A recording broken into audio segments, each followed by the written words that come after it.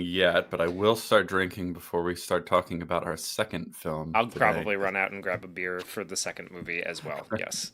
Yes, I think that's the move. I have a gut feeling that, that's gonna be the best way of going about this. Let Yeah, me know when we're live. Oh, there we are. we There we are. are. We There are we go. live. I see it. I see it on the screen. Hello, fine people on both sides. How's everybody doing today? The Look at that. Black We already got a Klansman, super chat. the Black Klansman record references. Your references are out of control. We already got a super chat. Look at that. How amazing. Small Hill. Thank you very much, sir. Says, I haven't seen these movies, so I'll have to watch this later. That is a good idea because High and Low, the first movie we'll be talking about today, is really, really, really good. So if you have not seen it, don't let us spoil it for you. It's a mystery thriller. And so the mystery is important to the experience. It's very, very good. We both highly, highly recommend it.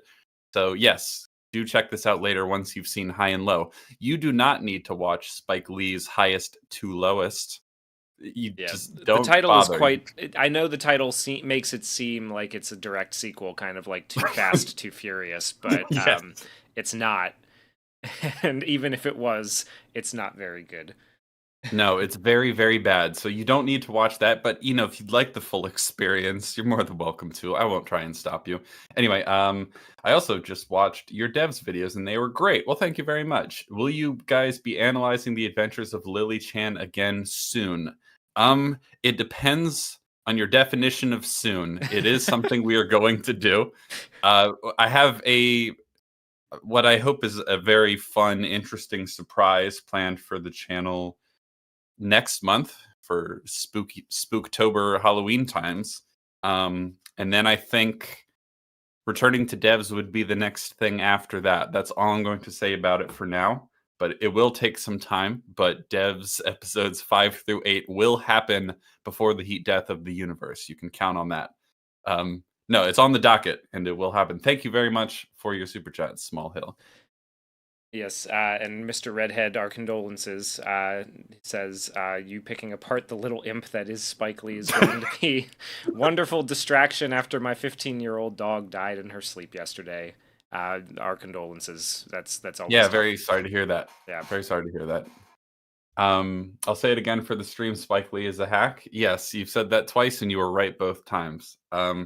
Certainly, based on what I've seen of his work, which is not You're not not even super most of it. familiar, right, with No, okay. So I suppose maybe we could start there. I have seen only two Spike Lee films. I saw Black Klansman, and I saw Highest to Lowest.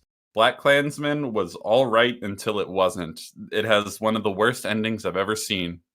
It's horrible, incredibly cringe, and it ruins the entire movie. So was not very impressed by that. And then I watched Highest to Lowest, which we will talk about today. But I think we could say straight out of the bat, it's awful. It's really, really bad. Like on its own merits, on its own terms, I think it's quite bad. But as a remake of Akira Kurosawa's High and Low, it is just atrocious. Yeah, Awful. it's a Awful, pretty. awful, I mean, awful. it's a tall task to remake one of maybe the top 10 films ever made. But Spike Lee does have a penchant for coming in and taking Asian classics and ruining them. He did this with Oldboy when he remade that with Josh Brolin. Hugh, have you seen his Oldboy? I have. I have not. I've heard the hubbub about it. I think I watched YMS's video on it back in the day. It was quite funny, but I've not seen it. Could you inform us a bit about what Oldboy is and what Spike Lee did to it? Because I think it will be relevant to the stream today. Well, Oldboy is a Korean classic about a. Then it's been a while since I've seen it, so I may, skip over certain parts. But the general gist is that a man is tormented by being kept isolated in a locked room for many years. He's finally released, and he seeks revenge on the person who locked him in that room and caused him to miss, the entirety of his life. He ends up finding a, a ally in this cause, a young woman who wants to help him out. He forms a romantic attachment with her, and by the time at the end of the film that he catches up with the person who put him in this situation, it is revealed that the person who put him in this situation was an incestuous little monster in high school, and our main character bullied him for it. So this guy decided to basically create a very elaborate Twilight Zone type trap to cause him to sleep with his own daughter. Um, just All right. Spike Lee took this movie and just made it worse in every aspect. Hmm. It's atrocious what he did to that film. There was a theory, I think, in one of our earlier chats, that the reason that he brutalized it the way he did is because he doesn't really like Quentin Tarantino, and Quentin Tarantino really likes Oldboy. So the idea that he did it out of pure spite for Quentin Tarantino, given how remarkably bad it is. I mean, like it's got a lot of the same filmmaking things that I don't particularly like about Spike Lee's work. His ADHD editing style is present in that movie as well, if I'm remembering correctly. But it's just overall like it's a cringier, worse version in almost every way. It has none of the soul, and it's just it's bad. It's really really bad. You've seen some of his previous, like his most beloved movies, right? Like Do the Right Thing. I have seen Do the Right Thing. Yeah, I've seen Do the Right Thing, and I've seen She's Gotta Have It. Those were two that I sat through in my history of film class in undergrad. So there's a chatter out there who said we have to see his '90s output. He made a lot of good stuff. I think those are the two big ones: Do the Right Thing and She's Gotta Have It. I'm not particularly keen on either of those. I don't like either of them very much. But you can definitely tell that his stylistic flair is better served in those movies than it is in something like this or in something like Oldboy. Even in Black Klansman, I don't think that his stylistic tendencies are misused until No, the I thought it end. was a well-made movie until it wasn't. Yeah. Yeah, Um, I didn't. There are things he does in Highest to Lowest that I think are like embarrassingly amateurish. I couldn't believe it, yeah, it's honestly. pretty impressive how the way he manages to kind of just like eliminate everything that really works in Akira Kurosawa's version to the point where it almost feels like he just deliberately twisted the whole thing in a way. And I'm I not don't, convinced he likes the original movie at all. I'm not seeing any of that in his yeah, remake. I don't think he cares for it. Well, I think my thing with high and low, Jamie, is that I really like the movie, but I've always felt that it would have been better had Mr. Gondo and the kidnapper flung a few racial slurs at each other before Mr. Gondo beat him up on a train and left him for the police to find. So, I do think that Spike Lee is a visionary for making that come true, making that dream come true for me. I would say. Yeah. Well, anyway, that's a brief overview of our Yeah. experience with Yeah, Spike and I Lee, mean, but like, so real quick before I continue, before we move on sure. from that. So, Do the Right Thing and She's Gotta Have It are better served by some of the stylistic things that he employs in this movie. For example, his very sporadic and erratic editing, um, Mhm. his shifts to different types of framing, and his sort of like breaking the fourth wall. They're better served. I'm still not a huge fan personally. Mhm. Um, I don't I don't want to get too deep into all of the story of Do the Right Thing. It's been a long time since I've seen We'll it. we'll tackle that Yeah, someday, maybe I'm some sure. other time.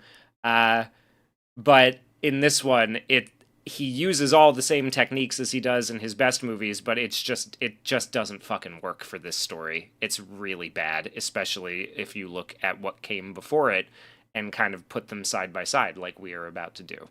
Um, Yes. yeah. Sorry, let's take a step back here. So, High and Low is a film that came out in 1963. It is directed by Akira Kurosawa, and it is based on, is it a short story or a book? I can't remember, but it's called King's Ransom. So, it was an adaptation from the very beginning. But I love High and Low. I think it's an incredible movie. I think watching it in the year of our Lord 2025 is incredibly refreshing because there are some techniques he employs in the film that I say without any sort of exaggeration or irony, like people just don't make movies like this anymore.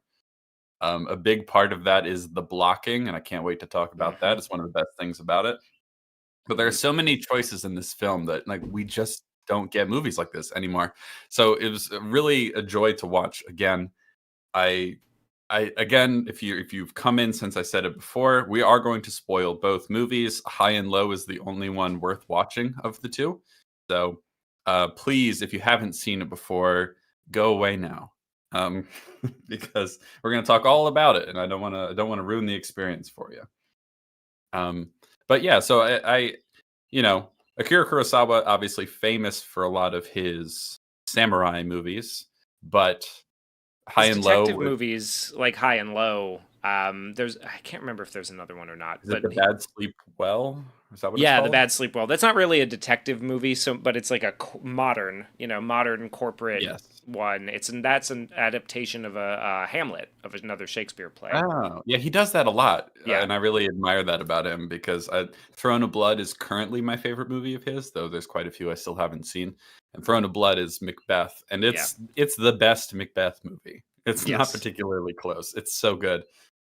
Absolutely, yeah. It's pretty incredible. Ran, one of his most famous from his later years, is an adaptation of King Lear as well. But The Bad Sleep Mhm. Well is one of his other modern films. Oh, is it Stray Dogs? I think Stray Dog is the other one. Um, not or maybe Straw Dog. It might be Straw Dog. I can't remember which one of those two. Spike Lee makes reference to stray dogs in It's highest to Stray Dog. lowest. Yeah. Okay. So yeah, Stray Dog is it referenced. So that's another one that's also I think more underrated than his samurai films. They don't get as much love, but I think that you know he's masterful at both, right? Like he knows really well how to do period drama, but also how to do these sort of more modern, Contemporary. nuanced, Yeah. contemporary, yeah, more contemporary films. Um, Yeah. Rashomon, It's inter that's another great one. There are a lot of things, stylistic traits that this movie has that a lot of his movies have that are like were copied by people like Steven Spielberg and George Lucas. You know that what do they call that group of young Hollywood? Is that what they're called? The Can't what? remember what they're like that sort of group of directors that kind of emerged in the 70s, like George Oh, Lucas the and new Steven Spielberg. Hollywood, right? Isn't that what they Yeah, called them? Yeah, I feel like there are a lot of excuse me, a lot of devices and cinematic techniques that those directors pulled from Akira Kurosawa. The most obvious one, if you watch a movie like High and Low, are the wipe transitions that made their way into Star Wars. Akira Kurosawa was a big fan of those, and so George Lucas was as well. Those are really cool. What I really noticed, because we just talked about Jaws, was how much the way conversation scenes play out in this movie influenced movies like Jaws yeah, because like we kind of hang on long shots and we move the camera around and people move like they're actors on like a theater stage instead of cut getting coverage of the entire scene where like you get a close up, you get a close up. We just kind of hang in wide shots and people kind of move around and the camera dances with them. It's the most striking part of the movie visually, I yeah. would say. It's The very, blocking is very, very very impressive. impressive as Yeah. well because they're all hitting marks to create these frames that are like the one that you see in the intro thing here. Yeah. They're hitting marks to create framing that is just sublime when you look at it. Right? It's really impressive how he composes his shots like this. Oh So yeah. Other thing that's impressive about this movie, I think, is how little music there is in it. yeah, And why I would say that's impressive is because he manages to sustain interest and tension and narrative momentum without music for like at least 80% of the movie. There's music playing during an initial title sequence, and then there's no music at all until, spoiler, they get the kid back. There's a little music cue just for that moment where we transition into the next act of the movie. And then there's nothing again for quite a while. There's like one piece while they're sort of exploring that sort of like seaside hill area, and then there's diegetic music later on. Like, but that's really it. There's basically no music in the whole movie. Long like hours go by without any music at all, but it never gets boring to me. It's Yeah. very just always propelling you forward. And I think what I love about this movie the most, and what I feel like highest to lowest is the perfect embodiment of everything I hate about modern detective movies. Because I love detective stories. They're like probably if I had to pick one genre, that's my favorite, right? Because every good like detective mystery thriller is like like a really finely crafted watch, right? Like the good ones are, I should say. And I really like the minutia and the process of actually solving mysteries. And you can tell when someone making a mystery detective thriller nowadays doesn't care about that stuff. There's a dead giveaway. There are many ways you can tell, but one of the dead giveaways is that during a long conversation scene where people have to say important exposition and like reason through, okay, we're going to do this so we can do this, and blah, blah, blah, blah, blah, all that sort of logical stuff. They put really annoying music underneath it. So they go, okay, please don't get bored during all the conversation bits. It's like, no, the conversation bits are the That's what's story. driving the whole Yes. story. And Highest to Lowest does it constantly. Every time they like these long conversation scenes about what they're doing and why and what they're going to do to try and outfox this, kidnapper and all that sort of stuff. This really, really poorly placed, really annoying, really cheap. Like it sounds like he like commissioned it on Fiverr. Like Yeah. this music is just awful.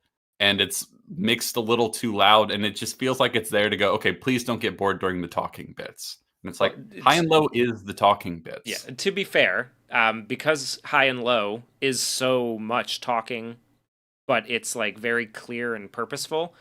It makes Yes. sense that for highest to lowest, where you have created. So we'll get into it when we get to the film, but he's sort of taken that clear, purposeful direction from the dialogue, and since he adapted it to something that it doesn't quite fit over, he kind of has to use the score to keep interest because otherwise it doesn't make a whole lot of sense. You don't really pick up on what's going on in the story the way he set it up because the plan is not like the plan there's no clear reason why the plan is happening except that this is how it happened in the original. So we've got Yeah. to kind of just figure out a way to graft it onto this new story, right?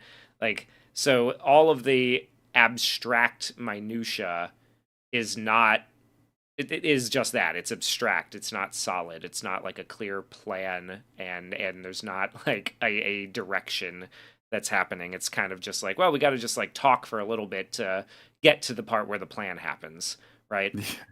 So Yeah. he needs that music because otherwise you would get really bored because the dialogue is kind of nonsensical. And really cringe and lame and embarrassing. I had so much secondhand embarrassment watching Highest to Lowest. I couldn't believe it. But we'll get all into it. I think we should probably just jump into the story for For High high and and Low. low, yeah, let's do it. Let's Yeah, talk let's about the talk. good one. All right, take it away, Hugh. You got it. You know more about this movie than I do. Yeah, I've because I'm yeah, going. I'm going to warn you now, fine folks in the chat. I'm going to butcher the names. Don't mean to, but I'm going to struggle with the names because I always struggle with the names. But Hugh, you're a bit better at that, so I take know. us away. Okay, here's the thing. I know Shinoichi is the kid. That's his kid. I know Mr. Mhm. Gondo, and then Yeah. that's pretty much it. The rest of them Okay. is like kidnapper, detective, wife. Like That's fine. that's So we're kind on the of same page. yeah. um, So I, there's a couple things that I want to mention straight away because this will be important when we talk about the second film. This movie, from the get go, is very efficient we jump straight away into like character development for the main guy, Mr. Gondo, played by Toshiro Mifune. I hope I'm pronouncing You that are right. pronouncing that correct. Who Toshiro is Mifune. one of the best Japanese actors I've ever seen. He's fucking incredible in everything I've ever seen him in, and this is no exception. Yep. Toshiro Mifune plays Mr. Gondo, who is a He's a high-level executive. What's his official title? uh, Because he's not the president. no, he's not the He's president. He's below, like a few steps below the president. With I don't know the official title, but he's with National Shoes, yes, the it's a shoe shoe a shoe company. company. Yes, and we start the movie with him having a meeting with some of his fellow executives who are a bit lower than him on the totem pole, but not by much, right? Yeah, And they're talking about what they plan to do. They're showing him some of the shoes they've been designing, and they're showing him all the ways they've cut costs and saved money by making the shoes cheaper. And he's like, "Oh, but these are built like crap." yeah. So like we Like, get an instant establishment, right? Like through this dialogue that these guys are more concerned about the company making a profit than they are about you know, retaining customer loyalty or providing or making a good product, right? They just want to pump out a bunch of cheap, flimsy shoes, and Mr. Gondo ain't having that shit. He doesn't yeah, want that. He's a craftsman who cares about what he makes. He wants yeah, these, like, even if he only sells one pair of shoes to a woman in 5 years, right, or to anybody in 5 years, he wants people to know that the quality of his work is what is important, right? Which yeah. is ironic considering where we're going to go by the end of this stream. Yeah. No, I thought it was really interesting watching it again because I think I saw it for the first time with you like a couple of years ago. But watching it again when there's been so much talk just generally in our culture about products and, devices and, consumer goods and art itself getting worse over the years. Yeah. Like everything is like the enshittification of crafted goods in our culture is kind of running rampant in many respects. So it's really interesting to watch. It feels very relevant, I would say. Like he Yeah. cares about craftsmanship. He cares not only it's interesting because not only do they want to make things cheaper to save on costs, right? They also like, oh, well, the more they wear out, the more people will buy new ones. Yeah. So like we'll just sell more that way too. And he's like, no, like shoes ought to be durable. Shoes ought to be well made, because people are going to put all their weight on them all the time. And we want to have a reputation for making good stuff, or else, Yeah. because he makes the case essentially that, like you said, if he only sells one pair of shoes to a customer every 5 years, but they'll think, oh, these are the best shoes, ever, Yeah. right? This And is so a the little bit like Apple reputation, being like, hey, if we keep making iPhones that break within the next year, right, then people will have to just keep coming back and buying new iPhones, right? Like that's yeah, sort of, and obsolescence. Georges Rex mentioned in the chat. That's an aspect of it too. yeah. Exactly. Yeah. And so he's standing up against that, and he makes the argument, and they know they don't really have a good argument against him. So they're like, you win this one. But Well, it's kind of a test. the Like, reason that they've come to him is because they want his help pushing the president of the company out of a position of control because they this is their plan and they want to implement it, but the president of the company is not moving forward. And Mr. Gondo is not aligned with the direction that the president is going. He thinks that he's a little too old-fashioned. He doesn't want to, improve or adapt to the times in, whatever way that might be. But he also doesn't want the adaptation to the times to be in shitifying. yeah, Is his philosophy. yeah, Kevo, exactly. real quick, Kevo says, I would kill myself if I had to wear a suit and tie every day. The Japanese agree with you in large part. Oh boy, So you're in the right mindset for watching this film. You should go check it out. that's funny. Yeah, so Mr. Gondo makes his case, and they know they don't really have a good argument against him. And he's really tearing them a new one. He's literally tearing the shoes they brought him apart. Like, look, what is this? Like the insole's made of cardboard. This is garbage, and he literally rips it up in front of them. Yeah. And so they're not too happy about that, but they also know they don't really have an argument, right? They're like, okay, you win this one. Yeah, and so They're just kind of hoping, yeah, they get the and fuck then out of there. well, the plan changes, right? Because they're like, well, maybe if we pool together, we can kind of overthrow the president, right? The guy who's old fashioned and stuck in his ways and doesn't want to adapt to the times. Mhm. You should join us. If we pool all our shares of the company together, we'll have more than the president. We can take over. And he's like, no, I don't fuck with your plan and your whole modus operandi here. Not doing it. And then they basically don't they threaten to essentially, like, go around him? Like, "What if we team up with the president and vote you out?" Yeah, Or do they they say do. they say They do. yeah, okay, that's what I thought, and then he gets really mad at them and kicks them out. Yeah, that's it. Yeah, yeah, yeah. And Okay. he's like, "Show him," because he's got his loyal, quote, unquote, "loyal guy" with him, who's been his assistant for years, essentially, and he's like, "Show them to the door." And so he shows them to the door, and then as they're leaving, they pass by his wife. Very interesting. They do so much with, like, character, wardrobe in terms of telling the story, right? So all these guys are in business suits, right? They're businessmen doing business. They're wearing, like, Western style suits and everything, and as they're leaving, they pass Mr. Gondo's wife, Mrs. Gondo, and she is wearing more traditional garb, Yeah, she's right? got the kimono and the ubi or ubi or whatever obi the Mhm. belts, the kimono. She's dressed like a traditional housewife. Yes. Georgius And so Rex, thank you for putting this in the chat. This is a great line. If the president had his way, we'd still be making army boots. Um, yeah. is one of the lines that they say. So that's what Mr. Gondo. That's Mr. Gondo's like opposition to the president, right? Is like he wants to make these like clunky, practical military things. The president. The others want to make these flimsy little pieces of cardboard crap, and Mr. Gondo is like, I want to make like we should be making a good product, right? We should High be, yeah, quality, normal, everyday shoes for the people of this country. Yeah. It's really interesting. At one point, I can't remember when it comes up exactly, but he's talking about, like, he's been working in shoes. He's been a craftsman in this field for ages, like for like 40 years, with the only exception being when he was in the army, yeah. right? So this is like so there's an interesting connection there in terms of like national pride for being a good craftsman, like as if like putting that on a pedestal as if it's good and important to the country itself, which I like. I appreciate that. He's a very likable character, Mr. Gondo. Like the first real big scene we get with him, this giant conversation.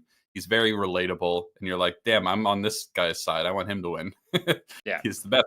And then later, when there's a moral conundrum placed in front of him, and he kind of isn't sure if he's willing to do the right thing at first. You really want him to because you like him and you care about him, and you can tell that this is weighing on him heavily, and you really want him to do the right thing. No pun intended.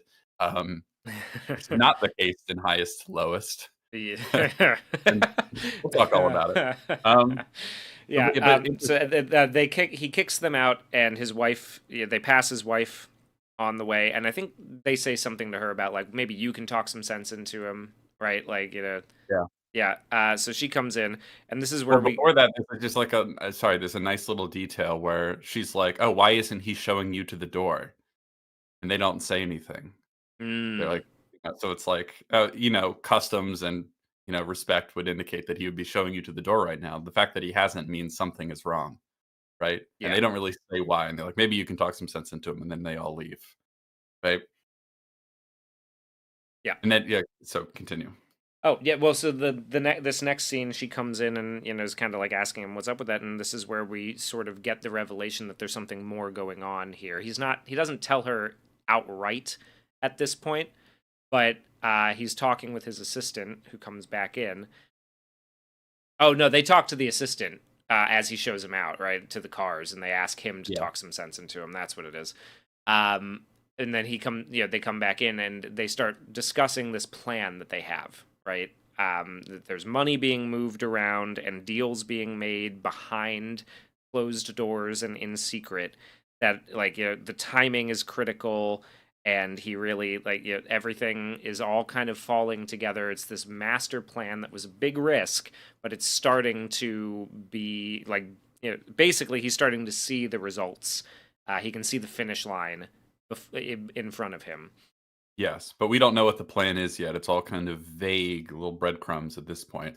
While they're talking about it, they're the kids run into the room. One of them is dressed as a cowboy, the sheriff with a little rifle, and the other one's dressed as like an outlaw, right? And then the kid with the gun is Gondo's son, and he goes June. bang, bang, bang. It's a little pop gun, right? Little cap gun, and then he, shoots. The background for the initial stream is like the other kid pretending to play dead and everything. Yeah. So like they're playing cowboys and robbers and outlaws and all that sort of stuff, which is a great little bit of foreshadowing, essentially. That like Yeah. that's what the movie's about, essentially. So they come in, they're playing games, and then they keep talking, then they leave the room, and then when they come back, they've switched outfits. It's going to be very important. They switched Yes. outfits because they've Do switched you do you roles. have Mr. Gondo's like message to his son at this point? Um, Oh, the exact words. I can yeah, pull it up, but basically he. Oh, yeah, I'll pull it up. Hold on. yeah, because that is another point of like illustrating his character through a believable, like realistic little situation. Again, that Kurosawa was kind of a master of, and that people, writers back at this time. I wouldn't be surprised if this comes very, very much out of the work that it was adapted from, because writers back at the time were better at doing this. Yeah. um, but yeah, So, when the kid comes into the room and he shoots the gun at first, and then they run out of the room, the wife says, like, "Oh, he takes after you. He likes violent games." And then a few moments later, they run back into the room, and she's like, "Oh," she says June at first, which is their son, yes, little baby Gondo. And then he says, "Oh, it's you, how do you say it? Shinoichi. Shinoichi." He's like, he says, "I'm the sheriff now." And then it's like, "June, is it your turn to be the outlaw?" And then this is Gondo's advice to his son playing the outlaw. He says, "Then don't run, hide and ambush the sheriff. Man's got to attack or be attacked. Go on and win." That's his That's advice to his him. advice, which is another great little bit of foreshadowing for Mhm. where we're gonna go by the end of this. Right? Is yeah, like hide and wait and ambush, because that's for the outlaw. He gives that advice for the outlaw, and that's ends up being what the police do to catch the criminal in the in the end, which Yeah. I want to point out a comment in chat because this will also be important for later in the movie. Mr. Redhead says some background on the film. It was made during Japan's quote economic miracle when the economy had finally recovered and reached pre-World War levels where everyone became super business minded. Yes, so there's definitely an interesting push and pull between like modernism and business minded interests and like traditional values, I suppose you could say, in the film. And that's also reflected in their, attire and wardrobe. It's so deliberate. I love this movie. It's great. We'll talk all about it. So he gives that advice to the kid. And he's like, "All right, well then don't run. Wait and ambush the sheriff. That's your strategy as the outlaw." And then he gets a call, and he's talking on the phone. They're talking about pushing money around, and this is when he reveals to his quote unquote loyal assistant and his wife that, hey, things are working out, and he reveals what the plan is. And the plan essentially is that all this time he's been secretly buying up other shares in the company from other people. And so now he has like over a majority share, and Yeah, so he very can out slight, like a very slight over majority. Once like this final 51%, deal something like goes that. through, Yeah. yeah, 51%. Once this final deal goes through, and in order to do this, he's been borrowing against pretty much everything that they own. Right? Oh, He's yeah. yeah, The house, everything. right. So he's made a very risky business move in secret because he kinda knows where things are headed, that he has enemies on both sides, if you will, or that, like, he kind of is alone in his vision for what the company ought to be, right? Yeah, And so he makes a very, very risky business move where he leverages everything, his incredibly nice house on a hill, his car, his everything, and to acquire all these shares. And he's almost there. He's almost at 51%. Is it 30 million yen? Yeah, something like that. It's a It's some- very significant number, equal I to looked it what, up. like No, 17.5 million US dollars. Like a lot of money for the time, right? Like it's I, a I lot I of money. looked it up, and it's a little hard to say because the conversion rate won't have been consistent throughout history, but it's something like $2 million in today's money. Yeah. It's a lot. And it's a lot, and especially for back then, right? Like this is Yes, this, exactly. and it's everything. Oh yeah. Like he's bet literally his entire life, everything he owns against this possibility. So That's how committed he is to yeah, it, which is really interesting. Another interesting detail to little plant this flag for when we talk about the second movie is that the way he treats his wife regarding business is to basically be like, "You don't know business, I know business, let me handle it." yeah, He doesn't tell her that he's leveraged all this money, that he's made this bet, essentially. He's just like, "I know what I'm doing, trust me." When he tells him the plan, the other two, his wife and his assistant, get kinda scared, and he's like, "No, come on, we should be celebrating. This is about to pay off." But they're like, I don't know, man." yeah. Jeez, that seems really risky. And he's like, "Yep, but we have. I'm going to give you this check. You're going to go deliver it, and we're pretty much in the clear for having pulled the first bit off, and then like the real game starts up after that, right? Yeah. So we have, and this is very important to note, especially for the conversation later. We have clear stakes. We Yes. have all of this has taken place prior to the beginning of the film, but he has it in his hand. The actual physical check is right there. That is sort of the source of drama here. It's almost like a MacGuffin in a way. Like it is the thing that is going to drive. He has the money in his hand. He's already gone through the process of getting it. That's a very important thing to note before we get to talking about the next one. Yes, and I don't remember how long it's been in the movie, but it's not been long at all. We've done a lot in a very short amount of time, and We're three we're scenes basically basically. Three scenes yeah, in. yeah, and we're going to get to the inciting incident right now. We will contrast this with another movie later. Though, really quick, the dialogue in this movie is pretty great. So he gives his advice to his son on how to play the outlaw, and then his wife says, "It's getting worse. Your attitude. Success isn't worth losing your humanity." He says, "What do you know about it? I just want to make good shoes," which is great. So then he, finds out that everything is going through. He's going to send his assistant to Osaka to, exchange this check that he has for the remaining shares, at which point he will be able to take over the company. And once he's taken over the company, he can slowly start to make the money back that he is leveraged to get all of this, right? And Yeah. then he's waiting for a call. And then, a- so yes, after he makes the call saying that the deal is going to go through, he gets a call from a kidnapper Hmm. who has said, "I've kidnapped your son."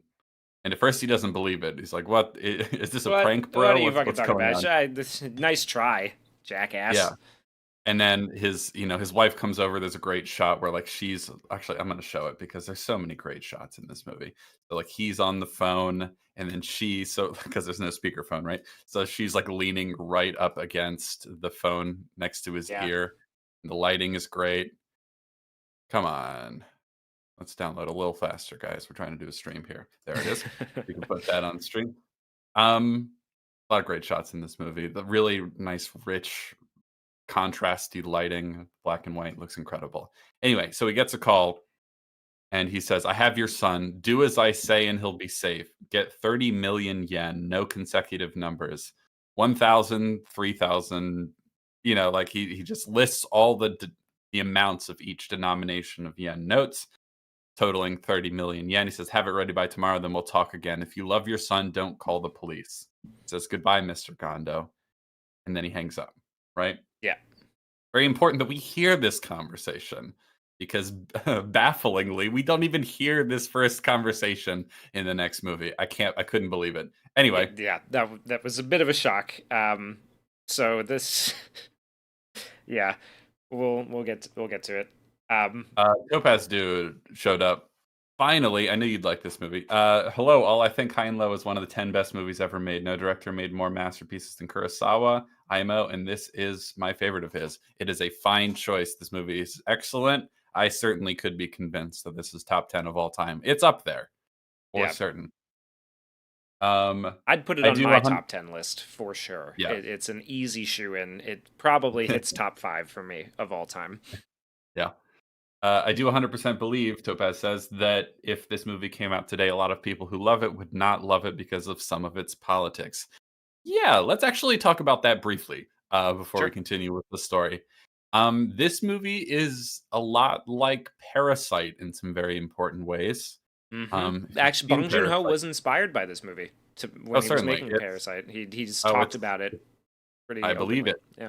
I believe it because it's pretty apparent, right? Yeah. Interesting thing about this movie, like I think the most interesting bit of the politics of this film is probably the ending, so we won't get to that yet.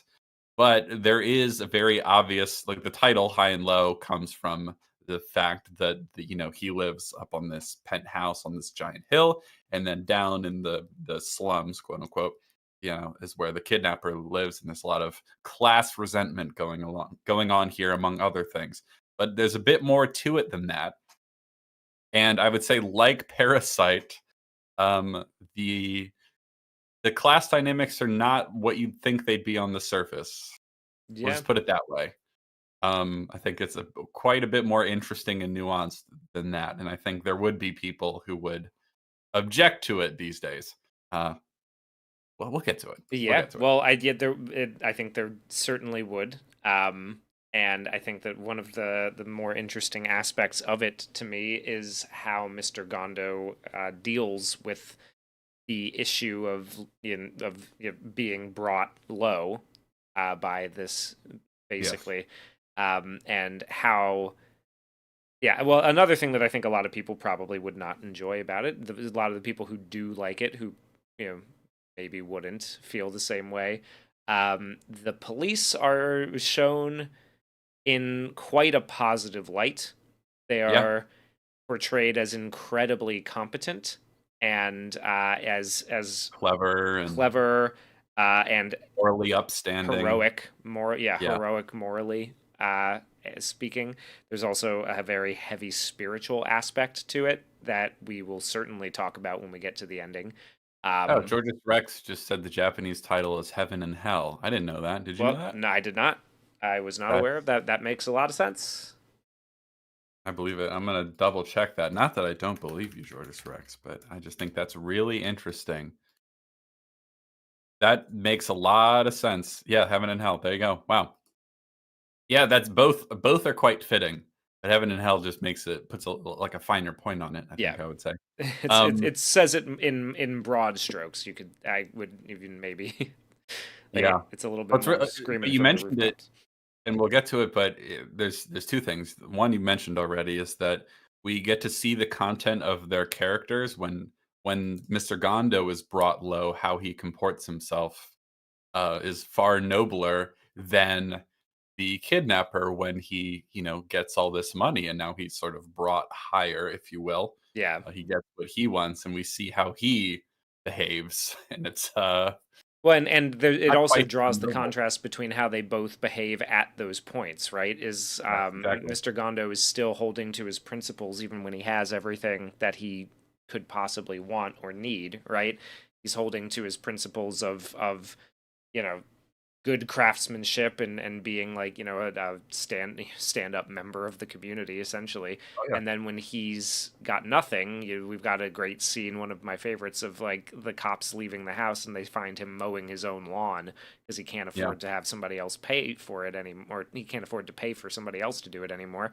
But when the kidnapper has no money, his mind turns to essentially like just Villainy. villainy, yeah, pure villainy, as opposed to what Mr. Gondo does, which is just like pick yourself up and you know muscle through kind of thing. Yeah. Stick to those working class values. So it's very interesting that he Oh, yeah. has, yeah, that he draws that line, right? Absolutely. And that's why the movie's so good. So, yes, we get a call from a kidnapper saying, "I've kidnapped your son. Give me 30 million yen, roughly 2 something million dollars in US dollars today, or I'll kill your son." And so now we're at the inciting incident and we're pretty early into the movie, right? But so they're panicking, they're not sure what to do. And then the son walks into the room. Yeah. It's like, "Wait, Well, he gets what? ready to What?" pay for. He's basically just like, okay, yeah, yeah, we'll like come back, give me the check. We got to figure this out. We got to go get the bills that who wants. And then his son, like, so he's basically ready to pay it. And his wife says something about like, oh, what about the money? He goes, don't worry, we can get more. Like it's fine. Like we'll figure it out. We Yeah. have to get our son. We have to get our son back. And Yeah. then his son walks into the room. He's like, "I hid like you said, but he never came. Some sheriff." Yeah. And they're like, "Oh Uh, shit, they had switched outfits." And, the wife is like, mhm. "Even I got them mixed up." And they're like, "Holy shit." So now they've realized that he kidnapped the wrong son. He has kidnapped the son of his what? Chauffeur. Chauffeur? Yeah. Yeah. So now we have already, in very short succession, a very interesting wrinkle, very interesting development in this story. It's not his son that's been kidnapped, it's the son of his chauffeur. So they say, "Call the police," and it's like, "No, the kidnapper might hurt him." Like, a chauffeur can't pay ransom, he'll let him go, right? That's what That's Gondo thinks at yeah, first. that's nice another nice touch from Gondo, right? Is that like he believes like, oh no, this guy will be honorable. Like he'll let the kid go when he realizes it's not mine. Like he can't expect Yeah. me, There's an interesting I don't know, there's some similar themes a little bit in this and something like No Country for Old Men, right? Where it's yeah, like people who are not really they're a little naive perhaps about the depth of human depravity or criminality and like what, like they just don't quite understand what someone who would do this thinks. Like yeah. there's a great line later where the chauffeur is like there's no way he'd kill him. No one could harm an innocent child. And it's like, oof, only that were true. If only. Um, yeah. So they don't call the police at first, right? Yeah, Because they're worried about the kidnapper hurting him, and then they're like, "Oh no!" Like a department store delivery. He's like, "Oh, that's odd at this hour." And then the then the police show up um pretending to be like what, like house painters? Is that what they're yeah, pretending to be? yeah. Something Like like that. just people who come to work in the house. Yeah, you can never tell. They Yeah. could be there to install a fancy robotic toilet for all we know. It's Japan. Yes. So the police arrive, including the detective, and they're all dressed up as like house painters, and they came in sort of like a nondescript work van, right? And Yeah, then they come in, and before they entered the big giant room that most of the first act of the movie will take place in, he's like, "Will you close all the drapes, please?" And he's like, "Why?" And it's like the kidnapper could be looking, by a yeah. telescope or something. And he could be watching the house. So please close all the drapes. And then once they take off their like painters outfits and they come in. So one of Isn't that a pretty remarkable thing? The foresight of the police to be like, hey, this house with all these big glass windows that you can overlooks the see it city. from You can everywhere. see Yeah. it from everywhere. He could be looking up into it. It's Yes. pretty So important of it is. part of the It's pretty. theme of the film, you might Yes. say. Yeah, you could certainly say that. Also, it demonstrates that the detective is competent. I, Yes. I love him in this movie. I think he's Yeah. great. He's very He's another impressive. one I of my like favorite watching Japanese him work. actors. Yeah. He He was shows up in in a lot of stuff. Harakiri. Is that how you say it? Yes, Yeah, Harakiri. it's a fucking excellent movie if you haven't seen that. Um, we should watch that again soon anyway. Yeah, hell yeah. So, he arrives and he's like, "Look, he could be watching. He could have eyes on the place," which would not be all that surprising considering he was able to kidnap their son from essentially right under their noses on the property, right? Yeah. So he comes in. It's really interesting. I mentioned it before, but like they're very, very deliberate in this movie about what people are wearing and what that says about their power dynamics and importance in the scene, right? So in that first sequence where Gondo is talking with all the other members of National Shoes, and they're talking about their plans and the inshitification, all that fun stuff. Um, Gondo is wearing a very light colored. It's hard to tell the material because it's so bright, but it's like a sweater over top of like a white dress shirt. It's like some sort of corduroy sweater, cashmere, or something like that, right? Yeah, So he's very light colored, and then a lot of the other people in the room are all wearing suits of either gray or black. So he stands out, right? He's not wearing the same thing as everyone else. He's wearing lighter colors, and they're wearing darker colors generally. So he stands out as important in the scene, right? Because this is black and white. We don't have color and many other things to work with here. So we have to be very, very deliberate in terms of contrast and like telling the story through contrast, right? And then later, when the detective arrives and he's in charge and he's going to lead the show, he's wearing a black suit. His other detectives and stuff like that, some of them are wearing white shirts, some of them are wearing like gray jackets, but he stands out as the important one through contrast as well because he's in charge now, right? And yeah. so he is important in the scene, and they do this quite a bit throughout the movie. There'll be more examples of it later, but it's a pretty consistent trend, which makes me think it was very, very deliberate in terms of. Oh, yeah, I it just, absolutely was. The I just costume love design those is details. like It's so good. the costume design is really just like working overtime here, like because he's every detail is composed in Hmm. an important way, to give you a visual indicator so that you walk in and you can just tell by looking who is the dominant character in which scene. Someone Yes. earlier in the chat mentioned that character compositions was like Kurosawa's like bread and butter basically. Yeah. And it's really on display here, like absolutely beautiful, While we're beautiful work. talking about it, let me show another fine example of this. Is this the one? No. Just a moment. Bear with me, folks. There you are. All right. This one, because this is basically from, a few moments later in the scene. It's just one of my favorite frames in the movie because of how like composed it is. Really interesting thing about the way this movie is shot is that everything in this first act very much feels like a play, right? It's like 12 Angry Men. It's a bunch of people mostly in one room. And so the way we keep visual interest is the camera sort of moves around and dances with the actors that move into these very deliberate, almost painterly compositions, right? Everything is mannered and orderly in the nice, rich penthouse. And then as soon as we leave, things get way more chaotic. They get a bit handheld and cluttered in terms of the compositions. There's a really, really strong contrast. It's not like the whole movie is this mannered. It's not like a Wes Anderson movie where everything is so deliberately composed the entire time, essentially. There's a very strong contrast because when we're on the train later in the movie, we're not getting these kind of compositions. No. Everything's much more fluid and moving around and quickly and cluttered and chaotic, and it's very, very effective. Yeah, I it gives you the Yeah, impression of these characters having descended from this like orderly, painterly kind of heaven into the real world. That's a little yeah, grimier and shakier, right? yeah, and they're It's out of more their comfort unpredictable. zone, and yeah, exactly. It's great. They're not in control, right? Yeah, I love this shot in particular so much. It's incredible. Look at that. Yeah. Well, and like There's yeah, another. the other thing that I really love about so I always kind of try to remember this whenever I watch Japanese movies, right? Is that like, and it's something that I think you can kind of miss just in general, because like the shots are all composed very well overall, but because the Japanese language is read, top down and then right to left.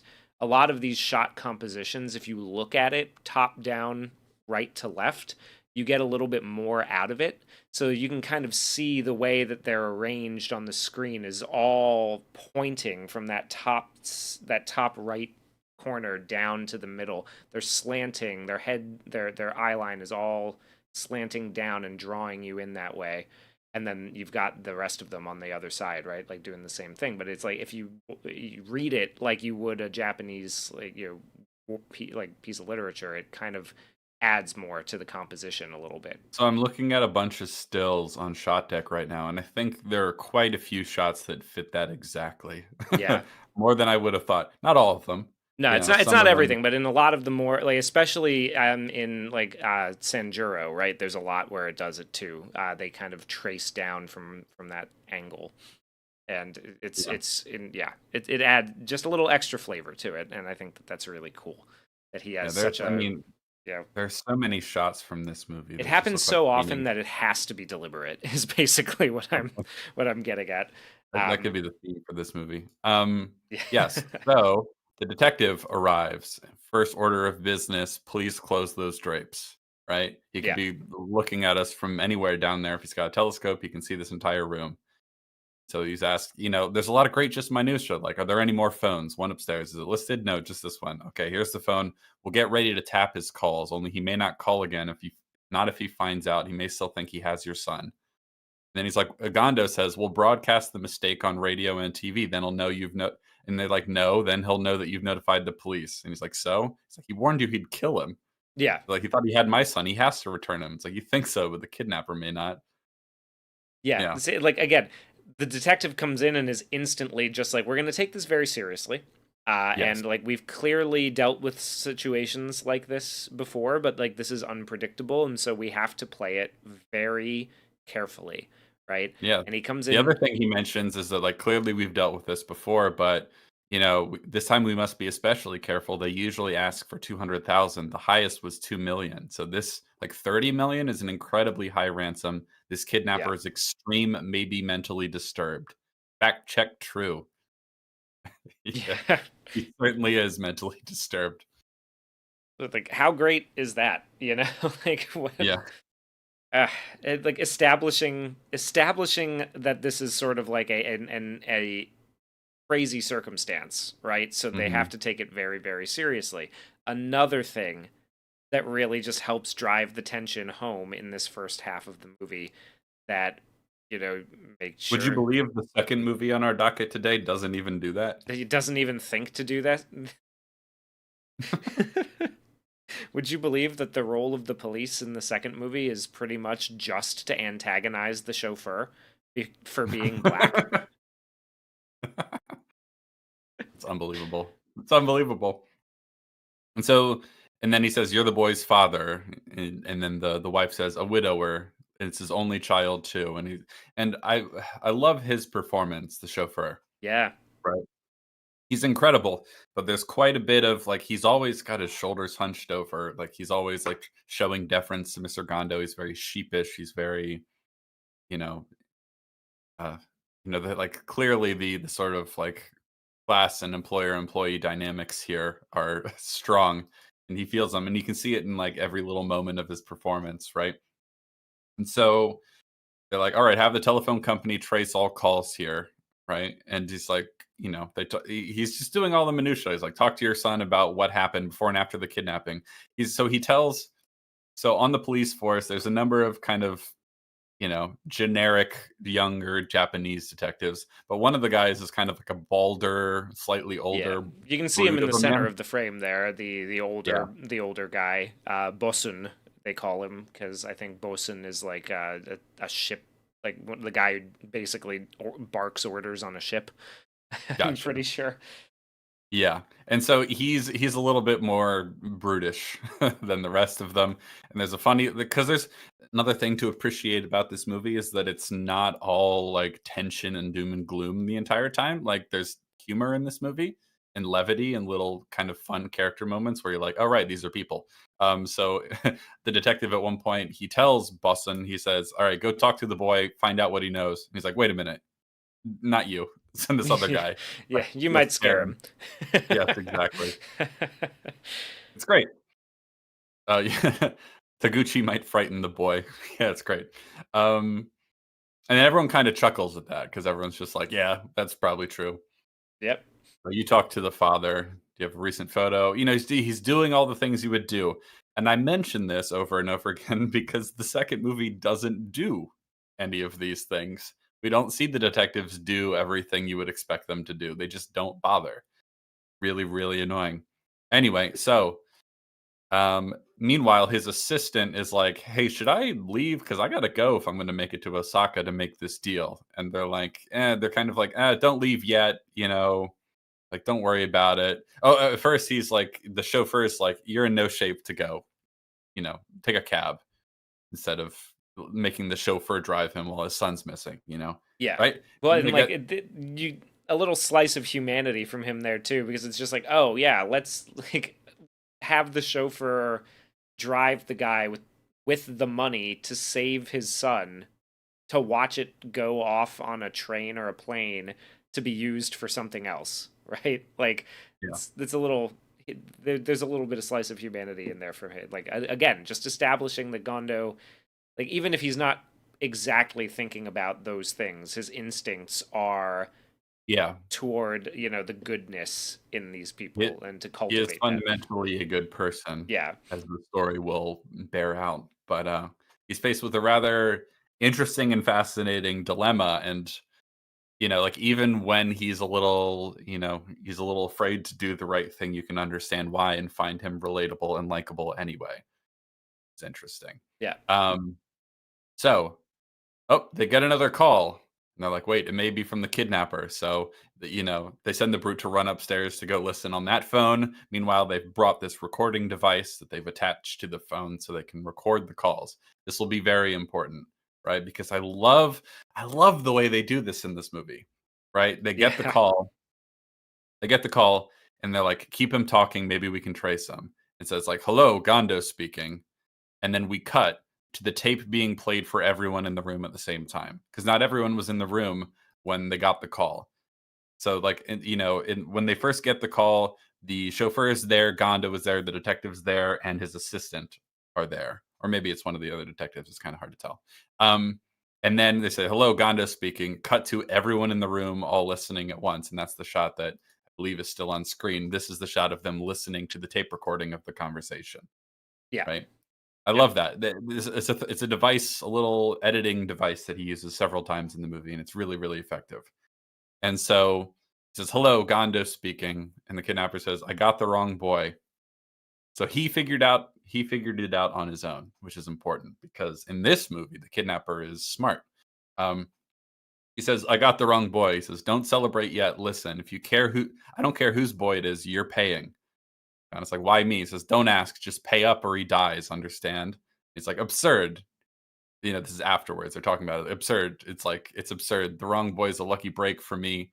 Extortion can only be threats against a person or his kin, so I can't be charged with extortion. But you have to pay anyway. You're a fool to pay, but you must. And Gunna says, who says I'll pay? I absolutely will not. And okay, please tell me I have a shot of that. No, I don't have a shot of that, but this is really great moment. So Gondo gets up in the middle of everyone listening to this conversation. He kind of walks away to another corner of the room, and there's this great shot where it's a two shot, and the only two people we see in the frame are Gondo and the chauffeur.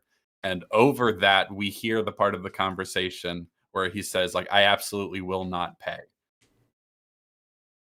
Right? Yeah. And so, like, and then, like, we hang on that for a moment, he says it, and then Gondo kind of walks away again, a little bit in shame, right? Because he takes this seriously. Like, he knows deep down Yeah. that he ought to, right? And he, like, really can't bear to face his chauffeur after, like, especially hearing it back on a tape recording with everyone listening, right? It's so much more interesting this way when you get Yeah. to, like, have him hear what he said again instead of just seeing it play out in the moment. Anyway, so he's like, he refuses to pay, and he says, "You won't kill him." He's like, "You don't have," and he says, "You don't have the guts, Mister Gondo." So, what have we established here? Well, the detective says it that he's smart. He's the smartest crook he's ever seen. Like, he knows the law well enough to know that because it's not his son, that's a lucky break for him. Now he can't be charged with extortion because apparently under Japanese law at the time, extortion only means like when it's a person that you're related to, right? Yeah. So like simple Interesting. kidnapping, Interesting advocation in a way, right? Because it's like it is sort of like him saying, like, isn't this a little silly? But here we go. This is it's a lucky break, right? He understands the law. Yeah. I don't know if that ended up getting changed. I'm not an expert in Japanese civics or anything like that, but that's an interesting way of putting it there. We'll put another Yeah. pin in that one because it's gonna Yeah. sort of be called back to when we get to the Yeah. next movie in a much stupider way. Who could have thunk? Yes. Well, Who could have seen it so coming? like because it's not someone related to him, he says like, well, it's only simple kidnapping. He'd only get 5 years at most, right? This will change eventually once that he would get 15 years. And this is kind of a thread running through the movie where they're like, man, he would only, I can't believe he would only get this much jail time for what he's done. This obviously evil, obviously sinister and clever, extreme, mentally disturbed man would only get 15 years if we put him away now. There's a great moment later where they're like, well, he's committed worse crimes, but in order to prove it, we need to do this elaborate plan. Because, and we're going to do it, we're going to risk trying to do the elaborate plan instead of just picking him up now because we're committed to him getting a harsher penalty than 15 years. Right? They're like, no, this guy deserves to die. So we're gonna get him on the thing that deserves the death penalty, and the entire movie is just like, hell yeah, dog, let's do it. Yeah. Like no one even tries to argue against that. I It- love that. Speaking of things that a modern audience might object to, or a certain liberal section of the modern audience might object to. Um, I love that. I'm all on board. It's like, yeah, no, this guy is. That would be a travesty if he only went away for 15 years for what he's done. yep. So let's fucking get him. It's great. I love this movie. So, they start talking about why this is happening, right? And Gondo's like, it's not just money he wants from me. He wants me to be humiliated, to suffer, forcing me to throw away my hard-earned money. He wants to laugh at me. I won't let him. I won't pay him. And I'll tell him so next time. No ransom, never. Right?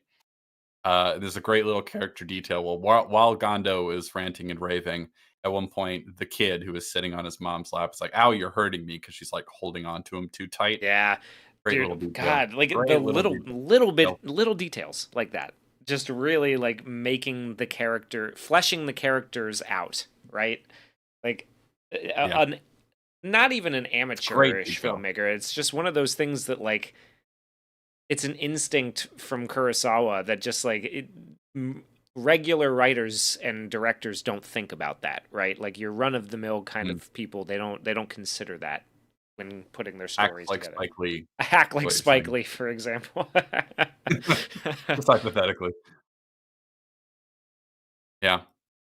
So at one point when they're talking about this in the aftermath, It's kind of interesting, real um, quick, actually. Georgius Rex says that he believes the law was changed. The Criterion commentary discussed it. I am even a little bit more surprised that it actually was that way. Like that's yeah, kind of crazy. Um, yeah. but yeah, impressive. So they're talking about this in the aftermath, and at one point, the wife is telling the detectives, she's trying to explain to them why Gondo, her husband, is so unwilling to pay. She's trying to justify it to them so they understand why he objects so much. And he says, like, you know the position Mr. Gondo is in, but he was willing to pay for his own son. And then he's like, well, he said he could raise more money later. And he's like, how? From where? He's mortgaged everything. He can't raise more money to save his own life. Giving $30 million to a madman, or 30 million to a madman. And then Gondo says, stop it. Like he kind of yells at her because he's embarrassed, right? He doesn't want everyone there to know because it's a source of shame for him that basically he doesn't have any money and he's in this financial predicament. Like he told them in confidence earlier and now he's a bit upset about it. But basically, when it was his own son, he was like, I don't care, we'll get the money somehow. But when it's someone else's son and not his, he's just like, well, I don't have the money. Like I couldn't get it from somewhere else if I wanted to. Just a really interesting dynamic, but I think it's really you can understand why, right? It's very relatable. Um, so and so, but they're sort of wrapping things up for the night. and they ask, "Can you promise the boy's safety if Mr. Gondo pays?" And he's like, "Well, he may be dead by now, or he may be killed afterwards. Like, what's the sense in paying?" He's like, "But if he's still alive, we can still hope. What will the kidnapper do if he isn't paid?" And the detective says, "Well, he says, well, from the way he talks, he seems intelligent. I don't think he'd risk capital punishment. But he may be intelligent, but he's not a rational person. His plan is so cruel, he must be sick." Right? So this is very much part of the theme of the movie. It's like, is this a rational actor, or is this a mentally disturbed person? It's a really interesting kind of push and pull between those two perspectives because he is very intelligent, but also he is kind of like emotionally unstable and deranged. It's kind of an interesting little balance, right? Yeah. And so, um, I can't remember if it's here, but at some point, oh, everyone's about to leave for the night, and then they get another call. All right, that's what it is. Right, so, like, Yeah. everyone's about to leave, and then they get another call from the kidnapper, and he's like, "Inspector, like, get back here." And it's like, "Keep him talking, we need more than last time." Right, so he answers the phone, and he says, "The boy's fine, I'll let him talk to you." And you hear, Shinoichi? Am I saying that right? Shinichi. Yeah. Yeah. Shinichi. Shinichi, yeah. He says, "Daddy, are you there?" And the chauffeur calls out his name, and then the kidnapper gets back on the phone. He's like, "Whether he lives or dies depends on you." So he's just like reinforcing it, but I think he's like proving that the kid is still alive and that he actually has him, right? Just kind of Yeah. reinforce that this isn't a joke, this isn't a bluff or anything like that, right? And this is when we get, because this is very, very important, the pleading essentially Yeah. of the chauffeur, right? He's like, I've resisted the urge to beg so far, but hearing his voice like really made it real for me. Like, please, like you have to, like, I'll get you your money back. Like, please lend it to me. I'll do everything you want till the day I die. Like, whatever. Like, please, I'll do anything, please. And he's begging, and he's literally down, like prostrating himself in front of him. And Mr. Gondo doesn't like that, right? There's an interesting, I don't know. There's like an interesting dynamic here where like he's being treated in some ways like he's a king or like he's Yeah. royalty or a lord or whatever, and he doesn't like it. He's resistant to it, right? Whereas, like, Yeah. if he was an actual, like, feudal Japanese lord or whatever, he wouldn't tell him not to do that. You know what I'm saying?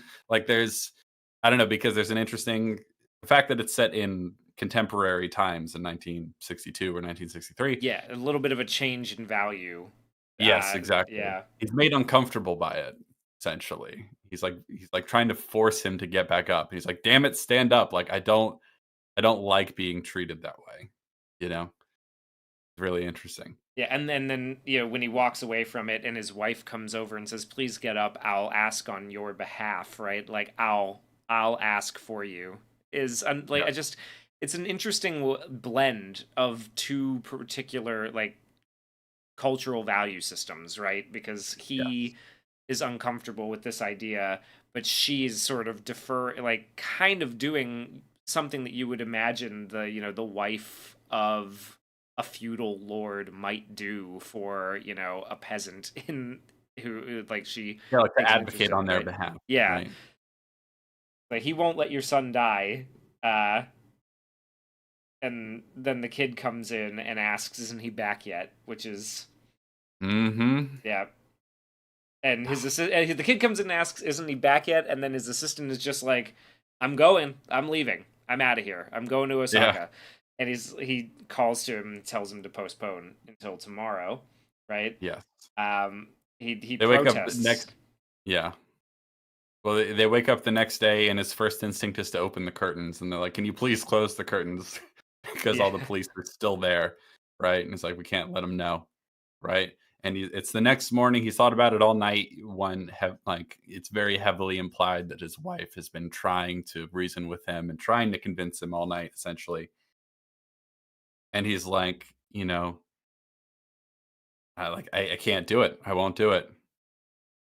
Like, I'm sorry, I won't do it. That's my decision. The boy's father wants me to lend him the money. He says once the boy's safe, you'll get my money back. But even if you guarantee it, I won't pay any ransom. I'd get it back too late. Like, he wouldn't get the money back. Okay, even if he's like, even if sent the money, we got the kid back. I wouldn't get the money back in time for this deal to go through. And like they'd come to repossess everything I own, essentially. The bank would come and take my house. So even if I got it back in time, I'd lose everything. You have to understand. He says, my work is a part of me. Without it, I'd be dead. You may say I'm callous, but I won't pay the ransom. And Right. the shot that he's doing this in Yes, I will is, bring it up. yeah. It's so good. I'm glad you mentioned it. I love this shot. It's great. Are you gonna send it to me? I am. So it's just it takes a second to download for no reason sometimes. Do. There it is. Do. And there it goes. Yes. So he's thought about it all night, but he's like, look, I'm sorry, I can't do it. Can't do it. But they're still there. They're still trying to convince him. And there's an interesting little wrinkle, an interesting little development, right? Where he God, that shot, says, dude, what? Like them all, like him with the lighting. So he's backlit from the window, but you can still see him completely. It's oh just yeah. beautiful. Well, there's so much fucking light being pumped into Oh, this room. fucking yeah, for sure. Because the farther you go back in film history, the less sensitive film stocks were. So whatever film stocks they had access to in early 1960s Japan were not going to be very sensitive. So you needed a lot of light to get a proper exposure. So to get such a great exposure with a big open window with either it's the actual sun or it's on a stage and Yeah, or there's a just big giant lights out spotlight. there, Yeah. whatever it is. That's a ton of light. I can't imagine how hot it would be in that room. But that also works because you know, especially later in the movie where like the heat of summertime actually plays a pretty big Yeah. role, right? Everyone's really sweaty, but not in this room because they have nice air conditioning. Right? They're wealthy people. Yeah. Um, And Wasserman and says in heaven impossible. nobody sweats. It's true. It's one of the upsides. Wasserman says impossibly he would beg someone himself this way to get money if it really was his son. Maybe this adds to his discomfort. Yeah, Yeah. There's because layers. also There's so many layers to it. because he knows that he would be as desperate as well. So like he can't fault him for it, right? And so he's made even more uncomfortable by the begging, right? The framing, yeah. This is one of the best composed, blocked, framed movies I've ever seen in my life. It's like this and Barry Lyndon for me. It's just so fucking good. Yeah. Yep. Incredible. Anyway, interesting development, right? His wife is still trying to convince him, but now in front of everyone, which is really interesting. That's another detail that I like about this movie, just in terms of the framing and the blocking and everything, is that they're in this giant room. It's this giant open concept, very modern living room space, right? So like, there's a couple times where the detectives are like, "Do you want us to leave?" It's like, "No, you stay." Right? So like everyone's just in this big room constantly. So there are moments where you might expect a conversation to be a bit more intimate and personal, but everyone else is just kind of there listening and they can't help themselves. But they do this, what occurs to me is a very Japanese thing of like turning away as if they're like pretending not to listen. Yeah. Like they're giving them a little bit, just a little like veneer of privacy. Like we're gonna turn the opposite way. So like, when she is when pleading the case to her husband, I was going to say arguing, but pleading with him to do the right thing, the other detectives are just kind of standing around with their arms crossed, not looking, you Yeah. know, because they sense this is kind of Or a looking down at their own feet. yeah, exactly, Yeah. exactly. How it's fascinating, but she's like, he's like, oh yeah, this is where But like one of my favorite parts about that too, right, is that like the detectives are in the foreground and the other but they're not saying anything, right? They're sort of contemplating it as it's going on, yes, like they're you big, are. The whole argument plays out in the background of the shot. yeah. I'll show you the fine people at home an example because it's just so good. Like in terms of who's big in the frame and who's small in the frame, and like so, like it's front and center is them listening to this and pretending not to listen to this. While the conversation, the argument is happening in the I background. was just about to pull that up. Yep, that's the one. Shot deck is very useful. Highly recommend it. Anyway, so she's still trying to convince him. His wife is. She says, "It's not true. I know he'll pay it." And he says, "I won't. I can't. I told you why last night. You know what'll happen if I pay? I'll be bankrupt. They'll force me out on the street." And she says, "You'll be all right. You can start over." Very important, right? Because she is trying to be like, "Look, I don't care if you lose this giant penthouse. You are the kind of person who can start over and build it all back again." Yes. Like it's a a statement of her faith in him, essentially, among other things. And it's like you'll be successful. You can't help but be successful. You're that kind of man, right? So like I'm not worried about it. I'm not worried about you losing your house. You know what? We'll live in some small apartment for a while. It's fine. You know, and then he gets mad about this, right? He's like, "What do you know about poverty? A big house, fancy clothes, and fine food. It's been your whole life. I could start over, but you can't." And she's like, "Yes, I can." It's like, "I don't want luxury." And he's like, "It's all you've ever known. That's why you can say pay the 30 million. It doesn't mean anything to you. You're spoiled." And it's like, oof. Yeah. And everyone else just kind of like, oh, la la la la la. I'm not listening to this argument. Yeah. And so they keep arguing about it, and he's like, I can't. I'm not paying. No matter who asks me, I'm not paying any ransom, right?" And then is it this moment? Oh, okay. And then we get another argument for why he shouldn't do it. See, this is one of the things I like about this movie. It is so much just people in rooms talking, right? Yes. But what they're talking about is very well written and very interesting as a sort of like moral, philosophical, and even like sort of logistical dilemma, Spiritual. right? Yes, logistical, spiritual, all of it. Oh yeah, because there's another interesting wrinkle here that I really really love. So his assistant Yeah. comes in the room and he's like Here's I've take been the thinking. check.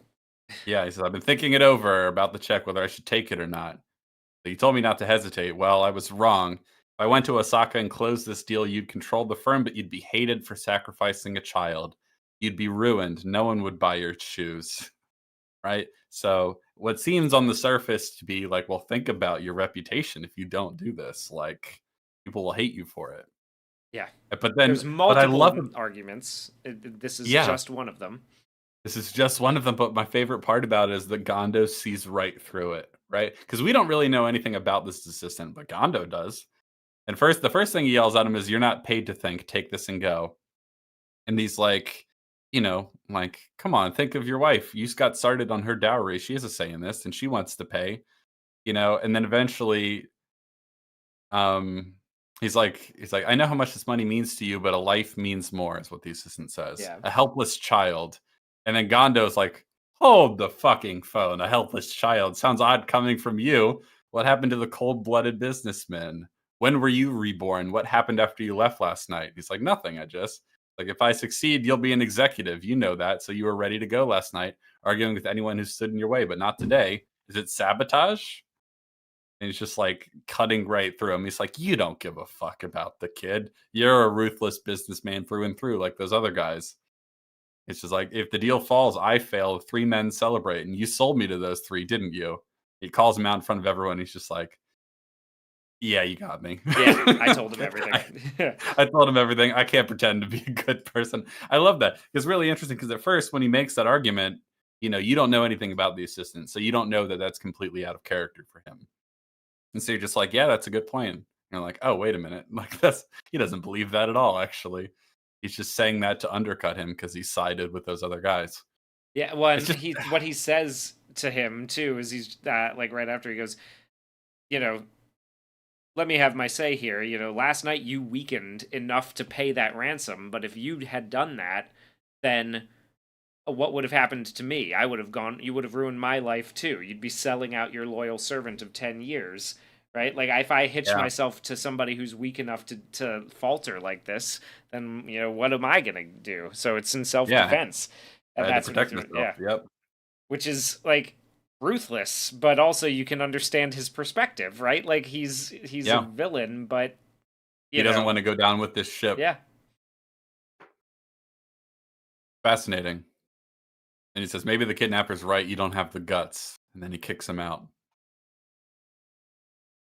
And Yep. so and then we take the most interesting turn, I think, here.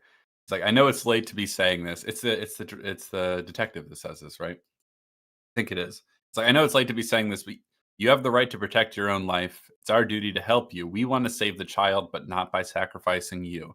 But we hope you'll do this. When the kidnapper calls, say you'll pay. That's all. Ask him where and when. We'll take it from there. Yeah.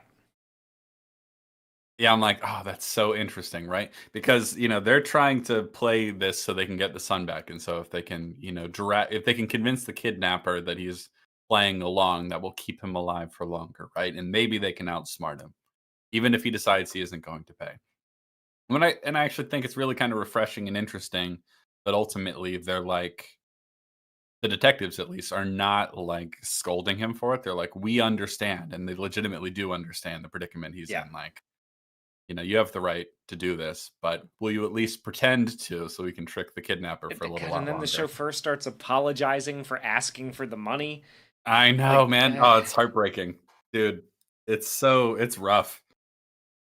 and we get another shot of them in Well, the that's when he background with says, I mentioned it earlier, but he's like, "I'm sorry I didn't know what I was asking. Please don't worry about my son. The kidnapper was just bluffing, that's all. No human being could kill an innocent child."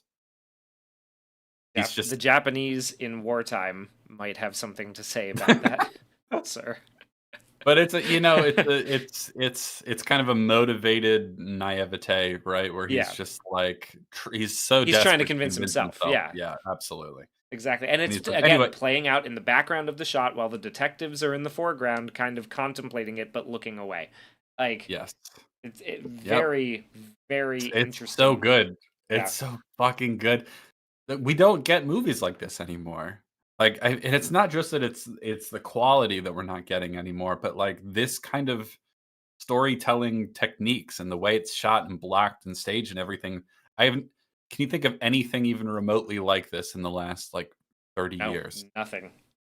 Maybe Crazy. Parasite, maybe, but it doesn't have the same level and layering. Like Well, Parasite, Parasite is a very good I think it's a very good movie, and I think it actually has a lot in common with this in a good way in terms of the story, right? But it's filmed very differently. It's yeah, filmed much more like a David Fincher movie, where it's like, cutting from all these different shots. It may be somewhere in the middle, I think you could say. There are plenty of kind of wide shots that things play out in Parasite, but I don't know. Like the choice to have the people that are in the room kind of uncomfortable hearing this, contemplating this, being in the foreground and the actual conversation happening in the background.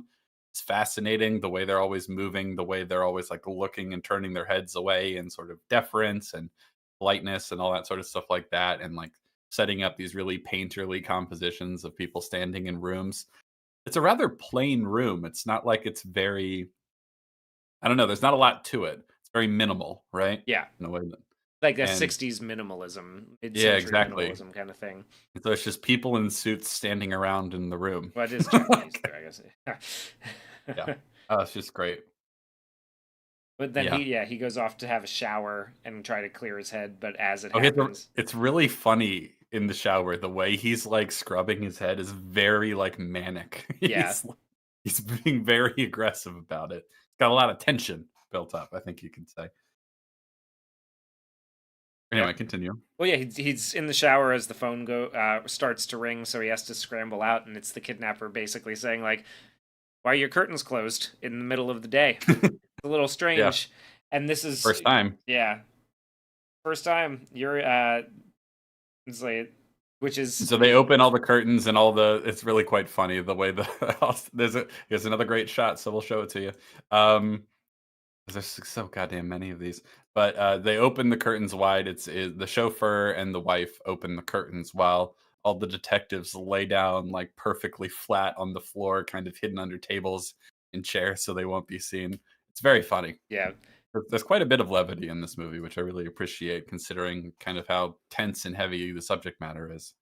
Monopolize Me in the chat mentioned memories of murder in the blocking Yes. Oh, conversation. So yeah, that's that is another a yeah, better example. Thank you for bringing that up. That is an excellent movie. I love Memories of Murder, and I think that is closer to yeah, this than in that Parasite for regard, sure. in terms of the blocking and the, ensemble staging. Oh, yeah, Yeah, that's a great movie. When was that? 2000 5. let's see, Memories of Murder. I think that's 05. 2003. Oh, 2003. Okay. A Yeah. host So is in the '05. in the last 20 years. I amend my statement to 20 years instead of 30 years. No, no, God, 2006. that's I I'm love the wrong. way they're He's all laying retired. under the table like that. It's great. Yeah. It's This great. is also the conversation where the kidnapper says it's hot as hell down here. An Mhm. inferno feels like 105 degrees, but you must be nice and cool with your air conditioning. So Heaven it's and hell, more of that more symbolism. of that symbolism, but also something like a detail that's gonna become vital in capturing him later. Which Yeah. layering, wow, it's so cool. Competent police officers who solve crime, and Yeah. treat people like people in movies. Wow. So the kidnapper's like, "You've decided to pay?" And he's like, "I have no choice."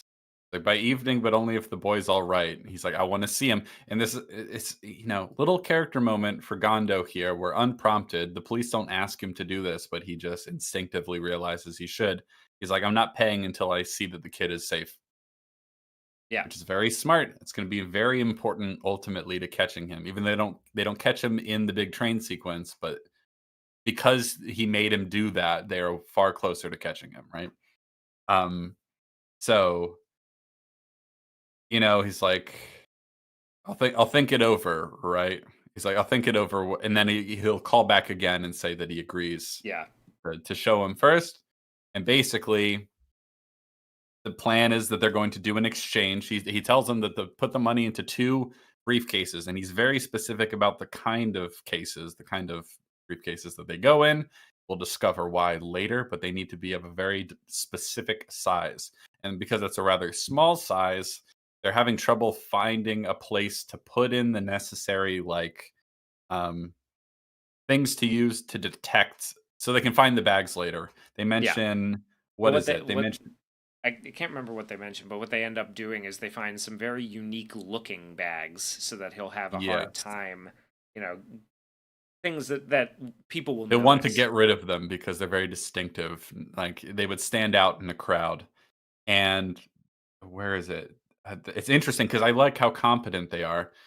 They say something about, like, if he burns it. It's Okay. pink smoke. It'll be the smoke will Yeah, it'll emit some pink smoke if he But there's tries a to burn couple it. ones. Yeah. So, okay, so we purposely chose unusual ones, the bags that is. They're so conspicuous, he'll have to get rid of them. He'll bury, sink, or burn them. If it gets wet, this powder gives off a nasty smell.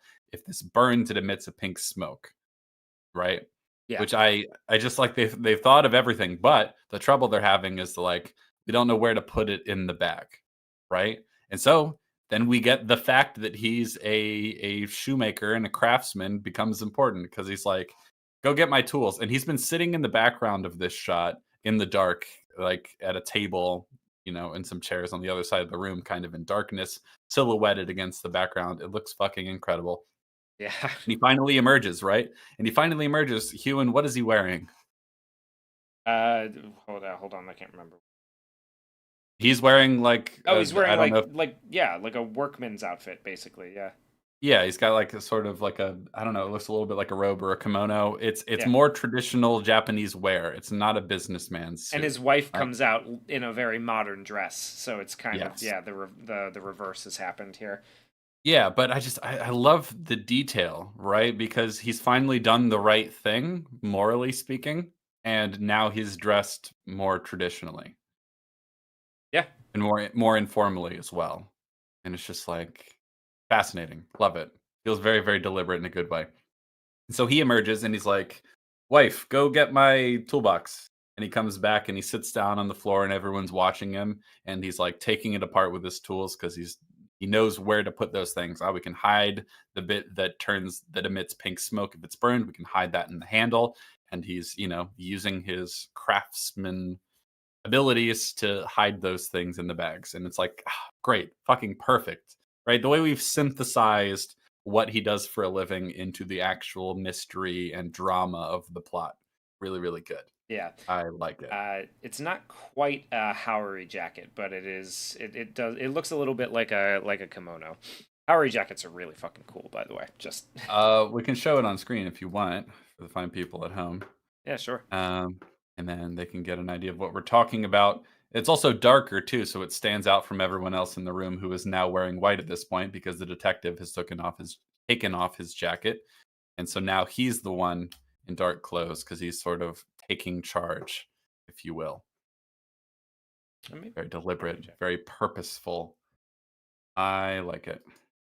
Um, oh, it's funny. I was watching this with my girlfriend. I'd seen it before, but she hadn't, and she was like, "Does the whole thing take place in this room?" And it's like, no, just the first like hour. Because then we're onto the train, and then as soon as we're on the train, like everything about the way it's filmed, like completely changes in a really good way. Really, really effective. I quite enjoy it. Yeah, there you go. That's what he's wearing now. And so again, you get the contrast between him and everyone else, and also he's gone from the sort of ruthless businessman suit to something more informal and more Japanese, I guess you could say. Yeah, it looks more like just a regular silk bathrobe now that I'm looking at Yeah, it up front, but it is more informal, and that is yeah. yeah. So we're on to the train, and Gondo is holding the briefcases with him. The other detectives are kind of placed very deliberately on the same train car. A guy walks by and very covertly sneaks a note to one of the detectives. We look at the note. The note says that the boy is not on the train. They're like, what's going to happen? Then over the intercom, they get a call saying that, like, oh, a call from Mr. Gondo. Please head to this part of the car so you can take this call. So Mr. Gondo heads there, and the detectives are like, a little panicky. They're like, "What do we do?" So send someone back there. So they send, the bosun or whatever his name is, send him to go follow him and get a coffee in the coffee car. And so he's on the phone, right? Yeah, And he says, he says, "You're about to cross. We just passed Kozu. He's like, you're about to cross the Sakawa River. He'll be at the foot of the bridge." He being the kidnapped boy. He said, and he's like, and then we don't see the rest of that conversation. When Gondo comes out, he says, "The boy's at the bridge. I'm supposed to toss the money." He's like, "These windows don't open." He said, "The washroom window opens 7 centimeters exactly big enough for the for the cases to fit out. briefcases." So He's thought it all through. He's a clever he's son a of a very bitch. clever criminal. So we've got a He says, competent set of detectives and a really "Yes, clever criminal, which is yes." just like perfect for this kind of story, you know? It's so great. It's so much more interesting when like the cat and the mouse are both competent, right? Yeah. Speaking of, because I just need to go on this rant very, very briefly because so many modern detective mysteries are fucking awful, right? I hate them. I give them a shot every time because I want them to be good. The one in particular that really annoyed me was Mayor of Easttown. Mayor of Easttown ends with the detective not even solving the case. Someone just out of nowhere just tells her, right? So she doesn't even use her cunning or her skills to solve the case at all. Very disappointing.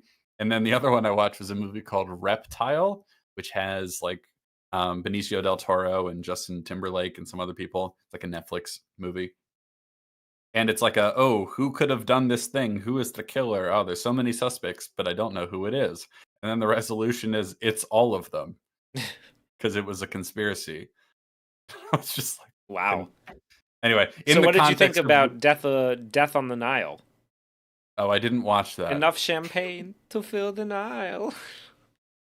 If it doesn't sound like it's an explicitly bad decision to have that happen in the context of Reptile, I assure you that it's incredibly stupid.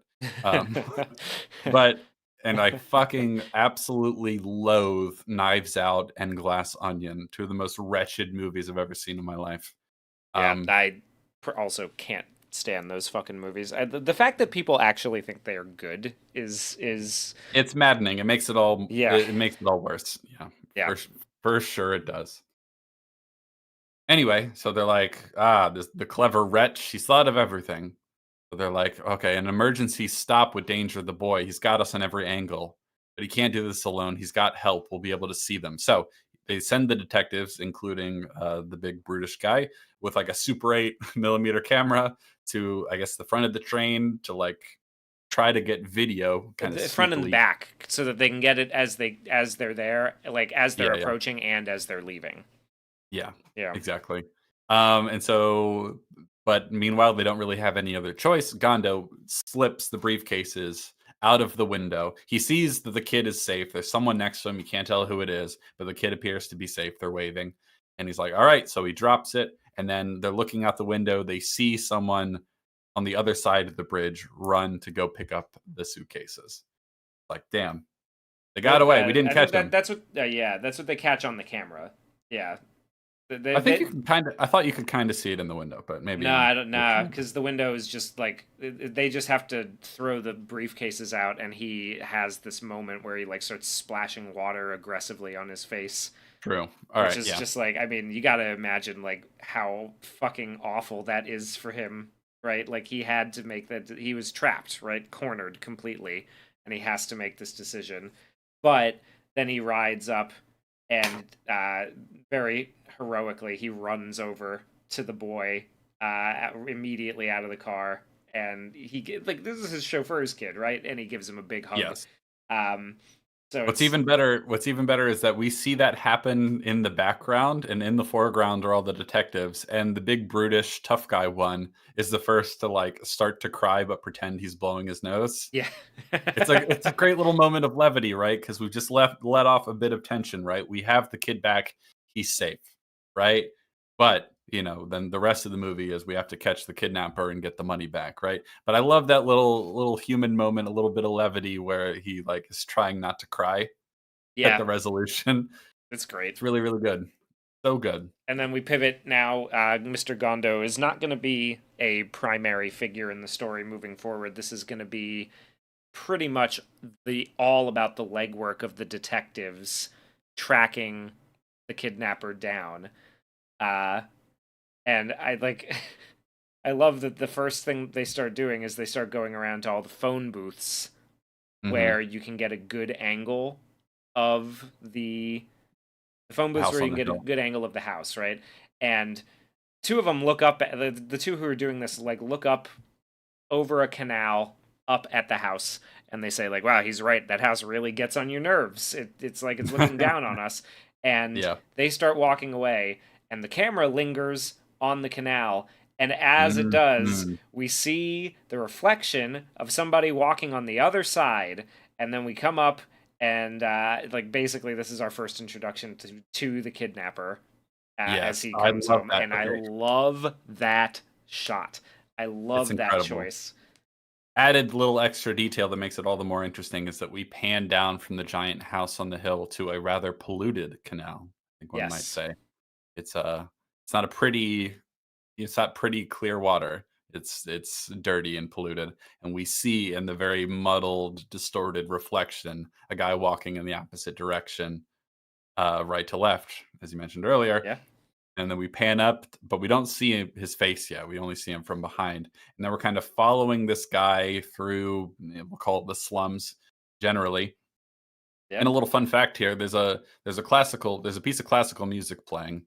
Um, it ends up being diegetic because it's what he's listening to on the radio. The kidnapper in his little apartment. Fun fact about that piece: it's a piece by Schubert, Franz Schubert. My girlfriend noticed, and then we looked it up, and it's true.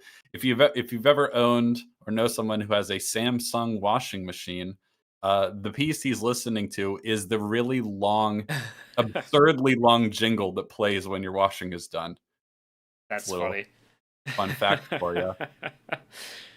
Um, if you know what I'm talking about, you know how insanely long that jingle is. Crazy. It sings like a whole song to you. It's wild. Anyway, so he's in his little apartment, in the slums, and he's looking at newspaper columns, right? And the newspaper columns are mentioning mentioning the case, mentioning that Mr. Gondo did this heroic thing. Everyone has massive amounts of respects for him, and like it's like, he's made the papers as a hero, essentially, Yeah. which is not what the kidnapper wants to hear. I think at No. one point he turns on the He radio, does. Yeah, yeah. And you know. the radio. Police say money was not the kidnapper's only motive. And it's his phone calls have a taunting tone Yes. and suggesting an extraordinary hatred for Mr. Gondo, which is the kidnapper wanted not only to steal money, but also to torment and ridicule Mr. Gondo in the process. Yet Gondo's sacrifice has not gone unnoticed. Words of sympathy have grown into national acclaim for him, and this is like pissing him off as he's listening to it. He's like, "What? How will the kidnapper react to this? If he's listening, I'll tell him this." And this is kind of fun. Uh, Mr. Gondo is having the last laugh, and then the music starts playing again, and so he switches Yep. it off. Switches it back to the Schubert piece Yeah, because he's getting pretty annoyed. Great. yeah, So, that's really good. That's a really interesting characterization. The kidnapper hasn't said anything yeah. actually yet, so, and Well, we. in this scene, In we this hear scene, him in the he pause. hasn't said anything while he is on screen, right? Mhm. And then he moves the window aside and starts looking up at the house with his binoculars, so Yep, he and he's can. got a great view of it. Yep, and like yeah. Great detail, very important. Be a shame if they got rid of that aspect entirely for the next film.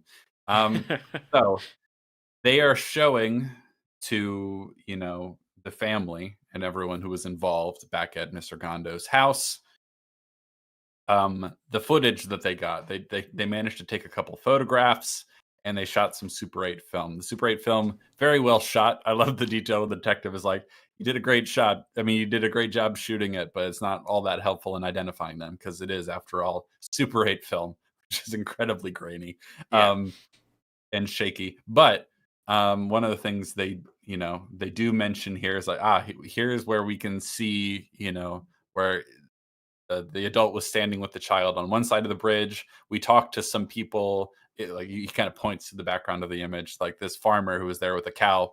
Like we talked to him, and then he mentioned that he saw a car peel off, and so we went. We found skid marks, and so like they're finding clues. They're finding clues. They're finding leads, right? yeah. Well, Um, and the thing about it, right? Like we talked to the farmer in the footage. mhm. We don't have to see that. We don't have to see that happen to know No, that that's good police work, right? Like yes, and that's something that you get usually, especially with modern detective stories. You usually only get that from watching like a true crime documentary, right? yeah, It's like, oh yeah, we canvassed the whole neighborhood and we talked to some people who like saw the kids on the trail, like mhm. and who might have seen this person. You don't get that out of detective stories anymore, really. That's Yeah. just another They refreshing they they've thing. they've declined so much, it's insane. So not only do they get, they talked to the farmer with the cow, they gave us that 2 men with bags ran into the shadow, then a car left. We checked and found car tracks. He had bumped into a wall, and we found bits of paint. We had them checked with the following results. The car is a gray Toyopet Crown '59 model. It's like, that's good detective And then he work. shows the kid, is this, and says, is this the car? He goes, yeah, Mhm. yes, it is. And so it's like, not only is it great detective work, but then they confirm it. Yeah, they confirm it with the kid, and he's like, "Yes," and then he's like, "Can I go now?" And this leads seamlessly right into a really, really bit of character detail where the chauffeur is like, Shinichi, try to remember. You saw Mount Fuji and the sea. What road did the car take to the river?" He's like, "I don't remember." He says, "Don't say that. What did you see from the car window?" Lots of things. That won't do. Like, you have to remember. He's like getting really mad at him, which is really interesting because he's so desperate. He feels so bad about the Yeah, fact that Gondo maybe might not get his money back, right? And yeah, that they might not be able to catch this guy. He feels so guilty about that he's like yelling at the kid he just got back. You know what I mean? Like yeah. it's just such great character And writing. I love Gondo it. has to be like, hey, come on, man. Like, stop. Yeah, And the yeah, detective's like, hey, look, when you remember, why don't you come tell us? You yeah. know, We know how you feel. We feel the same way. We're desperate to get his money back. Like we understand, but please stop yelling at your kid. yeah, You please. just got him back. Uh, Movie is really interested in the circumstances which motivate criminals. Absolutely. And I think it has a lot to say about it. I think Yeah, the real meat of it comes in that final scene. I'm really excited to talk about that because it is one of the best movie endings ever, I would argue. I yeah. think you would agree. I certainly would. This is by far, I think, like if somebody were to ask me to name my favorite ending of a film, this would probably be it. Mhm. Pretty goddamn Um, good. More important detective work, they know that, the kid was kidnapped using gauze soaked in ether, And that's right? only available, you have to have specialized, be able to get that from a specialized thing. You have to have access to a Yes. specialized. But it's even better that because they mentioned this later. It's like, there's a lot of strong evidence that he could be a medical professional of some kind, but we can't say entirely for sure yet. Yeah. It could be like industrial ether. So like like they're narrowing it down, but they're not like jumping to conclusions unnecessarily, which I appreciate. A lot of great detective work in this And movie. at the same time, like as this is all happening, Mr. Gondo gets some visitors, and it's revealed later on in the scene after they've done this, um, that it's his investors who lent him the money, Yes. uh, and they're like, "Look, this wasn't what we." Yeah, that's not what we lent the money to you for. We recognize that you did a very noble, heroic thing, but it's interesting because they're like, okay, we're gonna return the interest, right? We won't charge you interest on the loan, but you do have to pay us, or we're going to, take your property that you've Yeah, you know, that bet all you've that this you've on. yeah that you've Can't used think as of the word for some collateral. reason. That's the word, collateral. Thank you. Which is interesting because they're like, look, we won't charge you interest on it because we understand the predicament you were in and that you did the right thing, but you owe us like $2 million, man. We're not just Yeah, gonna let that go. That's not why we gave you the money, you know? And it's like, so they're kind of like, you understand why there as well. You know what I mean? It's yeah, interesting. They throw them a little bit of a bone. Like, you've already paid some interest. We're gonna send that back to you. Like, you know what I mean? No interest. But I'm sorry, we can't we can't lose $2 million. Um, it's really interesting, fascinating little development there. Now, Gondo disappears largely from the movie for a while because we're kind of laser focused on the detectives, right? yeah, Because one of the interesting things I really appreciate about how this movie is shot, it feels very deliberate in terms of how it's going to tell the story, right? Because if the whole first act of the movie really focused on Gondo, like with like close-ups and like was really in his head and in his world, like more than everyone else, instead of what they actually do, which is kind of like play everything in wide shots where it's a big ensemble piece, like a play. It yeah, would be so much more distracting when he's gone from the movie, if that makes sense. Because it's an ensemble piece, really, the whole thing. So it feels, because the film grammar that he uses, it's less jarring when he's just gone from the movie for a long period yeah, of time. exactly. Yeah. And he'll show up in like very important little moments, to give us Sure. little glimpses of his character as he continues to go through. It's also very concerned with like showing like it's not over when the plot ends, right? Like Yeah. the process of catching this person after he's succeeded is literally half of the movie, right? Oh yeah. So it's not Maybe even over. more than half, honestly. Yeah, like It's a I'm lot. looking at it the runtime right now, and I'm like in the middle, or like at the point that I wanted to talk about in this big scene of them like talking about all the things that they've done in the investigation, Yeah. um, is pretty much exactly right in the middle of Mm. the play bar.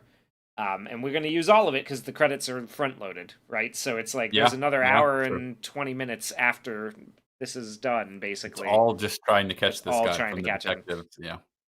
But the Um, part that I wanted to talk about is where they narrow down the phone booths, right? Because like I said earlier, he complains about how hot it is, and he called a little bit before 9 a.m.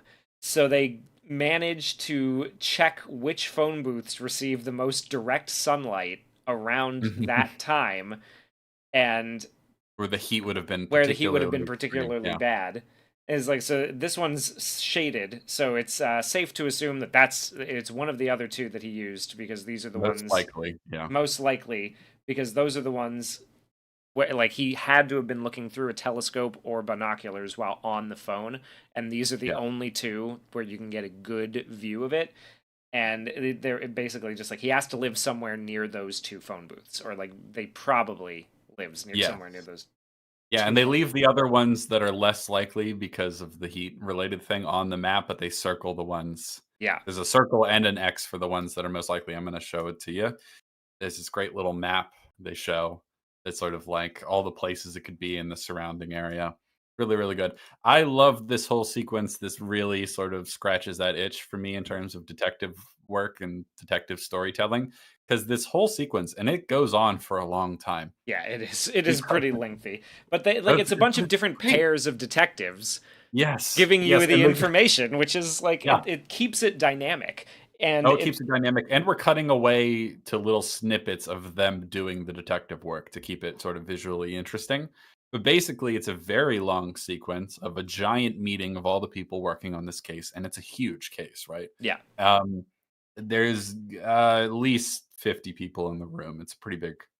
Um, and so they're standing up in little pairs, little detective pairs, mostly people we have not seen before, standing up, and they're all sweating their asses off, which is another great little detail because there's no AC at the police station. there's Um, rotating, oscillating fans yeah, yeah, going. the Yeah, best they got. And there's a great little detail. Basically, every time the next pair, like, and they're called out by whatever little subdivision of the mission they're on, right? yeah. And so they're like the automobile people. And so every single time, it's kind of comical to a point. They're smoking, and then they go, "Oh shit!" And then they put their cigarette out and they stand up. And this happens like 7 times in a row. It's really funny. They're like, "All right, I guess it's my turn." And then they put their cigarette out. Um, and so one by one, they go through. The first people are the phone booths. The next people are like the kid reported. Like we asked the kid to paint us or draw us a little picture of the view he got near where he was being held captive, right? Yeah, And he said he could see the ocean and he could see Mount Fuji, right? And so they have this little child's drawing of Mount Fuji and the ocean. There's like a little sun with the little rays coming out of it. It's great, very childlike. And they're like, to get this sort of view, the sun setting, we assume like so like we've looked up all the coasts. These are all the possible places a view like that could be. And so it's like, and so we're just collecting things, a whole bunch of parameters of which we can like finally narrow it down to something more specific, which is just it's very logically satisfying, I would say, this whole sequence. Um at one point, they go there's a pair that are going to I'm trying to remember. They're like going around to some industrial plant to sort of investigate the industrial ether um yeah, yeah. lead. They're looking for. Okay, so used in these like doctor industrial grade ether is used in building ships, railroad cars, and automobiles, as well as in small ironworks. So like they and repair shops, so they look around at that, but they also look around at pharmaceutical and medical ether, and that's pretty like that's all.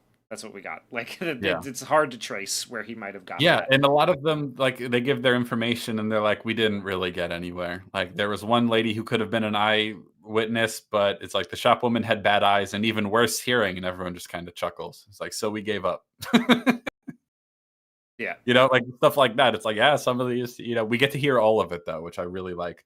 And there's the Mount Fuji in the sea, um a setting sun. They're like, this could be anywhere along this coast between these two cities, blah blah blah. It could be he could be in medicine or in industry. Not really sure. It's like next the car. The farmer said it was a gray car. It was probably stolen. I asked vehicle theft to check this month, but before this case came up, that leaves six. I think there's a missing line in this transcript I'm reading, but that leaves six of this particular car that were reported stolen in this time, and only one is gray, and it was stolen the day before the case broke, right? And then everyone yeah, kind of perks up. Like there's a couple great shots in this sequence where like everyone is sitting around in this big giant group, and there's two people reporting what they've done. And then when something actually, smells like a real lead, everyone kind of stops fanning themselves and like looks around like, oh shit, that could be something.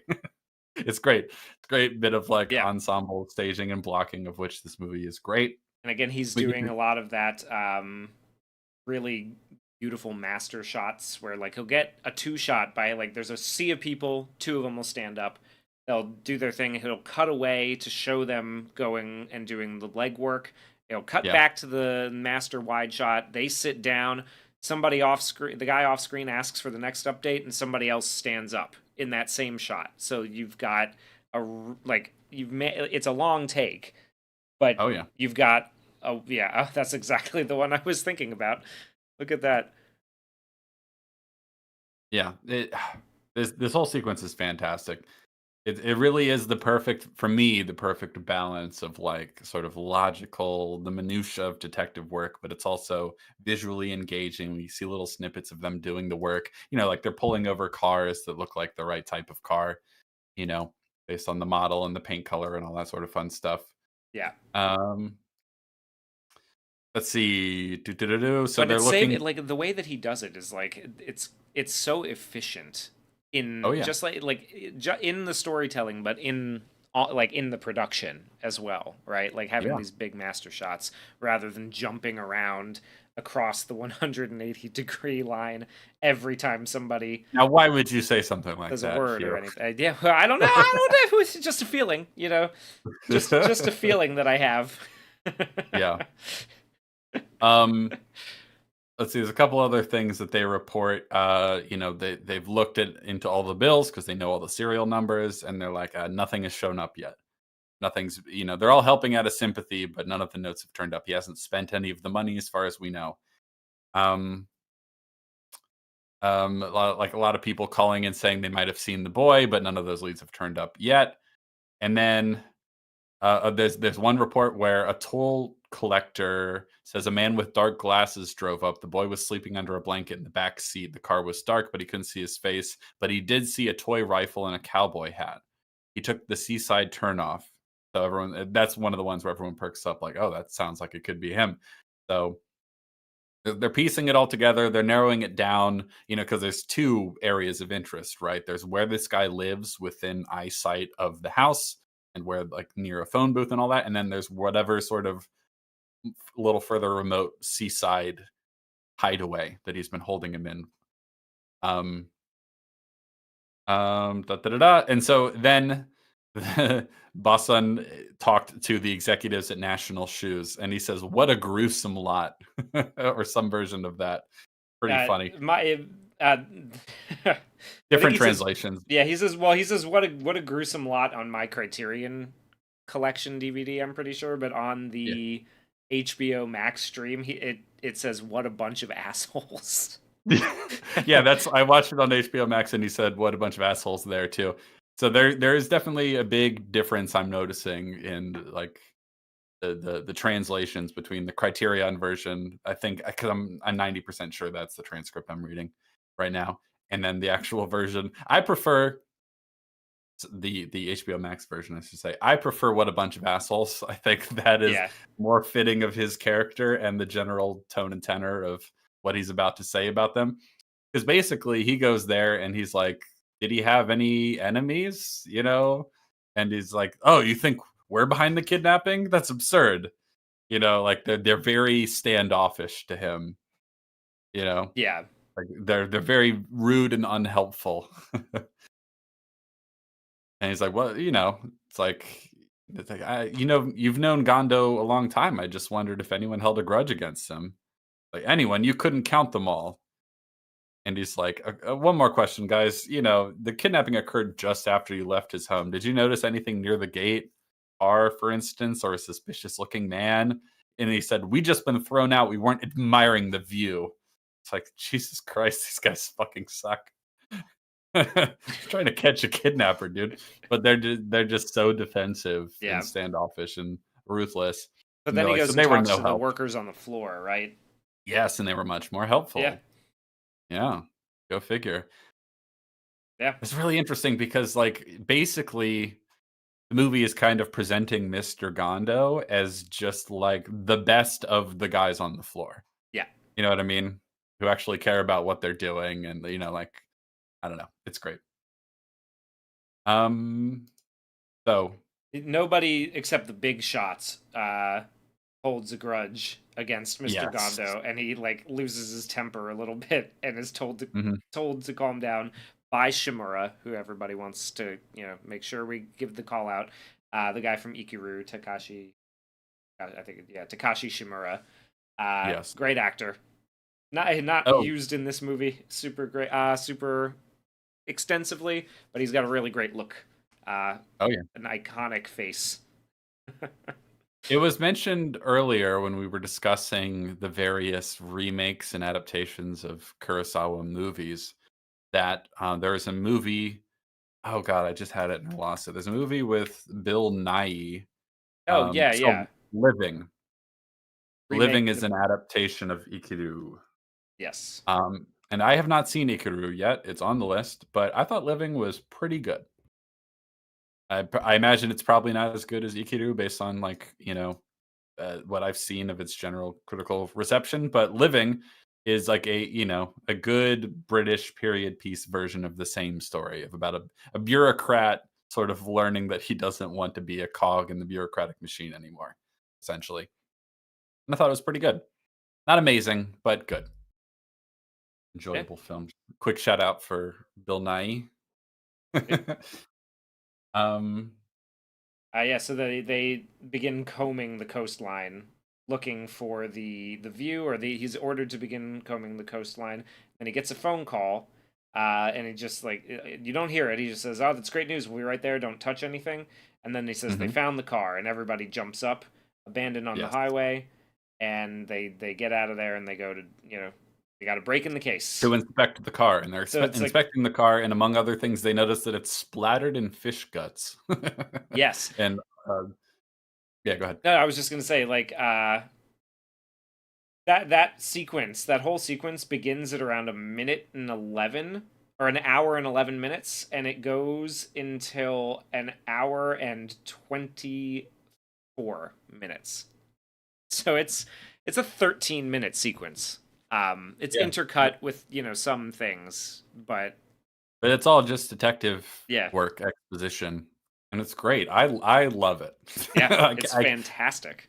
I love it. It appeals to, like, the detective autist in me. That's really good. It's really effective scene, and it's really important. This stuff's really important. That's the whole point of this kind of story, Spike. Anyway, so they learn from the car that's splattered with like fish goo and liquid and all that sort of stuff that it must have driven through a nearby like an open fish market. So that also helps them narrow it down, right? And at one point, we cut from there to a bunch of detectives that we don't recognize, but a big group of them they're listening to the calls that they've made, taped copies of. They're listening to the calls and they're looking for something, right? Just a little something. And one of them notices that in one of the calls, the kidnapper is talking to Mr. Gondo, and you can hear a trolley car go by, right? Like you hear it clanging, and there's a sort of trolley horn in the Yeah. background. And they're like, that sounds like a certain kind of trolley car that there aren't many of. Maybe we can go talk to an expert and he can know Well, which he one says it is. each trolley car line has a very distinct sound. So maybe I could go talk to an expert and they Yeah. could be able to tell the difference. So he picks it up and he takes it, and we got to like another great little scene with some levity. Right? He's Yeah. with I don't even know what group this is, but there's this older dude who's got a little cup of something and he's got his chopsticks. He's like, "Oh yeah, no, I know exactly what that is. I live right by the tracks. It's not a pantograph trolley, it's an old style single pole trolley." And he makes these like only the Enoshima line still uses those nowadays. And so Mhm. he's like their line has a lot of curves, so it kind of goes like so he's like imitating it, Yeah. and it's Instead like of going tug, tug, tug, tug. yeah, But it's perfect. It's great. yeah, So that's a break in the case as well. That's an important one because that really narrows it down. So they know that the hideaway he was calling from had to have been on a particular trolley line, right? yes. And so then they discover that there is a fish market that's on that trolley line. Yeah, the first I a think it's the couple of only one, right? detectives. Yeah, it is. But first, a couple of the detectives go to find the chauffeur and the kid, and they realize that they are out because he has been taking the kid around to try to jog his Right. memory. Yeah. And Yep. this is where Which you is what they see, were there to do, but yeah, they're kind of annoyed with him doing it on his own. A, puts the kid in danger, but B, it's like, "Stop playing detective and let us do our jobs." yeah, and this is where we see Mr. Gondo cutting his own lawn, right? And they kind of Mhm. have a moment of sympathy for him as he's doing it. It's just like, damn, like you're you're super rich. Yeah, shouldn't you not be doing this yourself? But And he, he's sweating his ass off out yeah, there doing it, and they kind of there's also it feels like a little bit like they could fill him in on what they've learned, but they're like, he's in the zone. Like he's like Yeah. like there's something like we shouldn't disturb him right now.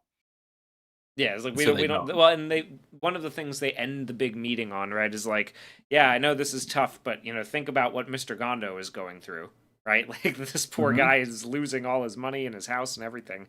Yeah. So, this is After as a result of doing the right thing as yeah. well. Yeah. So they're like They're it's very just sympathetic. another moment of them building sympathy for the character, but in a stoic, understandable kind of way, right? Yeah. Oh yeah. And so then there's what I would say is a rather long sequence, not in a bad way, but of them sort of, they're driving, they're going along the like a coastal highway trying to find where they could trying to find the hideout because they have a picture of what his view looked like, so they're trying to match it from like, oh, where can you get this perspective? Right, so they go Yeah. to the fish market and they're driving around, they find someone, they're like, "Hey, like, where can you get this view?" And he's like, "Ah, maybe from up on that hill over there." And so they go and they find a spot, and it's like, "Ah, but it's not quite right." And there's a couple near misses with that are kind of funny in terms of, like, they turn off a road, and then at the exact moment, the car with the chauffeur and his son turn onto the road and stuff like that. And they're driving around, they're looking for this particular view, it has to be from this certain vantage point, and then they run into the kid and Yeah. the chauffeur, and they chastise him like, "Stop playing detective, let us do our jobs." And then as they're arguing about it, the kid has like disappeared briefly, which is quite funny. They're like, "Holy shit, where'd he go?" And they're looking for him, they're scrambling, and the kid's like, "Wait, come up here." And he's like up on a hill. So they go running up the hill. And then I love this sequence, this little moment, this scene, it's great. So they arrive up there and they catch up with the kid and they're like, "Don't run away, like this could be where the killer is." And they find a little house and they find that exact view that they're looking for. And then they look in the house and the kid says like, "Oh, they're in there and they're sleeping." Yeah, they're sleeping. Auntie And and then he uncle are looks in, sleeping. auntie and uncle are sleeping, yes. And so the detectives kind of pull the kid away and then they approach the house very cautiously. And there are these like black, like see-through mesh kind of cloths hung around the place, which are like really kind of surreal and ominous. I really like it. But you can see that they are not sleeping, they are dead. Yeah. There are two, we eventually learn, heroin addicts that have appears to have been killed. As the detective will later say, you know, Both were long-term addicts. It's unlikely that experienced addicts would misjudge their dosage and overdose like that. Dealers, furthermore, don't sell heroin that pure as the stuff that they yeah. found. So they died in bed with their heads resting on pillows. None of Next, this points to a suicide. yeah, They had more heroin that they were going to do later, all that sort of stuff. Yeah. yeah, 90% pure heroin too, which is hmm very unusual for yeah. Got it Wait. from a guy named Heisenberg. Yeah, and they manage to like they find a note right from them where they're blackmailing the kidnapper. Yes. Yeah, like we're like because basically they're threatening to start spending the money if they don't, he doesn't bring them more heroin. Is that what the note Yeah, first says? Or yeah. yeah, Like because of how scratchy it is, they're clearly in withdrawal. It says, "Get us more dope, bring it fast. If you don't, we'll spend the money," because he's telling them not to spend the money because they're holding on to yes. it, right? Like we won't do what you say anymore. So they're kind of blackmailing him into getting them more stuff. So So the detective quite rightly is like, we don't know this for sure, but it doesn't seem like they overdosed. It seemed like someone gave them an unusually high and pure dose of heroin to kill them and make it look like an overdose.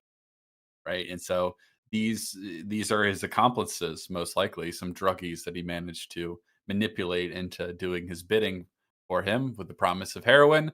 And then they got a little antsy when they were told they can't spend their cut of the money. And so he killed them.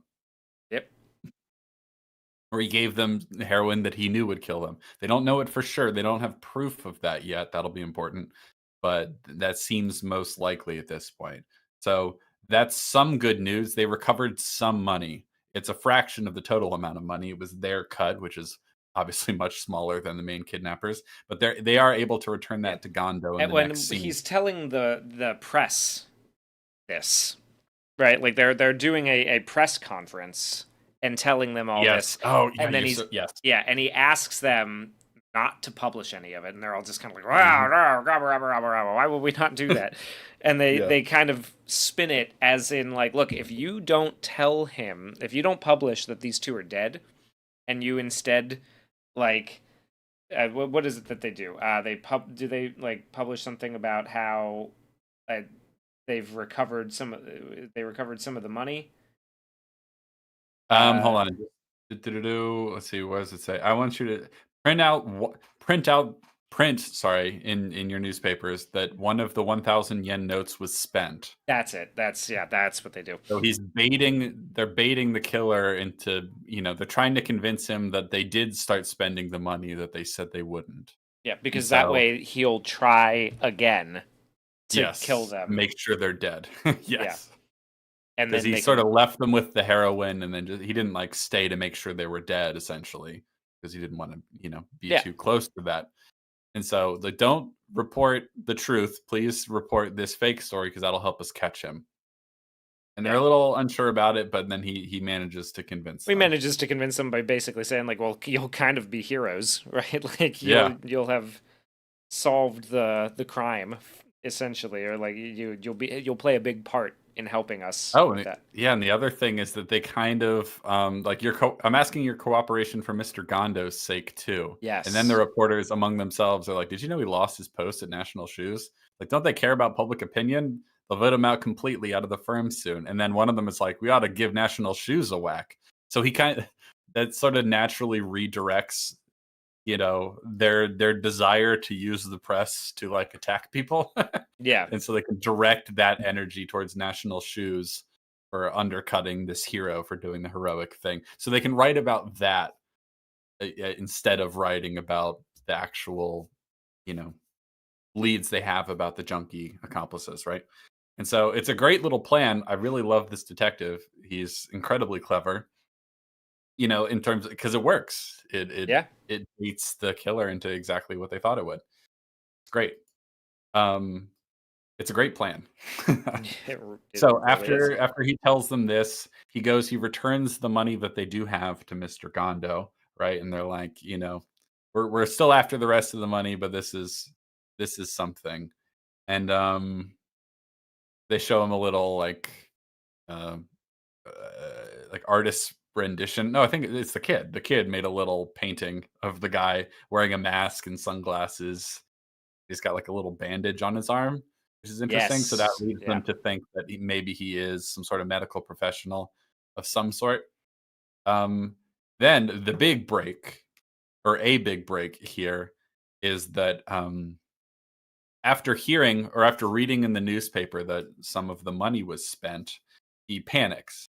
Right, the kidnapper does, and he takes all the money out of Oh, those yeah. very Yeah.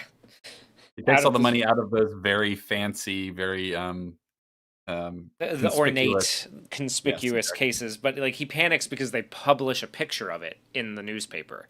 It's like the Oh, money true, was true, in yeah. cases like this, and so he panics and goes and takes it to the trash burning place. We're gonna see that in a second, aren't we? Or is that have we Yeah, yeah, already seen that's it? that's what I was just about to mention. So he takes it to the trash burning place, and then we get a really kind of fun use of selective color because this has been a black and white movie, but there is quite a fun shot where you can see um, Pink like a, smoke. a Yeah. pink smoke, which is it's a fun little effect. I like it. It's good. Yeah, Where is it? I like I that. have it. That's like the only color that we're gonna get Yeah. in the movie, right? Is like right at the Yep. big break. Yes. Yeah, Exactly. It's like a little goofy in a fun way, you yeah, know? They say that it's pink, like, out loud, so if you just saw the smoke, I guess you wouldn't need to see that it's pink, but it's just a little fun detail. It's like you can tell they painted it frame by frame like early color movies did in, like, the '20s and stuff like that. It's cool. I like it. So, then they go to the guy who burns the trash, and they get a little lead about, this like, that he was dressed like a medical student, essentially. So they Yeah, go to a I like nearby. how like the guy is just like so not interested. The trash burning guy. Yeah, it's like that classic like Law and Order SVU thing where they go to like interview these like, working class people and they're like, "Yeah, I saw the guy, so what?" And they're still doing whatever their job is. Like Yeah, pretty funny.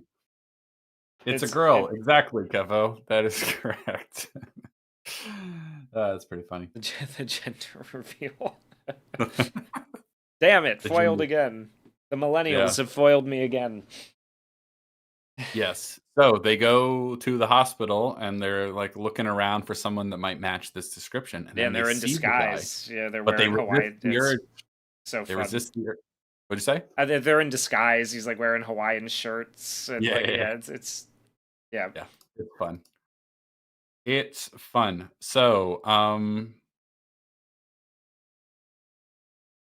let's see. I'm trying to remember exactly because they don't Well, arrest him they're here. sitting around. There's a bunch of people walking by, and then they see him walking up the stairs, and he's got a bandage or a handkerchief on his left hand as he stops and like puts his hand on the railing, and that's or Yeah. he's got a cut like a weird bite or something on his hand. Yes. Defensive wounds, you could Yeah, say. But they don't go to arrest him right away. Like the detective stops one of the other guys from standing up to go arrest him. Now they're in a big meeting, right? And this is one yeah, of my favorite little moments for the detective in the whole movie. So this is what they've learned, right? So they know who he is now because yeah. they've had their big break. He's an intern, Um, and he took 3 days off during the kidnapping. He lives in an apartment right near one of the circled phone booths. You know. yeah, his room faces north and looks up at Gondo's house. One of the phones we marked, it's right there. The accomplices have been examined at his hospital. They were lung patients and drug addicts. So like that's how he met them, Yeah, right? Pure heroin would cause death from shock. His name was on their medical reports. Oh, it says his name somewhere. Ginjiro Takuchi, something like that. yeah. Hold on, I can get it. It's like right at the beginning. Takeuchi, something like that.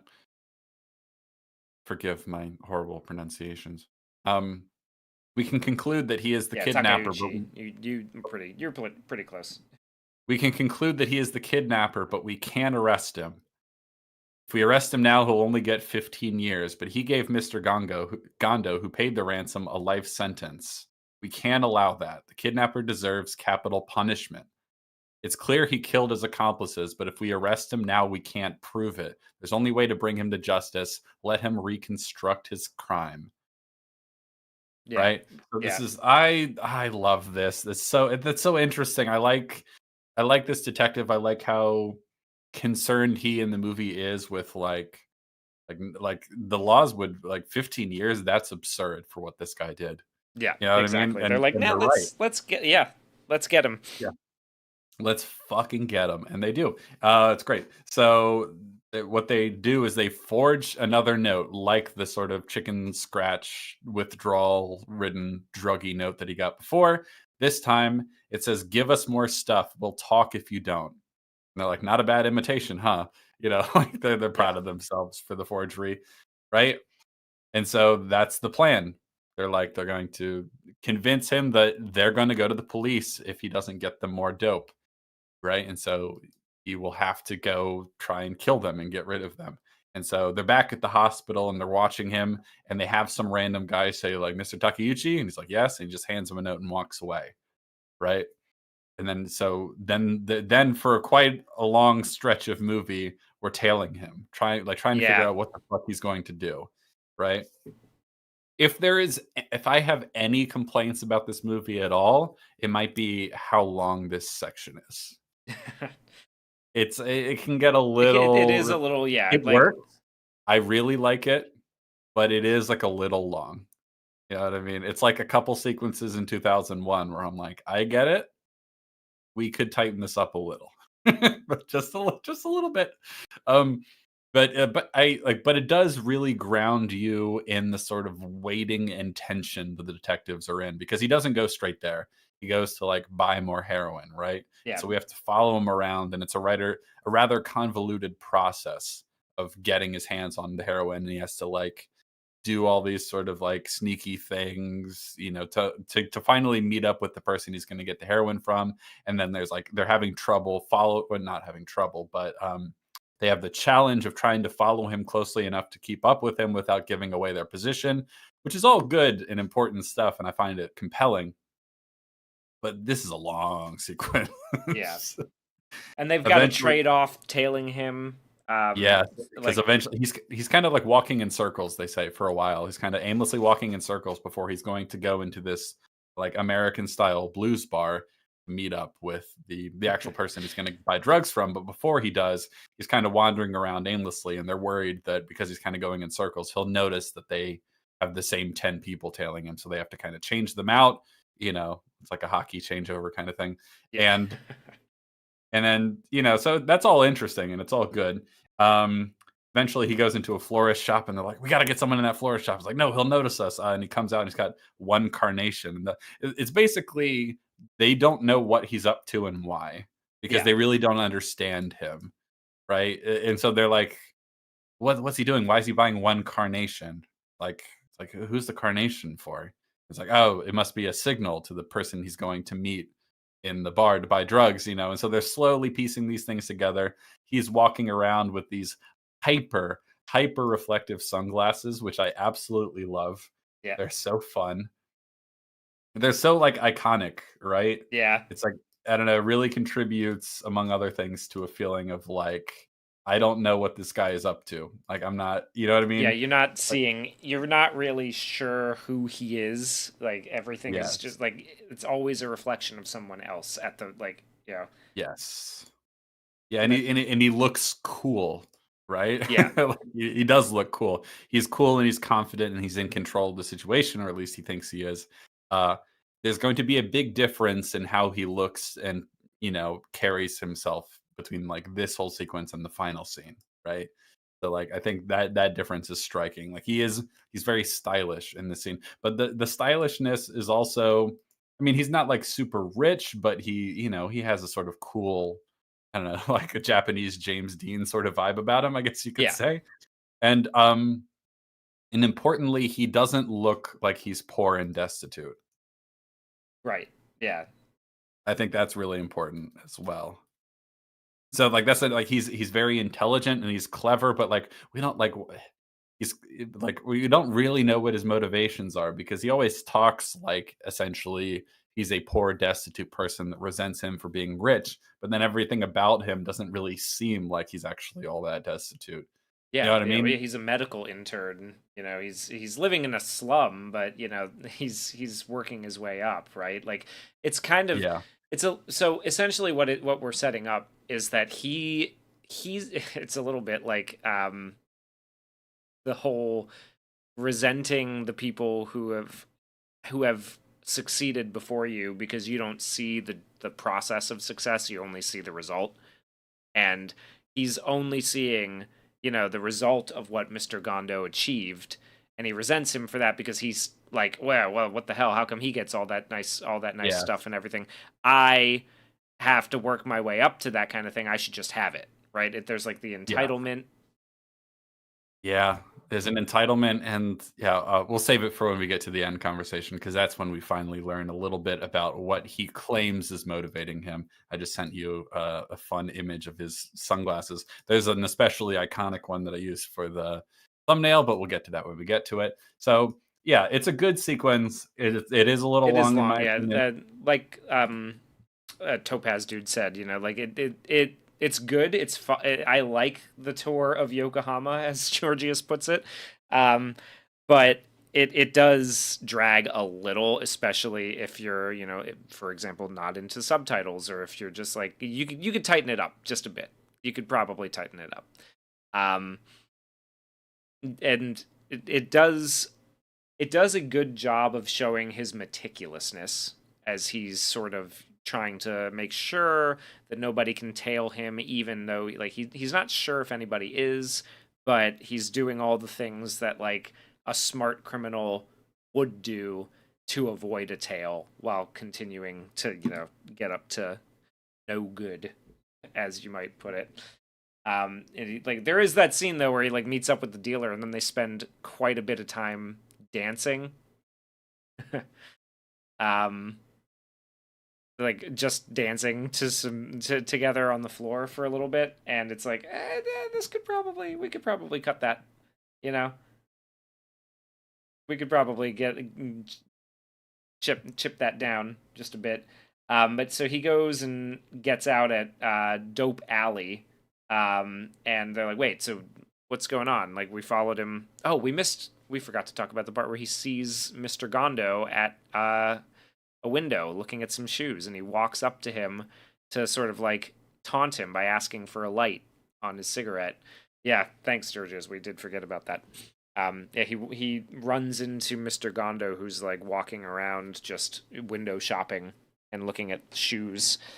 And he walks up to him and asks him for asks him to light his cigarette for him, because he's getting off on the fact that Gondo doesn't know who he is. He's just a stranger to him, which is just like illustrating that sadistic nature that he has. That really it drives the whole thing, right?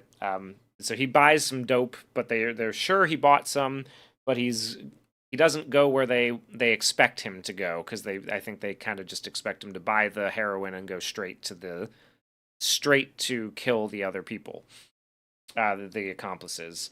And instead he goes to Dope Alley, and they're like, well, why would he do that? And they realize that what he's going to do is test it on a heroin user, like test the heroin that he just bought on a different user and see if it kills her. And if it does, that like just to make sure this time, so that he doesn't end up with the same problem again, you know? So Yeah. I mentioned, as Georgius wanted us to, that he runs into Gondo while he's walking around and doing this. He runs into Gondo window shopping at the shoe store. Oh And shit, I didn't even notice that. yeah, and he walks up and like has him light his cigarette for him. Holy fuck, I didn't even notice that. I Yeah, can't believe I didn't notice that. dude, I've seen this movie it's twice. fucked up. He's a sadistic little prick.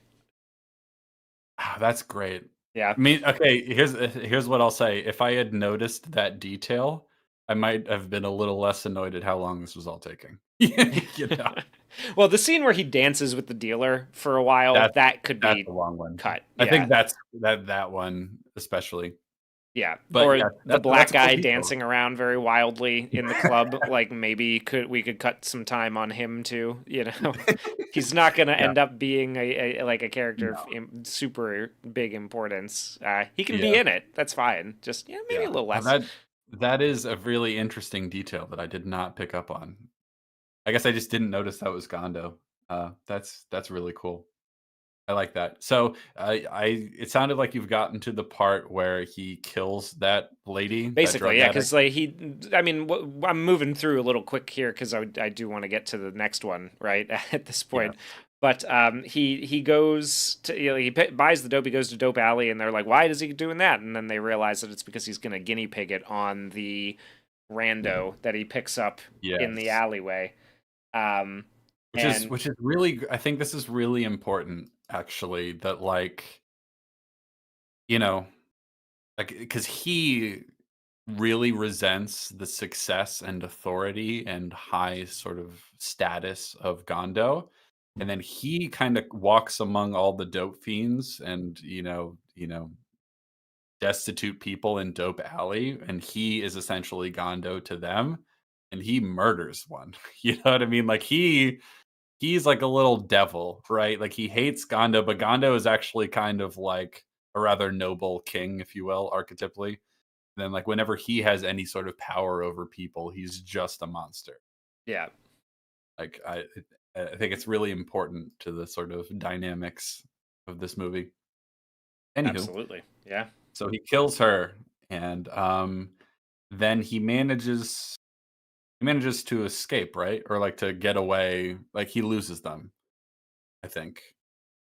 Actually, no, he doesn't lose them. But he's now that he has the dope, he's going to go to the hideaway where the dope fiends are, and he's going to kill them dead. Oh, now. this is where he meets Gondo at the shoe store. It's after all of this, so that I hadn't skipped it over Oh, entirely. it's in the background of the shot Well, yeah, again. but it's in the background and then it focuses on it because they lose him for a little bit and then we find him again. They find him again and he walks up to Gondo and has him light the cigarette. Yeah. I And didn't realize that was Gondo. That's really fascinating. So, um, then they keep driving because they know where he's going next, and so they plan to meet him there. And then there's like we get these nice shots of the nice serene sort of early morning of the sunrise coming over the coast and all that sort of stuff. We see the flowers, and then we see a bunch of flowers, and we see our kidnapper poke his head with super reflective sunglasses yeah, from the flowers. It's one of the most iconic shots in the movie. There are no words for how fucking cool shot is. It's just it's incredible. fucking awesome. Like It's I'm gonna zoom in yeah. on this actually while I've got it up here because you can see so much detail in the glasses. Oh yeah. I haven't looked it up, but I was wondering like how they got it so reflective. Do you think they're like actual mirrors? Because it, I it doesn't it doesn't look like a composite visual effect. It looks too natural Yeah, I don't for the know. time period.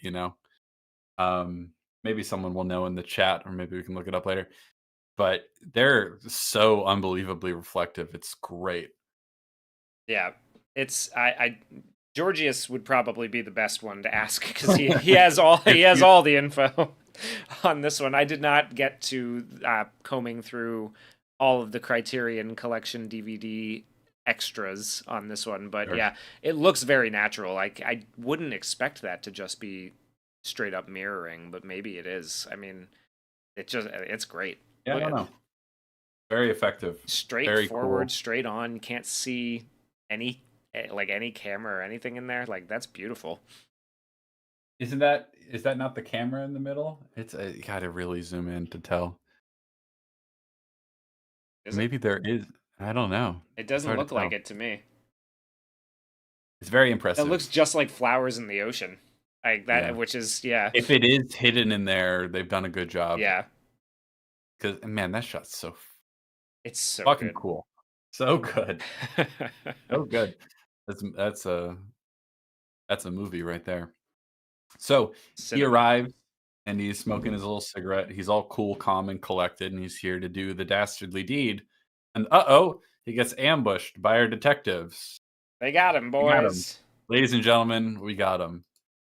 Um, which is great.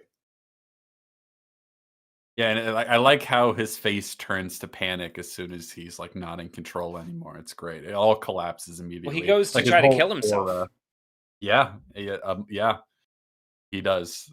Yeah, immediately he tries to kill himself rather than face the consequences of his actions, and also it's like his whole aura with the sunglasses and the smoking is just gone in an instant as soon as they catch him, which I quite like that. Yeah. Actually, the reflections in the glasses are CGI. Wow, very impressive. Ahead of its time. um, I think it says it's just okay, the glasses are angled a bit up or down. There's a TV or projector in front of them for the reflection. Camera is probably just a bit below the screen. And yeah, or no, that's a different thing. They're talking about that's not what they're. There's also a way to do this with one-way glass. No, I'm talking about the reflection in the glasses, you asshole.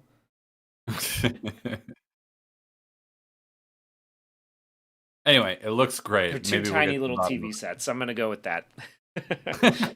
He built two tiny little TV sets and put them right in the glasses. Yeah, and the actor just really convincingly walked around pretending like he could see, but really he couldn't. That's acting. That's acting for you. So, as has been mentioned, it was quite a long sequence, but there was very little, dialogue and all of that. There's a little bit Yep, of the detective like wondering aloud what he's doing and strategizing and everything. But we got him, ladies and gentlemen. Um, we got him, let's but it see. was a little too late because we're back with Mr. Gondo now, and there are some people, some repo men there, assessing the property and putting price tags and lot stickers and everything on it. Mhm. Yeah, so the detectives are sort of, telling Mr. Gondo, they're filling him in on everything, saying that, "Ladies and gentlemen, we got him." They mentioned that, like, we recovered 27,480,000 yen. He had spent only 20,000 yen on the heroin. So, they got almost all of it back. That's good, but like you mentioned, it's a little too late, right? Yeah, The bank is repossessing everything, and I love there's a lot of great details in this. They're just kind of walking around them, putting labels on things, taking notes of all the inventory while they're having this conversation. At one point, they're all sitting down in chairs, and they like the repossessing guys kind of come over there to like look at them, and they start to get up. It's like, no, you can sit in them until we come and take them on Friday or whatever they say, something like that. Like, I don't know, it's just a funny little moment. Um, so have a seat. You can use them till the auction. That's what it is. It's pretty funny. yeah. You're So more than welcome to use them until the auction happens. Like, yeah, yeah, they're a little heartless about it, but but Gondo importantly seems to be in good spirits, all things considered, right?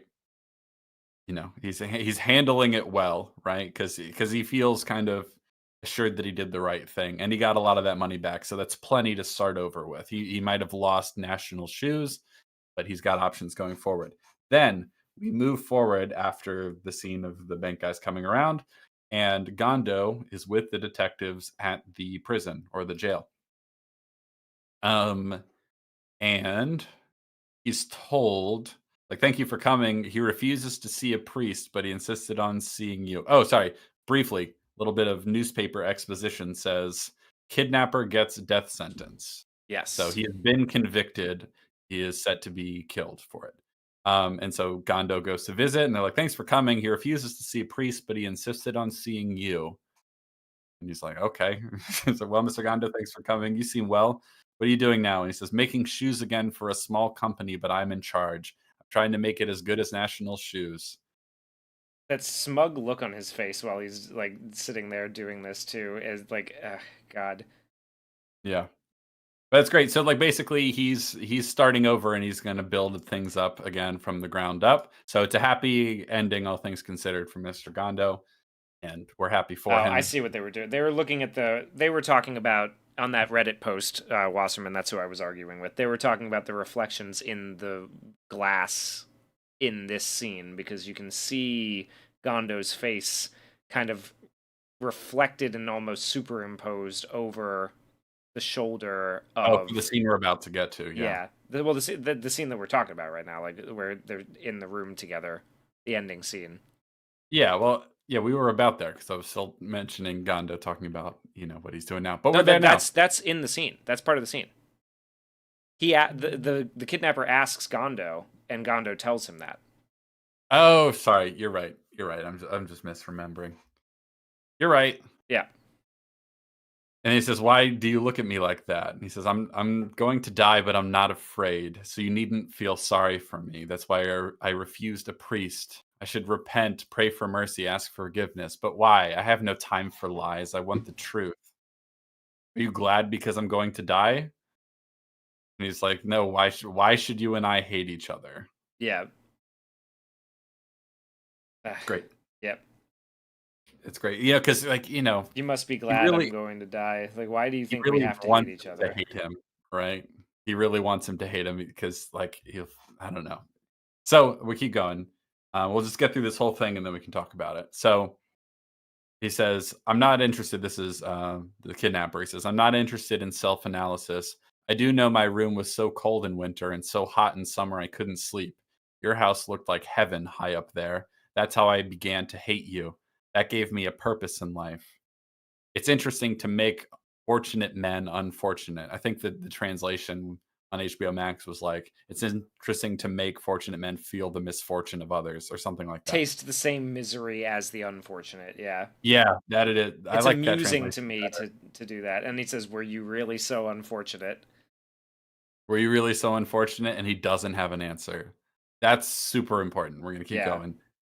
He says, "I'm not looking for pity. That's not why I sent for you, Mr. Gondo." He says, "Why did you then? I didn't want you to think I died Well, crying in free." I won't share my tales of woe to earn your sympathy is the HBO Max version, which is like, uh, The HBO Max version is just better. yeah. I'm just Yeah. glad my mom died last year, so I won't be sickened by her pathetic slobbering. He's trying to be tough. Is like this is the thing, right? He Yeah. is a sinner confronting God in this scene, right? To to Yeah. Jordan Peterson it here.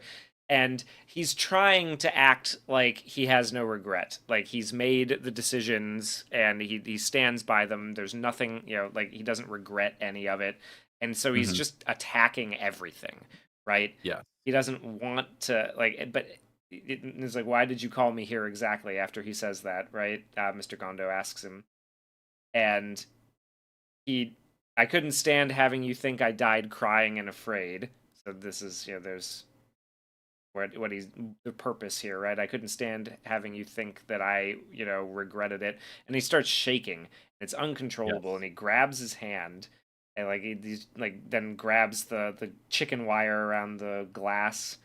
And it's shaking and Yeah, it's it's like, you think I'm rattling. shaking out of fear, but I'm not. He's trying his hardest, like to convince himself too, right? It's just a Yes. physiological reaction from being in solitary too long. Yeah, Uh, I'm sure that's all it is, yeah, man. just leaving the cell makes me shake. He tries to hug himself. It's like, I'm not afraid of death. I don't care if I go to hell. My life has been hell since the day I was born. And he kind of like sits back and laughs. He's like, but if I had to go to heaven, then I'd really start to tremble. He's like, he tries to laugh it off.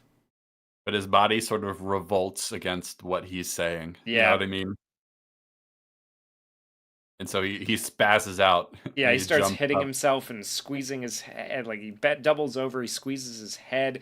It's like the performance is amazing, right? Oh, Like yeah. this is so like. And then he jumps up, grabs the wire. He's like screaming. He starts like tearing at his hair. The cops have to come in and pull him out. And then a shutter comes down. Shutter comes down and Gondov's just sitting there only staring at, like, his own dark reflection. Yep. Cut, that's the end of the movie.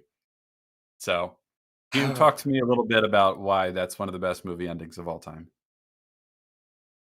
Okay, so because of the way the dynamic of these characters work, right? Like I said, it's just like a sinner confronting God, but if the sinner is made in God's image, right, then God sees himself in all of the sinners who go through it. And that's Yeah. basically what this shot is giving us right at the end. He sees he Gondo is such a good dude that he sees himself in Yeah. this inhuman person who made him suffer like this, right? Yeah. He has the sympathy for him, the empathy. He's an empath, is Mr. Gondo.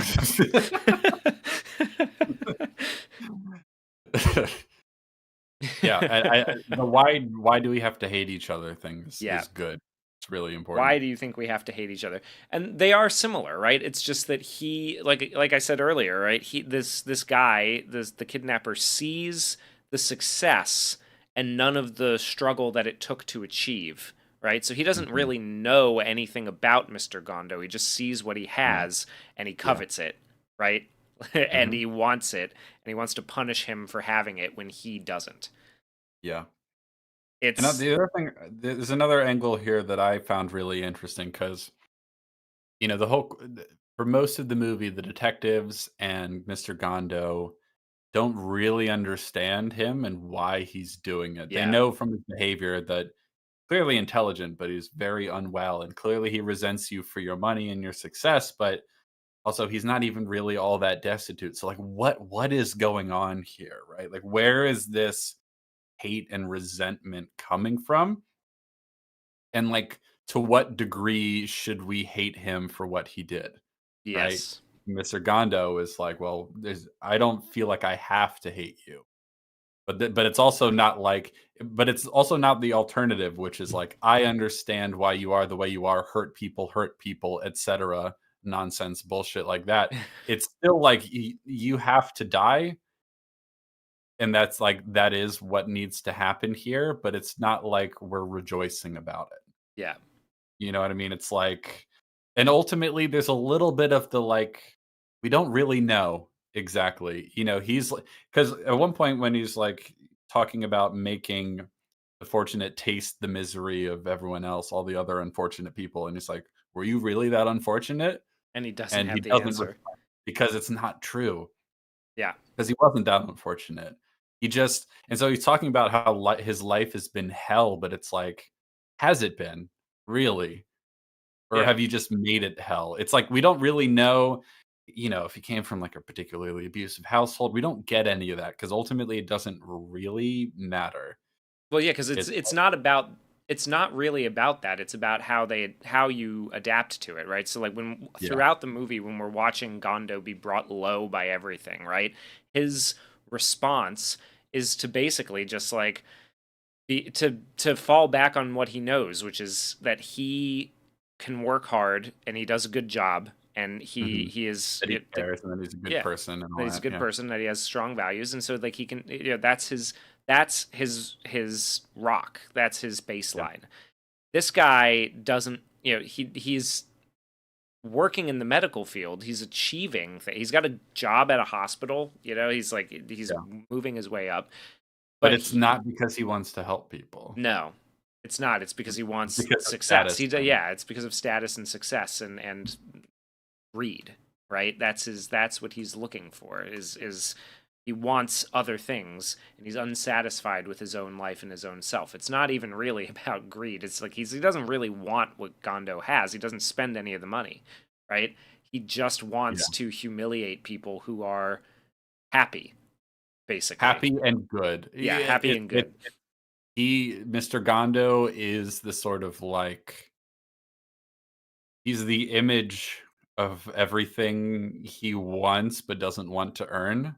And so, like, the fact that he is such a good person, even when he's tested so thoroughly as he is in this film, and that he reveals himself to be of good character anyway, is a judge upon the character of the kidnapper, Yeah, right? It's like everything that Mr. Gondo proves of himself in this movie is just an absolute condemnation of everything about the kidnapper. You know what I mean?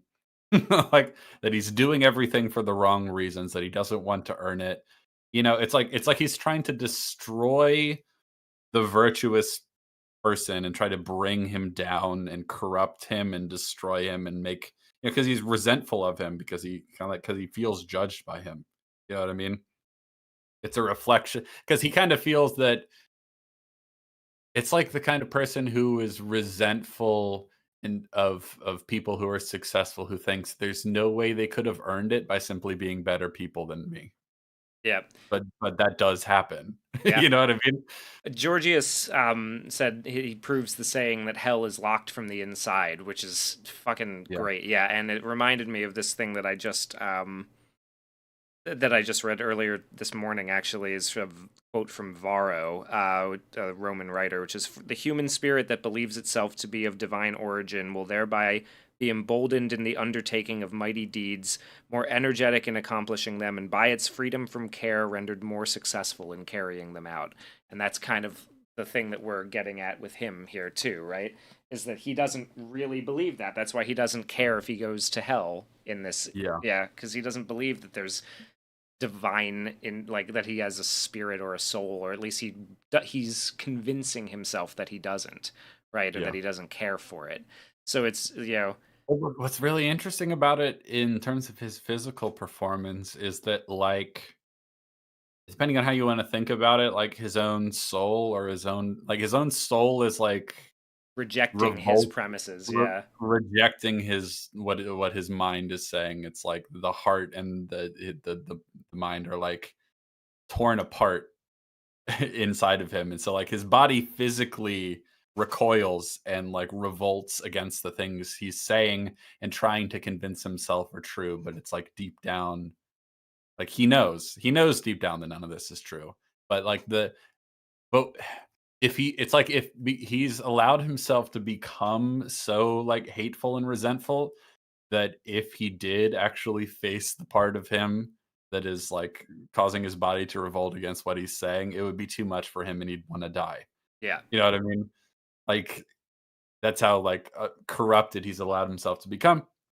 And so it ends and it's like, well, we learned a little bit more about what kind of evil this person was, and we can feel some sympathy for him, but that doesn't really change the fact that he is evil and that he needs to die. Yeah.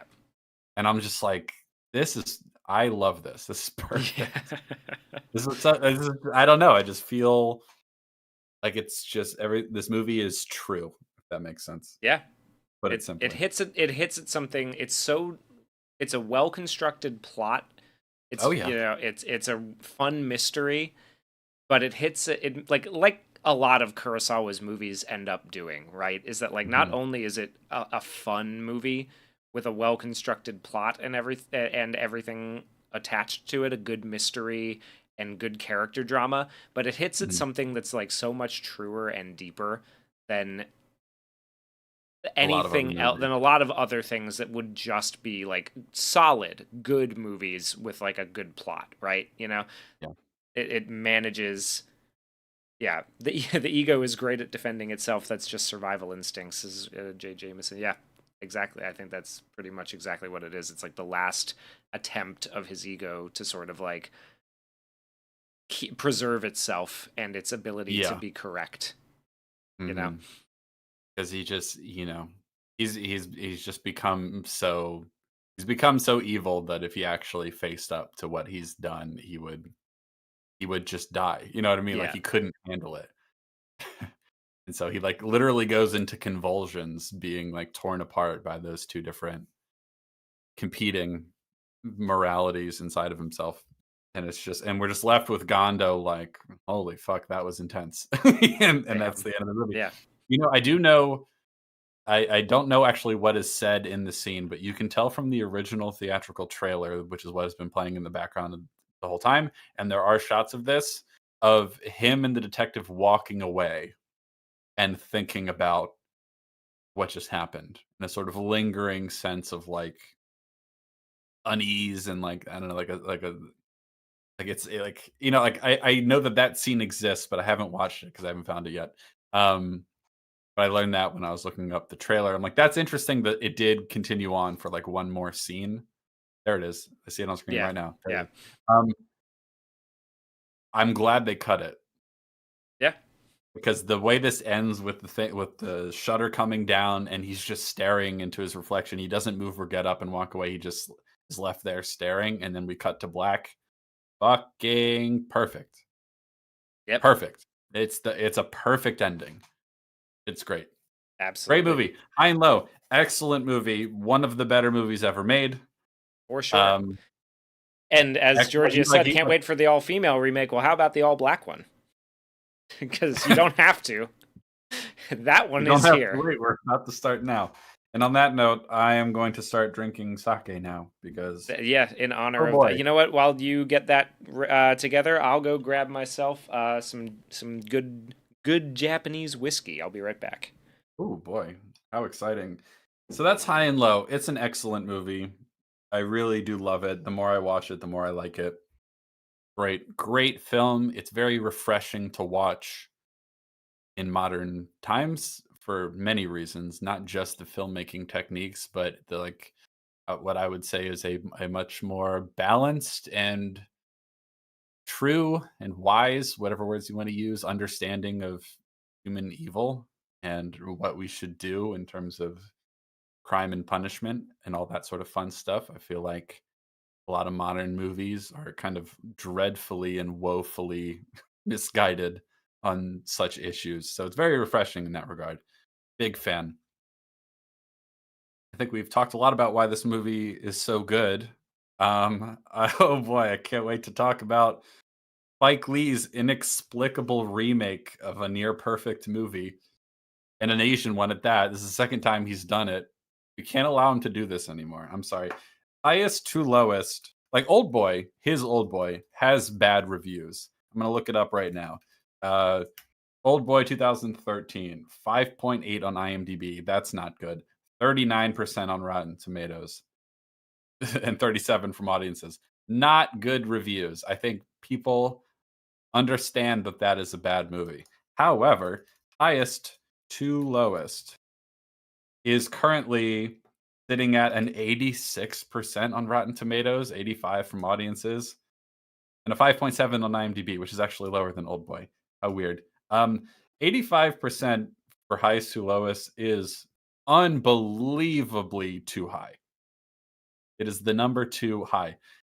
This movie sucks. I'm just gonna get that out straight away, right off the bat. Yeah, This movie I fucking blows. We watched this movie together. We don't always watch the movies together. We don't live in the same area anymore, but when we do get to watch the movies together on Discord or whatever, it's always more enjoyable.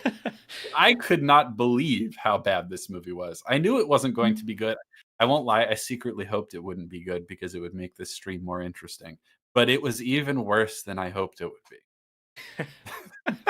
Because it was getting good reviews, so I'm like, it might not be as comically bad as Oldboy. That would be, slightly less exciting for the stream. Oh, but it's so fucking bad. Oh, it's comically bad. I'll give it comically bad. Yeah, this movie is a travesty. Again, he can't keep getting away with it is right. True. Like, what drove Spike to remake specifically Asian movies? Did he explain? He's not in the movie. Not really, so he can't justify that to us personally, but I wish he would. I'd like to sit down. Like, I wouldn't get a good answer out of him because I don't think he wouldn't view me as a whole person. I don't think. But I'd like to sit down and ask him, why these ones? Like, do you even like the original movie?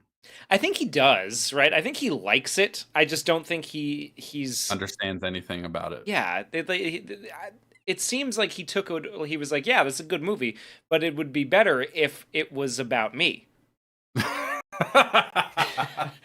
Just to get this out of the way, right? Denzel in this movie is just doing a Spike Lee impression. Oh yeah, if you've ever seen Spike Lee, if you've seen any of his mannerisms and the way he talks, Denzel Washington is doing a rather phoned-in impersonation of Spike Lee throughout the entire movie. And in terms of the writing itself for his character, you can't help but walk away thinking that this is just how Spike Lee would act if he was in Gondo's position. And oh boy, is it a damning indictment of his character.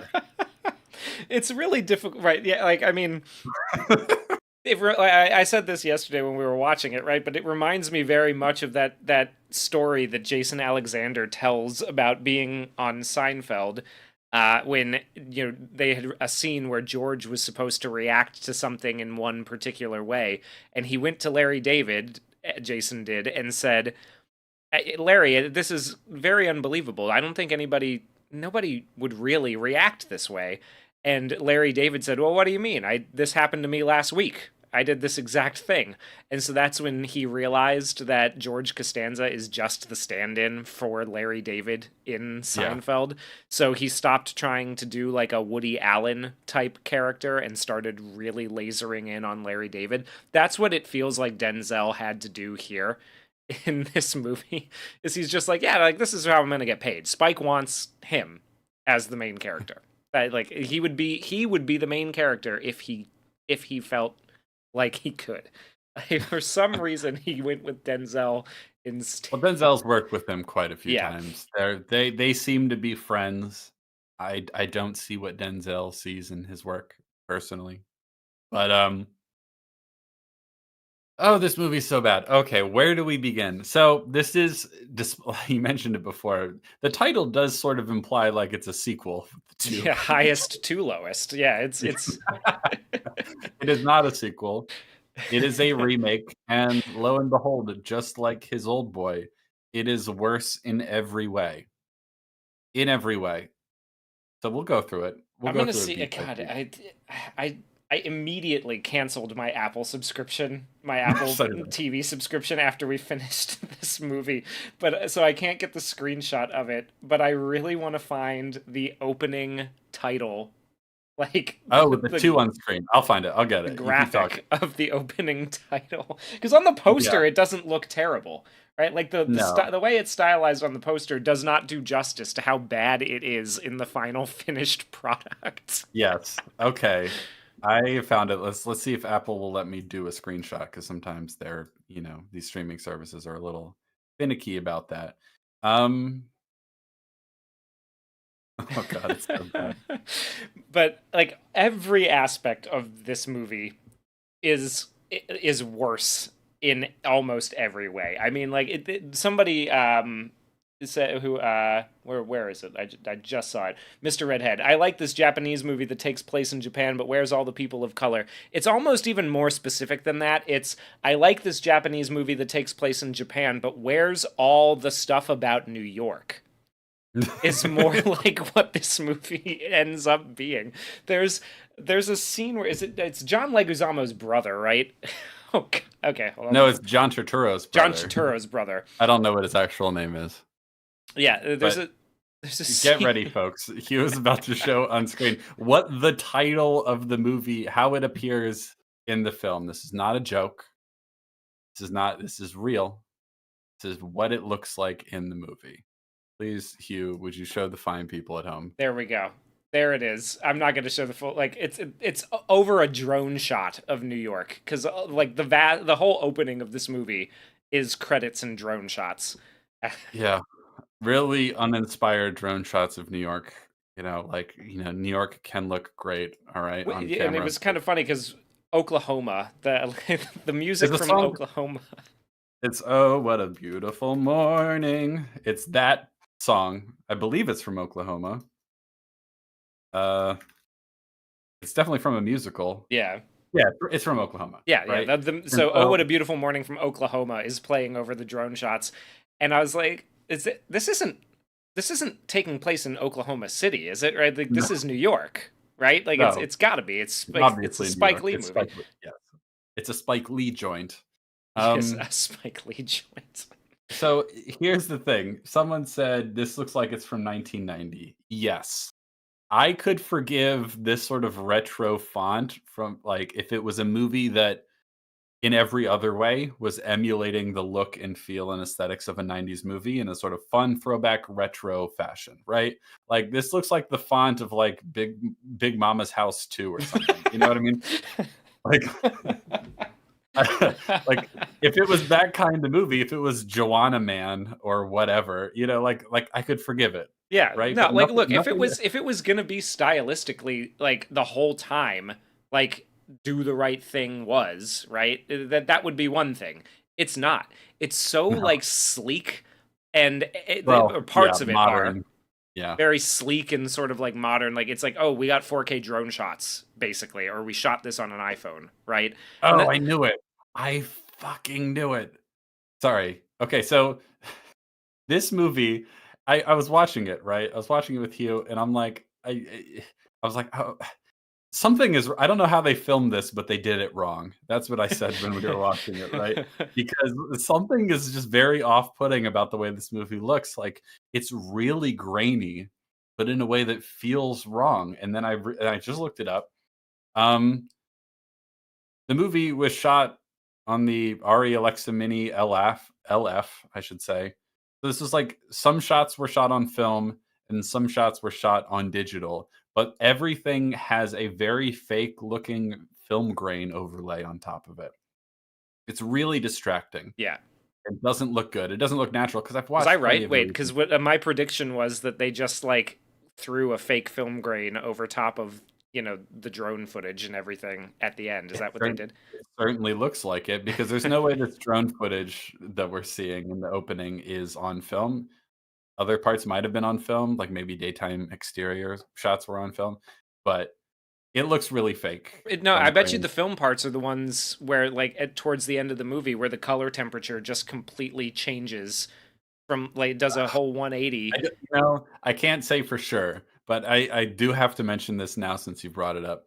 There is a sequence later in the film where they're doing the train sequence. Remember the train sequence? Remember how good it was in High and Low? Well, we're going to do a really lame version of that. On the New York City subway, where John Turturro's brother is going to have a whole scene dedicated to just chanting, "Let's go Yankees" and "Boston sucks" right into the camera for no motivational reason whatsoever. That's just going to be in there. And we're also... Because he can't help himself. hold on. No, I don't want to get distracted here. I need to talk about this, right? We're doing the train sequence. We're about to go into the New York City subway.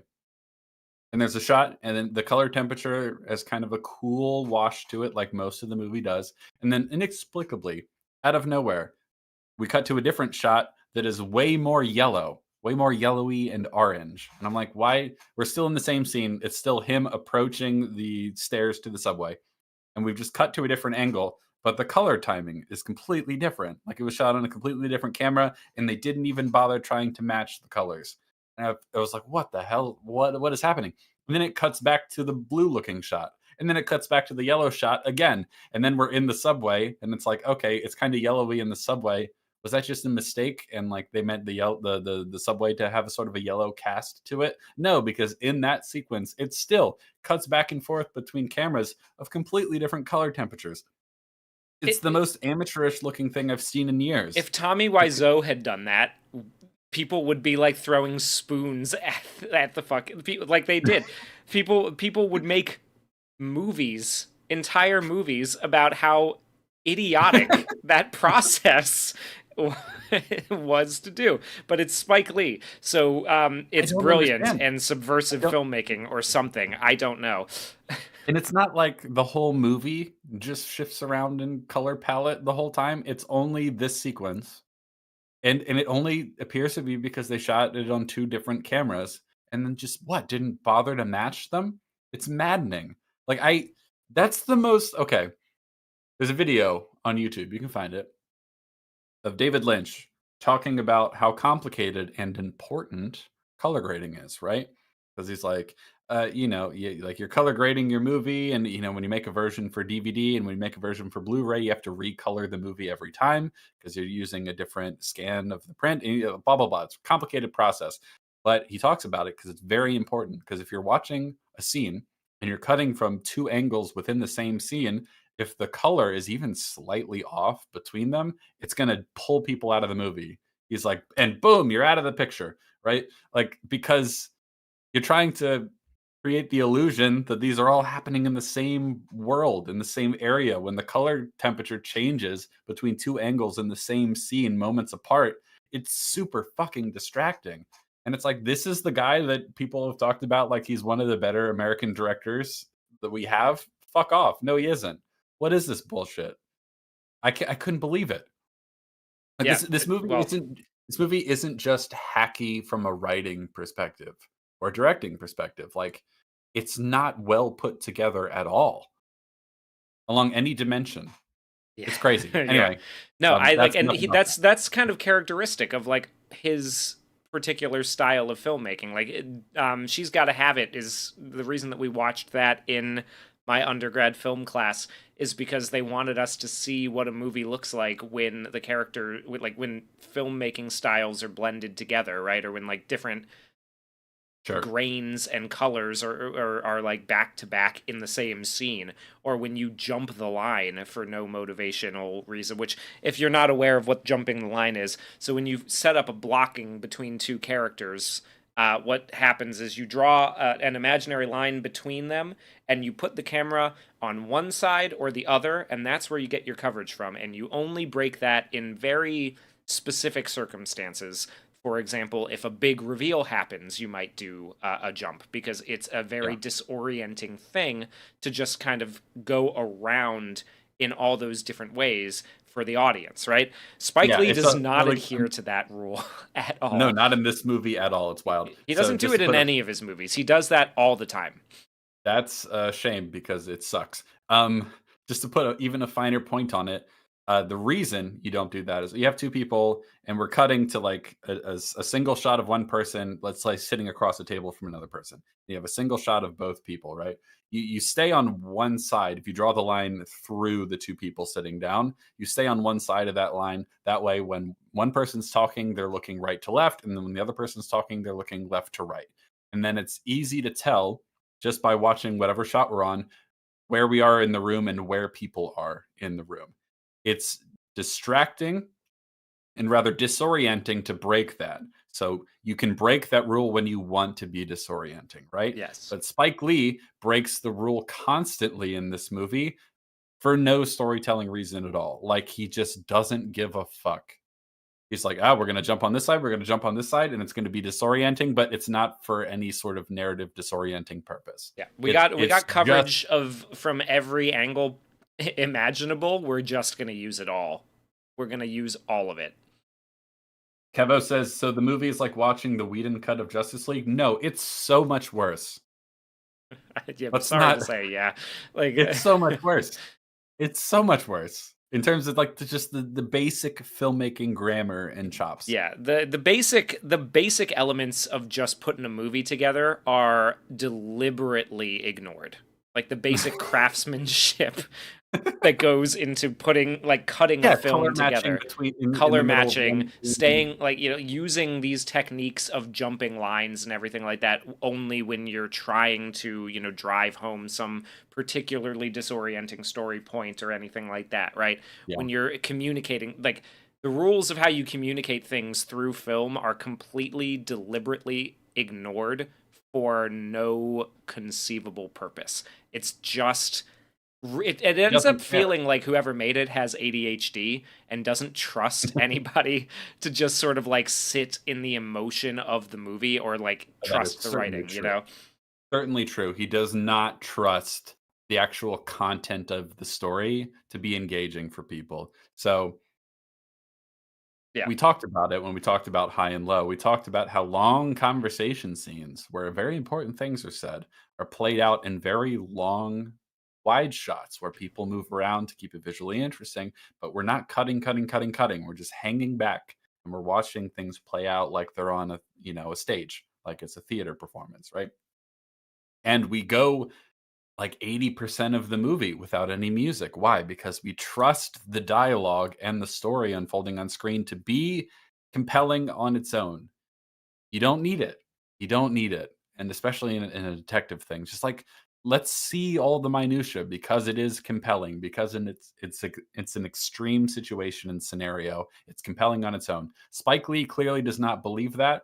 Every major expositional conversation scene has really obnoxious music that works at cross purposes to what's actually happening in the story playing so you won't get bored. Every scene is cutting like a lot of times on just about every line of dialogue. This person talks, as soon as they say their line, we cut to another angle. The whole time, the whole time. And to be clear, for anyone wondering, you can make a very, very good movie with lots of coverage where there's a billion different camera angles and you're cutting quickly between all of them. David Fincher is always my go to person for this. But you have to do so deliberately. With every single one of these techniques, the key is to use it deliberately to tell the story. And Spike Lee does the opposite. He does it haphazardly because he just doesn't want it to get too boring. And it's like, do you care about the storytelling at all? Like, what? Well, Sorry. yeah, that's why he wrote Maddening. the storyline for NBA 2K16, where instead of just like the regular be a pro, you kill a guy and like your friend gets murdered by a racist cop. Okay. Um, So that's an overview of why yeah, this movie is wrong on a technical level, not just a storytelling level. There might be more things as we come up. I'm glad we put the two on screen because I can't believe it. So the movie starts, and so real yes, quick, because like I wanted to jump into that. Right, Wasserman asked, "Wait, does Denzel play the Gondo character or the yeah, I was detective?" about to The answer is yes. say. So Denzel Washington plays the Gondo character, who, because Spike Lee doesn't like police or detectives, takes it upon himself to go solve the mystery himself instead of letting the detectives do it. So Denzel is the main character throughout the entirety of the movie, not just the first act. And he is a music mogul rather than a A shoemaker. shoemaker. Yeah. Um, and he solves the mystery himself. He goes rogue without the backup or advice or help of the detectives at all. The detectives do not nothing, but little to nothing Little to throughout the entire nothing. movie. One of them serves as an advertisement for Stetson College in Georgia. Like they Um, might as well have just like looked directly down the barrel of the lens and there's a lot of that. We're gonna have to talk about that too. Really quick, I wanted to mention though, the detectives as a whole in this movie are not. Stetson. Uh, you keep Yeah, talking. you look it up. The detectives are not wholly incompetent. They're just mostly irrelevant. So the detective team is made up of a few different characters, most of them black, and they're fairly competent, but they don't ultimately influence the course of events very much because Denzel does that himself. There is a white detective played by the guy in all those Allstate The commercials. Allstate, yeah, the Mayhem guy from the The Allstate Mayhem guy, yeah. commercials. Dennis Duffy from 30 Rock. He is a white detective, and he is kind of like abrasive and antagonistic to the black characters. And at one point, he's sort of presented as an incompetent, buffoonish clown because Spike Lee is a racist. That's just the long That's and just short of it. yeah, that's it. That's basically the it like He doesn't like white people, and you can see it in his movies pretty fucking like that clearly. Family Guy joke about a white person in a Spike Lee movie. Have you seen that? Do you know that No, bit? I haven't. Tell With me like about it. the black character who's drawn sort of like Spike Lee walks in and says, "What's up? Can I get 2 slices of pepperoni?" And it just cuts to the guy and he's like foaming at the mouth and like,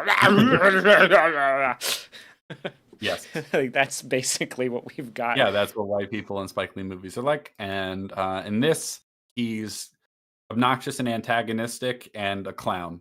And the other detectives are fine and nice and good people and all, but ultimately, Denzel plays the role of both Gondo and detective, so Yeah, isn't that cool? Um, so Denzel plays, uh, the Gondo character whose name is David King, and everybody and it calls him King David. or king or some version of that constantly throughout the movie. Yeah, He is a music mogul. He is not the president but a high level executive in, oh god, what's it called, the name stacking of the record, hits, stacking stacking hits hits records. records. So already I think it is a Probably, massive yeah. step down that he is a music producer and not a shoemaker in terms of the Or like any themes. kind of crafts person, right? Yeah, Like all he like okay. So the difference here in like in High and Low, Gondo. hold on. I'm so sorry to interrupt you. Jen makes a great point. Spike Lee loves sneakers. Why is he not a shoe Wait a manufacturer? minute. The black Oh, people wait a love minute. What the fuck? Yeah, basketball he shoes. What are we dude, doing? What are we doing here? come Why on. didn't we? Oh my god, that's that's wild. They love shoes. Why didn't they keep it a shoe company? That's a shoe in. That's a dunk. If you have to translate this movie for a modern New York black audience, you can keep the shoemaker part. Yeah, you don't You have to don't need change to it. change it. Uh, Dude, okay. uh, Well, so what he does instead, right, is like Gondo is a craftsperson who cares about like the fact that so the company is going in a direction he doesn't like. The president wants to keep them making these like military sort of things that are not stylish, that don't have any flair, right? The other guys want to make these not cheap look, updating for modern not times updating because for we're not in modern times. wartime anymore. The Yeah, yeah, the other guys in the company, they want to make these cheap cardboard pieces of crap that'll just basically like fall apart, but that means people will buy more. And Gondo yeah, wants to be like known for being a good craftsman. I make a good product, that'll, all of that.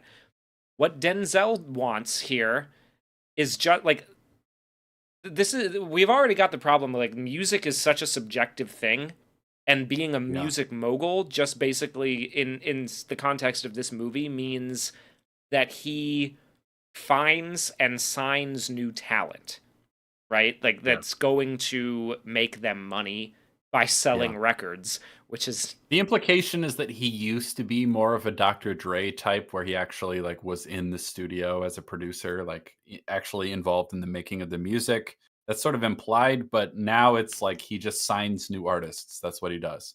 Yeah, but that's what he's going to build. The whole plot to take over Stack and Hits or to buy it for himself is based on that role, not the role of producing the beats Yes. or the music or anything like that. Yeah. And it's already like, so we're not seeing him like care about the craft of what No, and makes a good song and what makes a good beat, right? no. It's all just about like, oh, my ears are good. I can tell when somebody's got the X factor, essentially. And it's even more than that because he talks about, the other people who want to go in a different direction with Stack and Hits. He describes them disparagingly as people who want to use the music to sell products and to sell tampons or whatever. Like disparagingly, he's talking about these people wanting to basically sell out and use black culture, as he puts it, almost explicitly, to just sell products instead of the people going in a new direction with the company don't care about the culture, specifically black culture. Yeah, he does. And He so does they say they that. want to use it for consumerist purposes instead. It's not about making a good product versus making a cheaper, lesser product to make more money. It's about preserving the authenticity of black culture versus using it to sell products. Yeah, Like they that. they kind of hint at the idea that like maybe it's about the soul and the spirit of the music because somebody vaguely brings up the fact that AI, quote unquote, is the future of music. Uh Yeah, that comes up a little bit. So there's a little bit of that there, but I think there's a big step down in the sort of like narrative weight Making it as of abstract as this and not like a concrete craft that he yeah. has in his toolbox is a mistake. Yeah, and because it's not about the quality of the music, it's the authenticity of the culture, very vaguely and abstractly defined. You But know what I mean? also, Like as we will find out as we explore the rest of the movie, as we'll see, it's also just about knowing what the public opinion is and kowtowing to it in order to, or riding that wave, as they say oh, many so times. much of this. Oh, okay. So this is the thesis statement, right? I have about the major writing flaw of the movie, broadly speaking, is that this movie is to an unbelievable, frankly baffling degree, super concerned with public perception and not at all with the actual morality of doing the right thing in this situation. It's unfathomable to me Well, should we how talk? much. Should we talk about the big one? So the basic premise is we're gonna sort of, instead of going scene by scene unless we see fit, let's talk overview, right? Denzel Washington's a music mogul, and first of all, I want to talk about how long it takes for the inciting incident to fucking happen.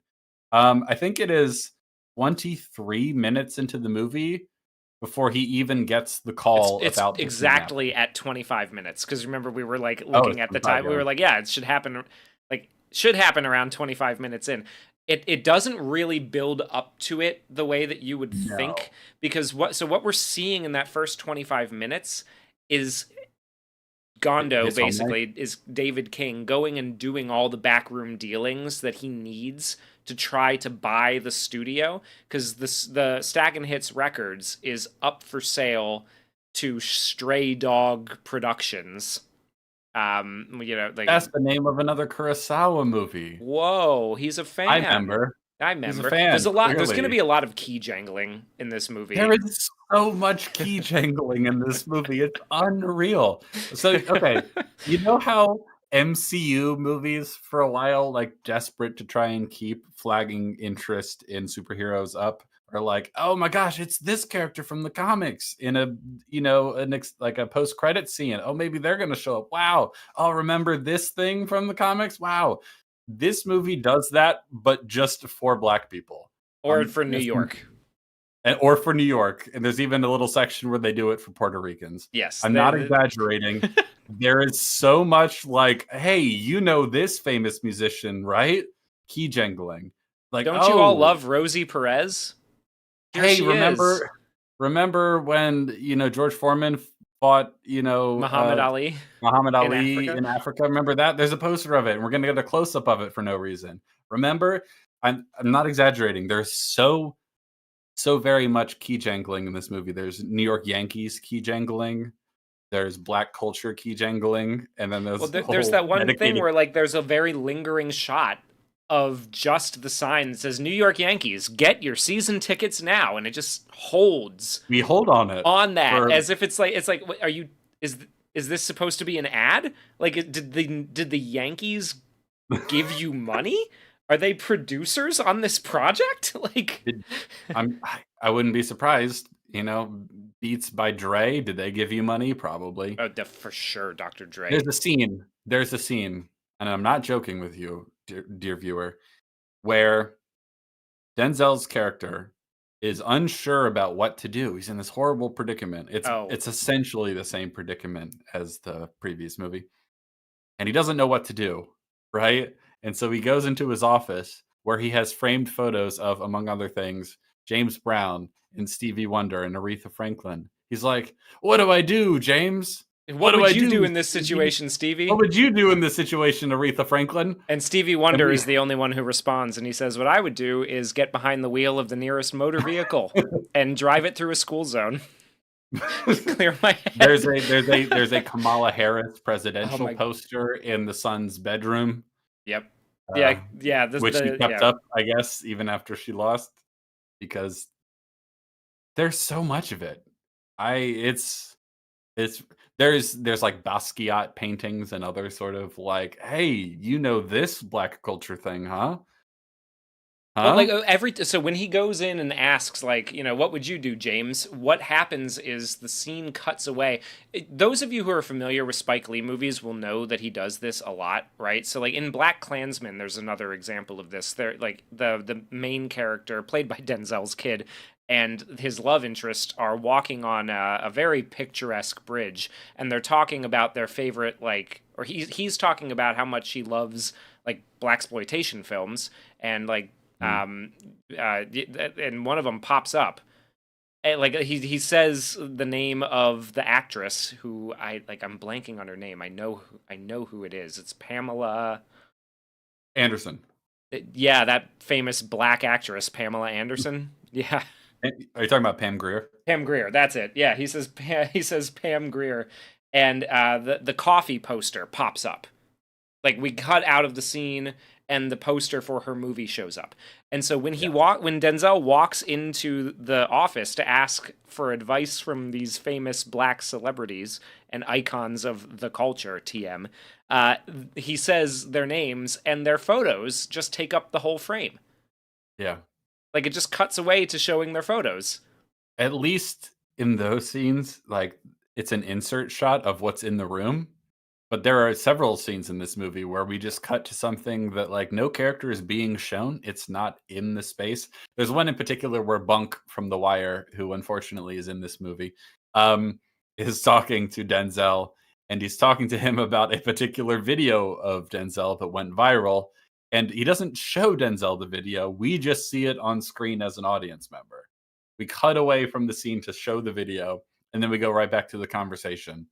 But it's like Denzel didn't see it.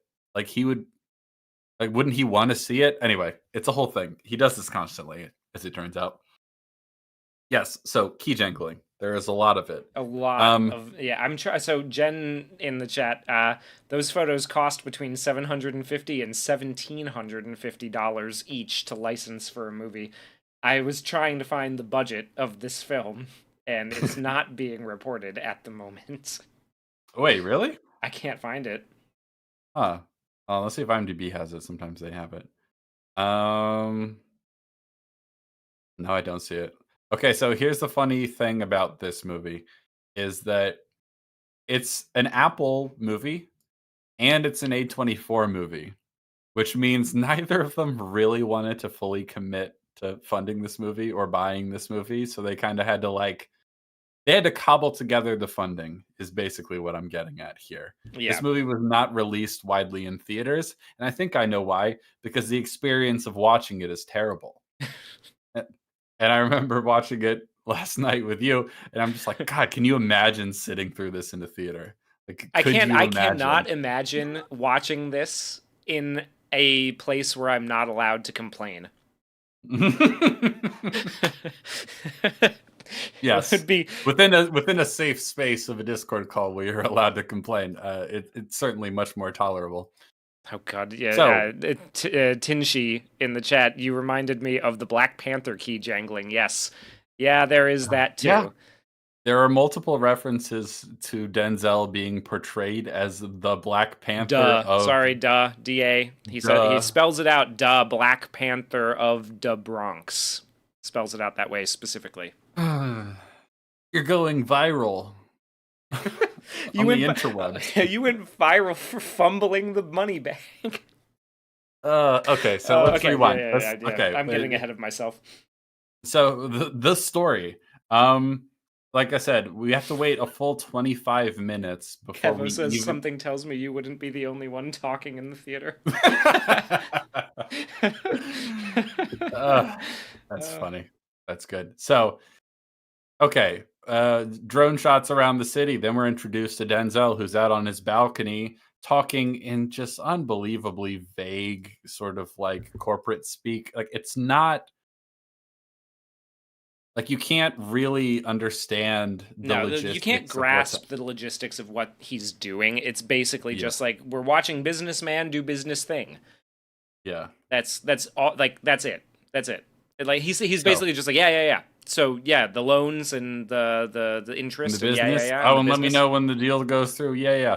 And there's some vagary in the beginning of high and low too, but we get the answer within like 5 minutes. Anyway, so then we're introduced to his like picturesque family, but um instead of how in high, remember how in high and low it is a reveal after like setting up a little bit of mystery, a reveal that actually Mr. Gondo. First of all, we don't get any scene of him talking to the other members of Stack and Hits Records about differing views and visions for the future of the company. That scene doesn't exist. But We it don't know does why. later. Like it It shows does up in later, that. Yeah. but that's how the movie should start Yeah, it is because for that's good how. reason. Yeah. It's that's how the other movie starts for good reason, as we'll get to. Then, instead of it being any sort of reveal of a thing he's already doing, he's talking to his wife about how he wants to get a mortgage or like whatever on his house Borrow against and the penthouse that they live in. yeah, Yeah. borrow against their beautiful penthouse in order so he can buy a majority share of Second Hits Records and, lead it himself. And she's like, "Hey man, wait a minute. I thought you said you were going to sort of like take a step down and take a step back from the business so we could focus more on the family." And he's like, "Yeah, I changed my mind." And she's like, one of the things she says just absolutely just doesn't make any sense in this version. So she says like, why would you, like want to run a record label that's barely making a profit to begin with? And it's like, if it wasn't making a profit, how do you have this massive penthouse? Yeah. You know what I mean? Like you're hyper successful and he wants to take over the business that has got all of this for you. And you're like, oh, why would you want to do that? Yeah, Like that that's it doesn't fucking it doesn't it make any doesn't sense follow in and this like and version. that happens. So we've jumped ahead a little bit to get to the stakes because the first scene with her, she's talking about how she's the chairperson of the board at some like art institution, and she's Yes. going to a luncheon, and she's planning on contributing $1.5 million.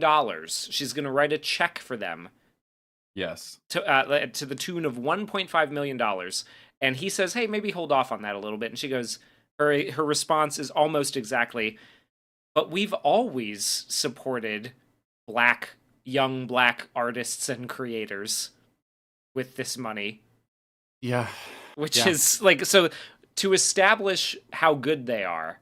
That is Mhm. like the morality here, right? Is like they are consistently contributing money to help young black artists in New York achieve art, Yes. And essentially. so and And he she's says, kind of "No, like, maybe hold off for a "What do little you" bit." like, "Maybe hold off for a bit," and she's kind of, like, a little bit indignant about it, and it's like, you're spending $1.5 million of the money he earns. And he's like, hey, not right now. Maybe next time. He's like, but we've always supported black artists, TM. And he's like, well, maybe not right now. And it's like, what do you mean? Are things not okay? She's very kind of indignant and pushy about this, which is interesting compared to how the original goes. But then the other thing that was, we're going to jump around a little bit. Fuck it.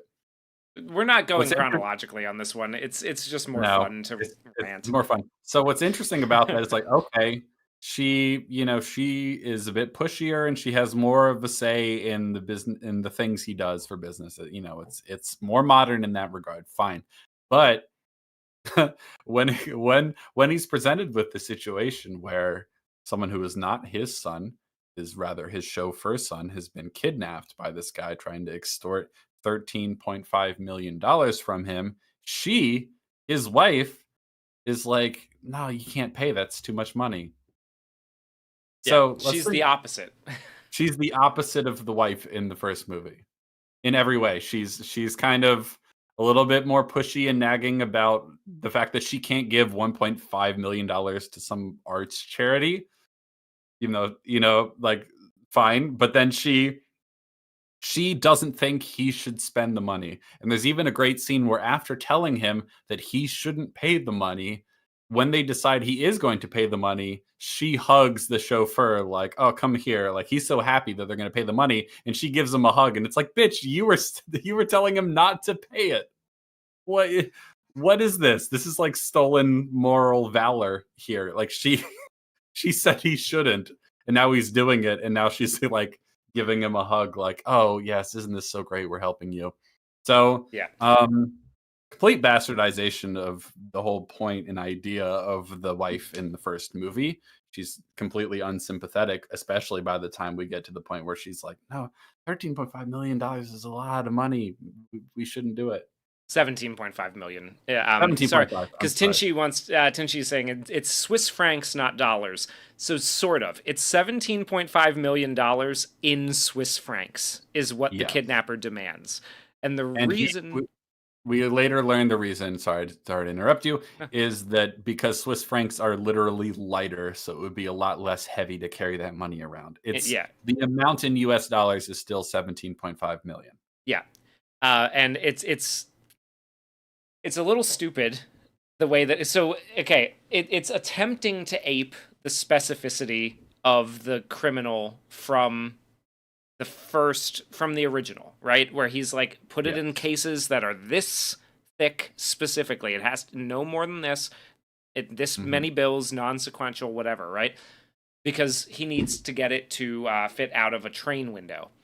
In this one, the reason that he demands the payment in Swiss francs as opposed to US dollars is just because Swiss francs are lighter, so it would be heavier to carry around a backpack full of US dollars as opposed to Swiss francs.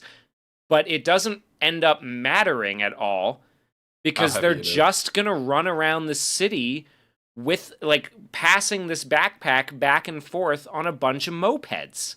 Well, to be fair, if that bag was 300 I pounds, guess that that's would true. make it Yeah, a if the lot bag, more if it was 300 pounds, it would more make it a lot difficult. harder. It would have killed that guy when he fumbled it off the train. We'll get to it because the train sequence is so much. It's profoundly stupid compared to the original. It's really funny. So, Well, and here's a good question too from Georgius, right? Where are you supposed to spend those francs in New York? And if after you get it, right, and the kid is released, obviously the cops, well, you would think anyway, the cops in the Kurosawa version would be like, okay, he asked us for it in Swiss francs. Do it means he not. needs to go to a place where Yeah, he he can needs to get go to a that currency exchange. exchange. Do Exactly. not let him do it. That's so. I mean, obviously, there are going to be a lot of currency exchanges in the city of New York, but that is so much more conspicuous than just getting money. But yeah, like And I it, mean, the other thing too is right. Like he can't just go. He can't just go to little like every little like a Switzerland. little bit. He can't just go to one and just dump $17.5 million in Swiss francs on the table and say, No, that "Give it wouldn't to me." work. Yeah, It wouldn't work. So yeah. he'd have to go to each one individually. But they could just like they could just watch certain ones and catch him, right? So it's Yeah. just it doesn't work the same way that No, it did in the other one, no, even a it little doesn't. bit. You thought you thought you had it. You didn't. But ultimately, none of it really even matters. It's wild. So, A crypto yeah, wallet would have made more sense. Like Kevo it was would. It saying, would. like it would have It made way would. more sense. It would have been a more modern take on it as well, which allegedly this movie is trying to do. But this movie is filled with all sorts of boomerisms. Oh God. Well, okay. So like the opening scene, he's doing some business on the balcony. He has that exchange with his wife about, hey, maybe don't spend $1.5 million in a one fell swoop to support the black youth in our neighborhood. He was spray painting things and making art and all that. Please don't do that today. And then he takes his son to basketball practice, and we get a very very long scene of him telling his son about the detriments of too much screen time on his phone. He asks him to add up the math of how much time a day do you think you spend on that phone, and he says about like I don't know 5 hours, and he goes okay, so 5 hours, 5 hours on your phone, 10 hours sleeping, 3 hours eating. What are you like? He's basically like auditing his time and being basically he's basically auditing his son's time and then just being like, you kids today, you just don't even stop to look at the world and like see the things around you. You're just so on your phone all the time. There's just too much. You're just too distracted. You just can't like stop to appreciate life, man. The basketball. I just got done talking about the stop to appreciate life. You're spending too much time a day on your phone, Yes. said the Hmm. businessman in the year of our Lord 2025, Who would be on the phone all the time. all the time. Yeah.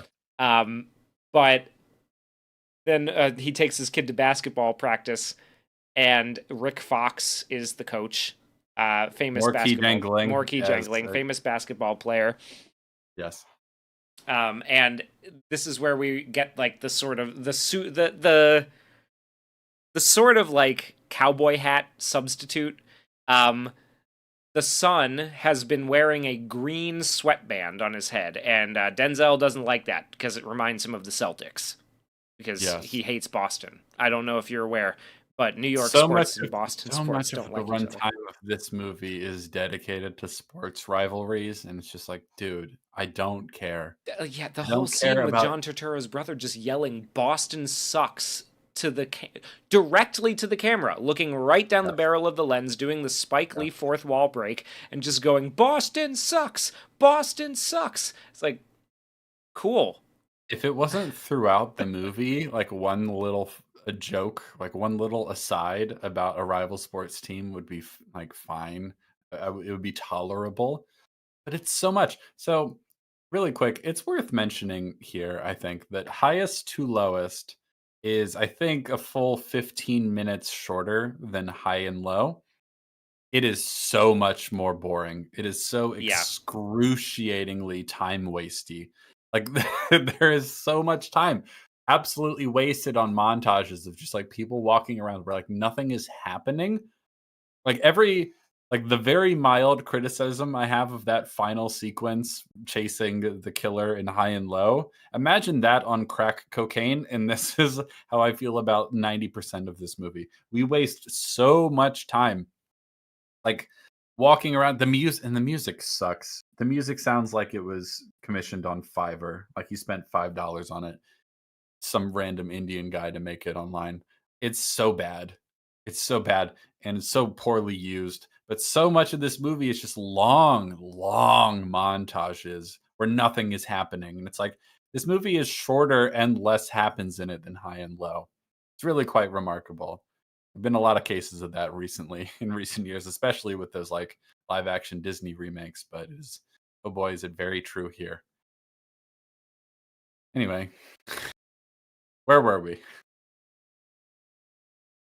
uh, we were at the point the basketball practice. So he's been wearing the green Celtics sweatband, and he drops this. We get the revelation that his son's friend left his sweatband in his closet. The dialogue between the characters in this you is let You must have left it in my closet. Yeah, yeah. You must What have are you left it in my. saying? What are you saying, Spike? What were these two teenage boys up to, Spike? Hmm. Anyway, But continue. so like the dialogue though is written like that. So somebody asked earlier, is the 2K17 NBA game that Spike Lee directed the one with the infamous dialogue? Yes, yes, it is. All of this movie sounds like that game. I gotta look up this game. I had not heard that he had done this, so I'm very curious. I was gonna suggest doing a watch together thing, but I couldn't. Like the reason that I decided not to is because there's a lot on YouTube of. It seems that a younger generation of fans are rediscovering this in the same way that like Spider-Man 3 has been rediscovered, and people are like starting to be like, oh, actually, I think this was a underrated masterpiece. Oh, And I was just like, okay. I'm not diving into that. I have no idea what the game is about. All I know is that the story mode has barely anything to do with basketball. It's a movie. It's a 2-hour movie that you have to play through in the story mode that Spike Lee directed. But the dialogue is awful, and in this, it's written very much the same. So Yeah. his friend left his sweatband in his closet. He's gonna give it back. That's essentially the cowboy hat that is going to be That's the swapped. justification for okay, you know what's really funny about this? That's the justification for why the killer kidnapped the wrong guy. Not a full different costume, but just one different headband, right? Yeah, the killer And it's couldn't tell these two black kids apart. the killer is also black. Not Yeah, killer. for The sorry, the the kidnapper, kidnapper. because he doesn't He kill is also anybody in this movie. no, he doesn't. He doesn't. And the other thing I think that's funny about this is that he will go on to say later in the movie, the kidnapper, played by ASAP Rocky, for some reason, he will go on to say that like he basically idolized Denzel, Mr. David King. He idolized him so much that he would like basically stalk him, trying to get his mixtape in front of him. No lie, that's basically what happens. Yeah. But the reason I bring it up is that he even mentions in that little speech, he even mentions that he followed his own son on social media so he could like follow his son and know where he was going and like try to meet him there and try to get his mixtape in front of him or whatever. So he follows his son on social media and he still can't tell the difference between them, even though the only Oh difference is fuck, I they're didn't even wearing a think about that. headband. The only difference is a single green headband, and he kidnaps the wrong person. They don't look especially The alike. wrong 17-year-old boy. Let's just like, Yes. this is not children, right? This is a 17-year-old boy. Yeah, why that change happened, I don't know.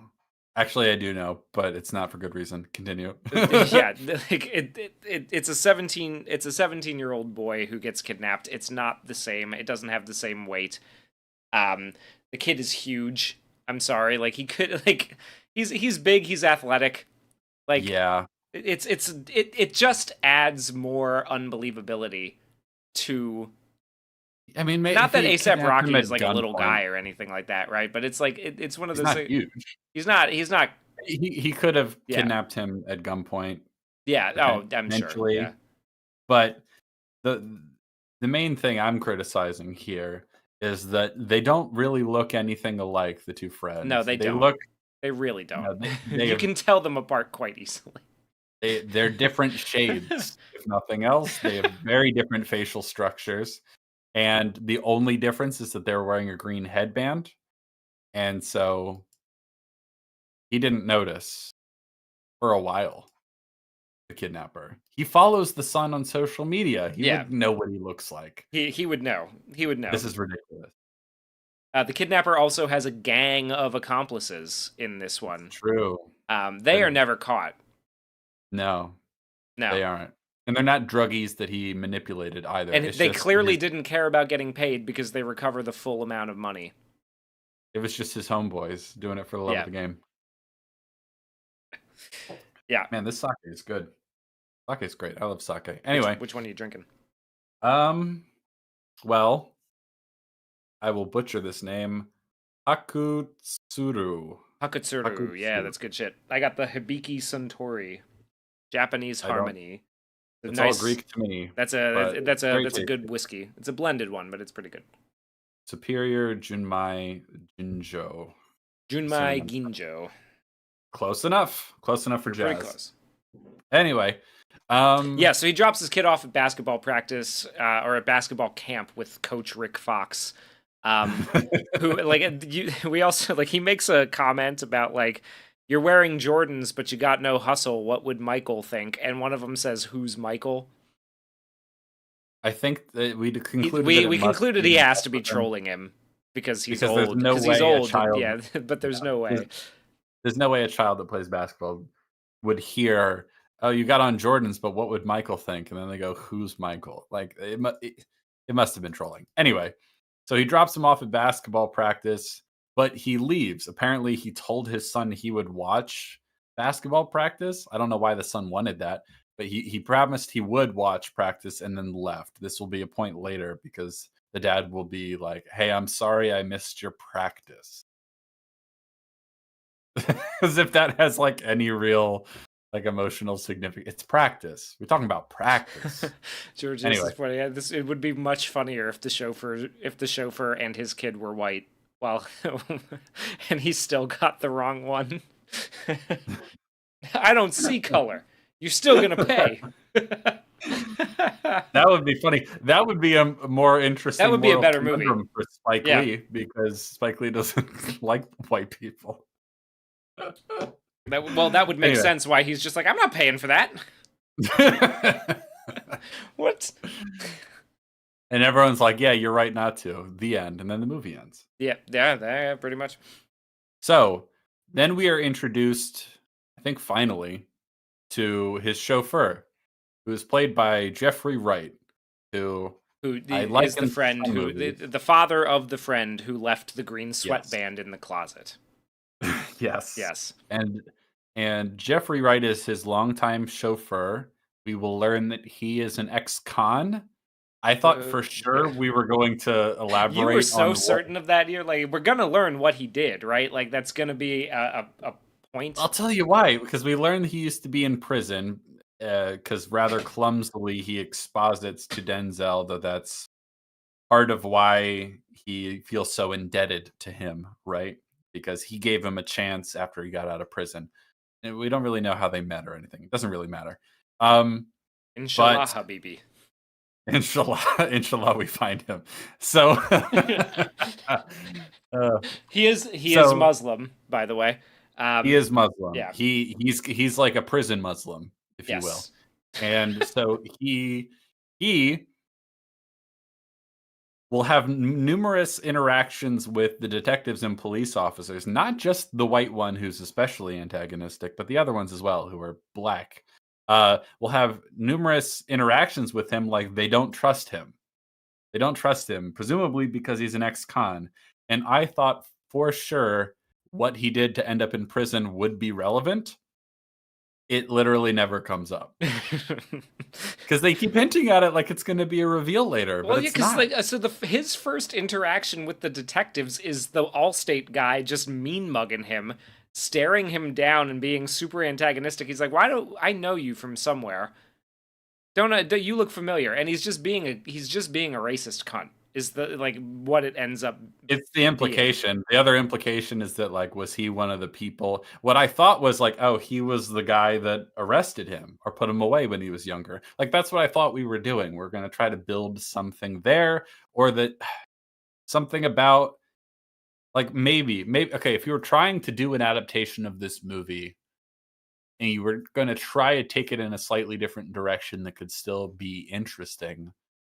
And like, okay, maybe the chauffeur now isn't just a perfectly innocent, meek guy. You know, maybe he's like a former ex-con or whatever, and maybe he actually is connected to the criminal, or at least the underworld from which the criminal emerges. You know, Like, you know what I mean? You could do something there Yeah, if you I wanted mean, to. Georgia's just said some intrigue about him setting up the kidnapping to rip off his boss. I mean, even if Yeah, that's a to theory, put if you yeah, wanted to put a twist on it, yeah, and like you said, even if that was just a theory that maybe the detectives had, and ultimately they're wrong, ultimately it doesn't come up at all. Like, I was half convinced that we were gonna find out that he, like, killed a cop or he is something. surprisingly inactive in the movie. Like Yeah. he has very little to do, given how much more weight they give him than the original chauffeur. But even the original chauffeur has a whole segment dedicated to like he's trying to make up for the hurt that he caused Mr. Gondo by kind of overcorrecting and making his son remember. None of that is in this part of the none of that's in this movie. No. It's not here at all. It's very odd. It's very odd. So, like, instead of the sort of, like, deferent attitude that, the chauffeur has to Gondo in the original, he acts Jeffrey Wright plays it like he's an old friend, like, I don't get involved in the business. You know better than me when it comes to business, but, like, it's like an old friend instead, right? Like, he chimes in a lot more, I guess you could say. Yeah. Yeah. Well, Um, he has that line that sort of I don't remember the actual line that he says in this movie because it's just not quite as memorable. But in like Pulp Fiction, the guy who goes like, "My name's Paul, and this is between y'all." He has a line that's almost exactly like that twice okay. in this one. So yeah, it's I found it very, very cringe. So Denzel asks him, "What do you think?" And this is about their business dealings and what like his plan to take over Stacking Hits Records. We Yeah. have not gotten to the inciting incident yet, but he's trying to ask him what he thinks of this plan. And he says, "My name is Bennett, and I'm not in it." And he says, "My name is Paul, and I can't call." He says, "You're the mogul. I drive the vehicle. I'm just the man next to the man." And, he says, and then Denzel chimes in. He says, "And your sister's name is Ruth, right? So tell the truth." And they're like, "This is the level of Yeah. humor in the movie. That's the humor, that's the dialogue. That's That's what every that scene by the like yeah, practically yeah, every yeah. scene. Oh, yeah. It certainly is.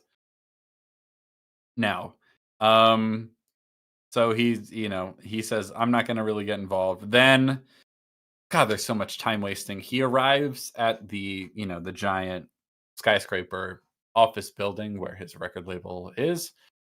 On the way up, he encounters um, Oh, a a folk, woman. yeah, a black folk singer. Oh, fuck, I forgot about that. She sings him a whole song that's basically just like, oh, if I only get 1 minute of your time, this is how I would use it to make you to convince you that I am worth investing in. Essentially, is like that's the song. That's the Yeah, lyric of the song. and so she sings the song, and it's like it's all right, but so he gets into the lobby, and this woman is like, "Please let me play a song for you, so you'll discover me, or whatever." And he like it seems like he's going to entertain her because he stands there, and she starts playing, and then that turns into montage music for him ascending the stairs the rest of the way. And so you think, okay, he sat. What you think when you watch it is, okay, he sat there and listened to the whole song, and then he walked up to his office, right? But then when she's done, we cut back to her, and he's not there anymore. So I can only conclude that he walked away while she was singing. Like Yeah, yeah, there's because no other way to interpret it. it cuts away. She never comes back. The character never returns. Like they never bring. No, Yeah, no, Ice no, no, Spice no. is in this movie too, by the way, because he meets her in the lobby at like And as she kinda, like, flirts with him briefly, and then that's it, and then she's gone. yeah. Uh, Tinchi is right, this film is shorter and includes 3 music performances. Absolutely.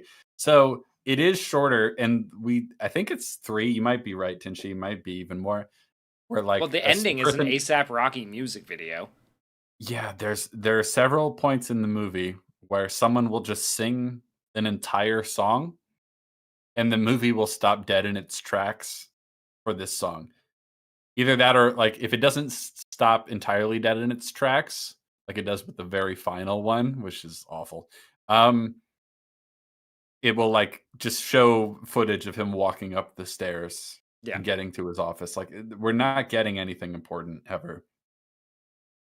It's like he saw how minimal and deliberate the use of music was in High and Low, and he's like, "Ah, what if I did the opposite of that? What if I used tons of What if? music Well, and yeah. rather haphazardly? Well, because Like, he what if saw I the, threw the big one takes in High and Low and went, no, no, no, no, no. This, no, no. you What know, if what would be I better? Cutting every line. yeah, what would be better if I started the movie with a song from Oklahoma for no reason?" Because it's oh, what a beautiful morning. Okay. Everything's going my way. It's setting But the everything tone. isn't going his way. The movie doesn't st like, the movie starts with a song that makes you think, "Ah, a perfect idyllic life is shattered by this tragic thing that happens," but it's not. He's in a rather precarious, like, financial predicament. He's already got tension between him and his wife about what they're gonna do about it. You know what I mean? He's got, like, not a strained relationship with his son, but there's some you get what I'm getting at here? Well, Like, there's a that bit of a music. strained relationship with his son. We'll talk about that when we get to that scene, because Oh, it gets way worse, but even at the beginning of the movie, it's not like everything's idyllic yeah, until something yeah. terrible happens. So the music is just like, "What are we doing?" Anyway, It's just because of the so title. That's it. That's the only reason. so he arrives in his office and he's meeting with this is where we finally get a scene where and this is one where we're jumping the line constantly. This is one where we're cutting on every line constantly. He's trying to convince another member of the board or whatever of the Yeah. company to go along with his plan Played by to Brother Mizune from The Wire, the guy yeah, with the yeah. man, The Wire is so good. The Wire is We could just so talk about The good. Wire for the rest of the for the rest of the show. I love Like, The Wire. The Wire is an it's incredible yeah, show. It's a real who's who of black character actors in the best way possible. yeah, There's so many great people in that show, and like they pop up in everything capital D black since The Wire has at least someone from The Wire in it, right? yeah. But it's like The Wire is just so unbelievably good compared to all those other things that have come after it. Like when I see him in this movie, when I see Bunk in this movie, I'm like, oh man, I remember when you were in good things. What a shame. I People, I remember when you had a character. yeah, wasn't that nice? Wasn't that fun? Didn't Like you The like Wire, working with that? I mean, I guess you probably liked getting paid what you did for being in the Spike Lee sure. movie here. So Yeah, whatever. Anyway, The Wire is really good. If you haven't seen The Wire, go check it out. So he's talking with this guy, and he's trying to convince him of his plan, this rather risky business move to essentially. basically, just like surrender overall control. Like this is the last holdout that he needs to sell him shares so that he can gain a majority stake and take over. Yeah, Yeah. That's what this is. And it's very long. It's very erratic in its editing style. And it's like it almost reminds me of or I feel like this is probably what Spike Lee went through to get this movie made. Because he like consistently just sits there. The guy is not sure he wants to do it. And Denzel's character keeps picking up this like microphone that's not plugged into anything and pretending to talk into it and going, say yes. And the guy just sits there for a little bit, goes, say yes, puts it back down. He just badgers him, basically. This is also where we get a little bit of the, AI is the future of music. This is really the only place where that's going to come up. Earlier in the scene where he's driving his son to basketball practice, his son is like, "Oh, I put, all these people in your must play or must listen playlist so that you can kind of like get a sense of who they are cuz, the girls give me their music and then I give you the music." And like he's using it in a way to like meet chicks like you might if you were a teenage boy in that, hmm So, yeah, understandable, but like in this scene he's kind of this is the scene where the other guy's like, well, AI writing is the future of music, and he's rejecting that, kind of basically saying like that's a perversion of it's the a culture. it's a throwaway line though. It feels rather like meaningless. Like we're not. we haven't built the whole plot around everyone else that he's like competing with for the vision and the future of this record label. Like Yeah. they're really going gung ho on AI, and he's taking a stand against that because he cares about the artist, because he cares about the music and the craft. And like even if he has to start over, he's going to start over because the music will the music will be enough, right? Like the craft and the heart and soul of it. Like the movie isn't about that; it's a throwaway line. So I don't feel like giving it any credit for that, really. Yeah. But either way, he convinces him by persistent badgering, and he Really gets quick, his deal done. Jen asks, "Do you think the script is written by AI?" No, No, because it no, would be better. it's got too many Spike Lee isms. It's too idiosyncratic. Yeah, there's too much of it. It cannot have been written by AI. Unless he typed it in and was just like, write me a script. Write me high and low, but like As as Spike if Lee it would were do it. written by Spike Lee. You know what? You might have a point. Fuck it. You know, you might be onto I something. think she actually figured it out. She cracked the code. Crack the code. Yes. So he has the meeting with his business partner where he's like, Yeah. "Say yes, say yes." You talked about say Yeah, yes, I right? talked about say yeah, picking up the fake Good. microphone. Say yes. Say yes. Say yes. Say yes. Say yes. Yeah, Say yes. Yeah. So annoying. it, just annoy the money men into giving you the funding to make your stuff good. Yeah, that's Yes. basically Spike Lee in a nutshell. And then we get the conversation with his wife where he's like, "Hey, my plan's working. I'm gonna buy up all the majority shares so I can, run Stacking Hits Records." And she's like, "I thought you were gonna take a step back." And he's like, I changed my mind." And she's like, "Okay, Oh but yeah, why do you no, want to?" that's another thing, right? Okay, so like Gondo in the original one, right? Gondo, all he is like focused on, he wants to work, he wants to make a quality product. I just want to make good shoes. I want to make good shoes, and Yes. he is a shoemaker by trade. He's like, this is what I Hmm. want to do. And his This is whole the life. next, in my whole life. This is the next chapter. In this one, he has to throw in the line about like, well, I thought you were like basically on the brink of retiring. Why are you deciding to do this now? That's not that. That's a really, really That's a big change. drastic change. Yeah. Like you get to that point in your life, you're not about to be like, oh, what if I just like, I just talked to my wife about like maybe we can just spend if I retire and I take a step back, like we can get the money and like put it in, live off the investments. We can maybe downsize a little bit when the kid goes off to college. We can kind of just like spend our time between the islands and here. That's the kind of thing that it implies he's just been talking to his wife about before he decided all of a sudden, like, actually, Yeah. I think I'm gonna fucking mortgage everything and just like risk my Yeah, the entire shift. livelihood. Yes, the shift doesn't make sense considering how much he's risking, because the implication is exactly like you said, that he's been sort of like looking for a way to back away and to just retire and be with his wife because he's old. Denzel is older. I would bet any amount of money Denzel is older in this than Toshiro Mifune is in In High high and and Low, low. right? Oh, I Probably. would. I'll look it up.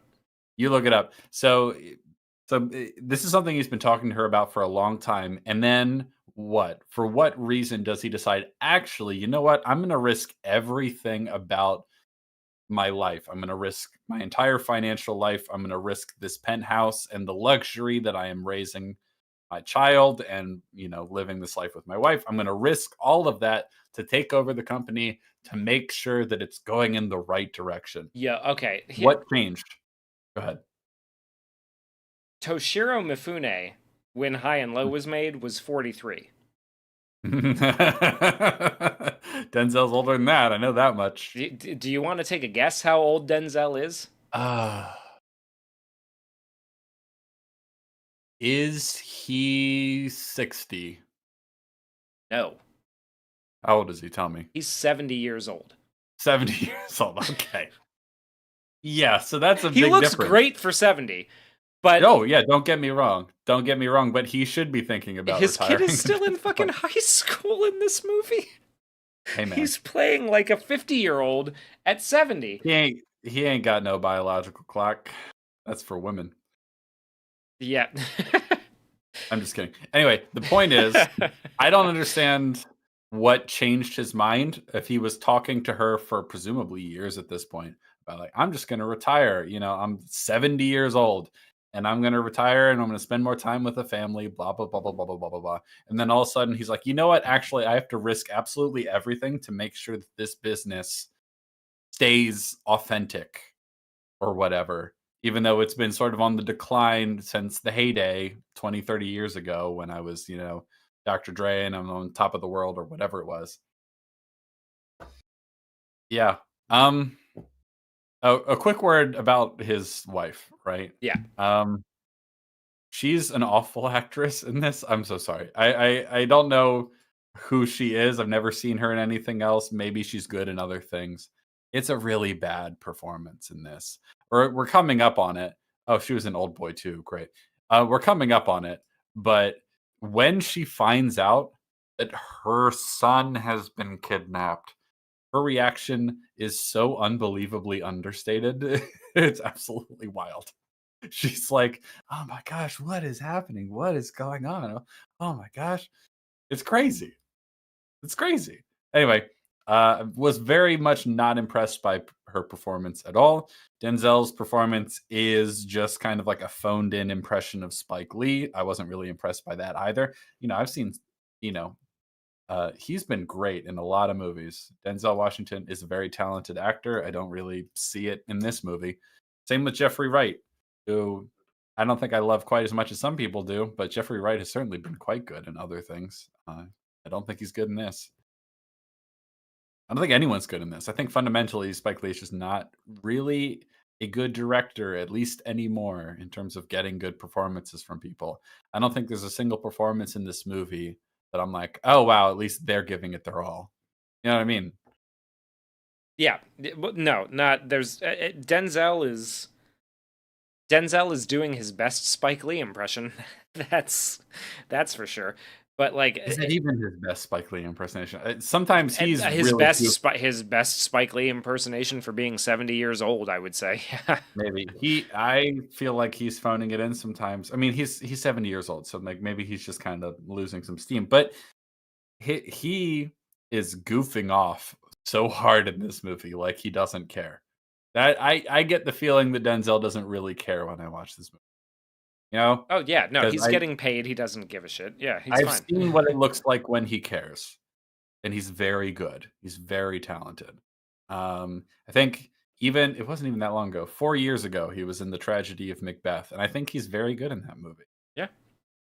Um, and there are a lot of great movies you could point to. I was thinking about it the other day. A slept on, if you want a good movie about a black, like a good genre movie about a black main character that's actually really well written and it isn't just sort of like weird, like amateurish, hacky, key jangling bullshit like a Spike Lee movie. I highly recommend a movie called Devil in a Blue Dress, directed by Oh Carl fuck yeah, Franklin. dude. That's a great That's a movie. great movie. Slept on, I would say. Doesn't get enough love. Really, really good. So, just quick shout out, Devil in a Blue Dress. Great movie. Anyway, Yeah.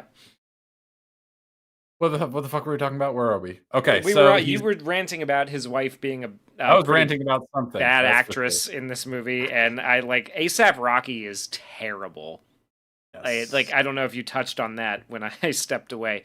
ASAP Rocky is god fucking awful in this movie. He's bad in this movie. I don't know if he's bad in everything or if he couldn't give a good performance with a good director, but he's not good in this No, at yeah, all. like I'd be willing to give him another shot in something else, maybe.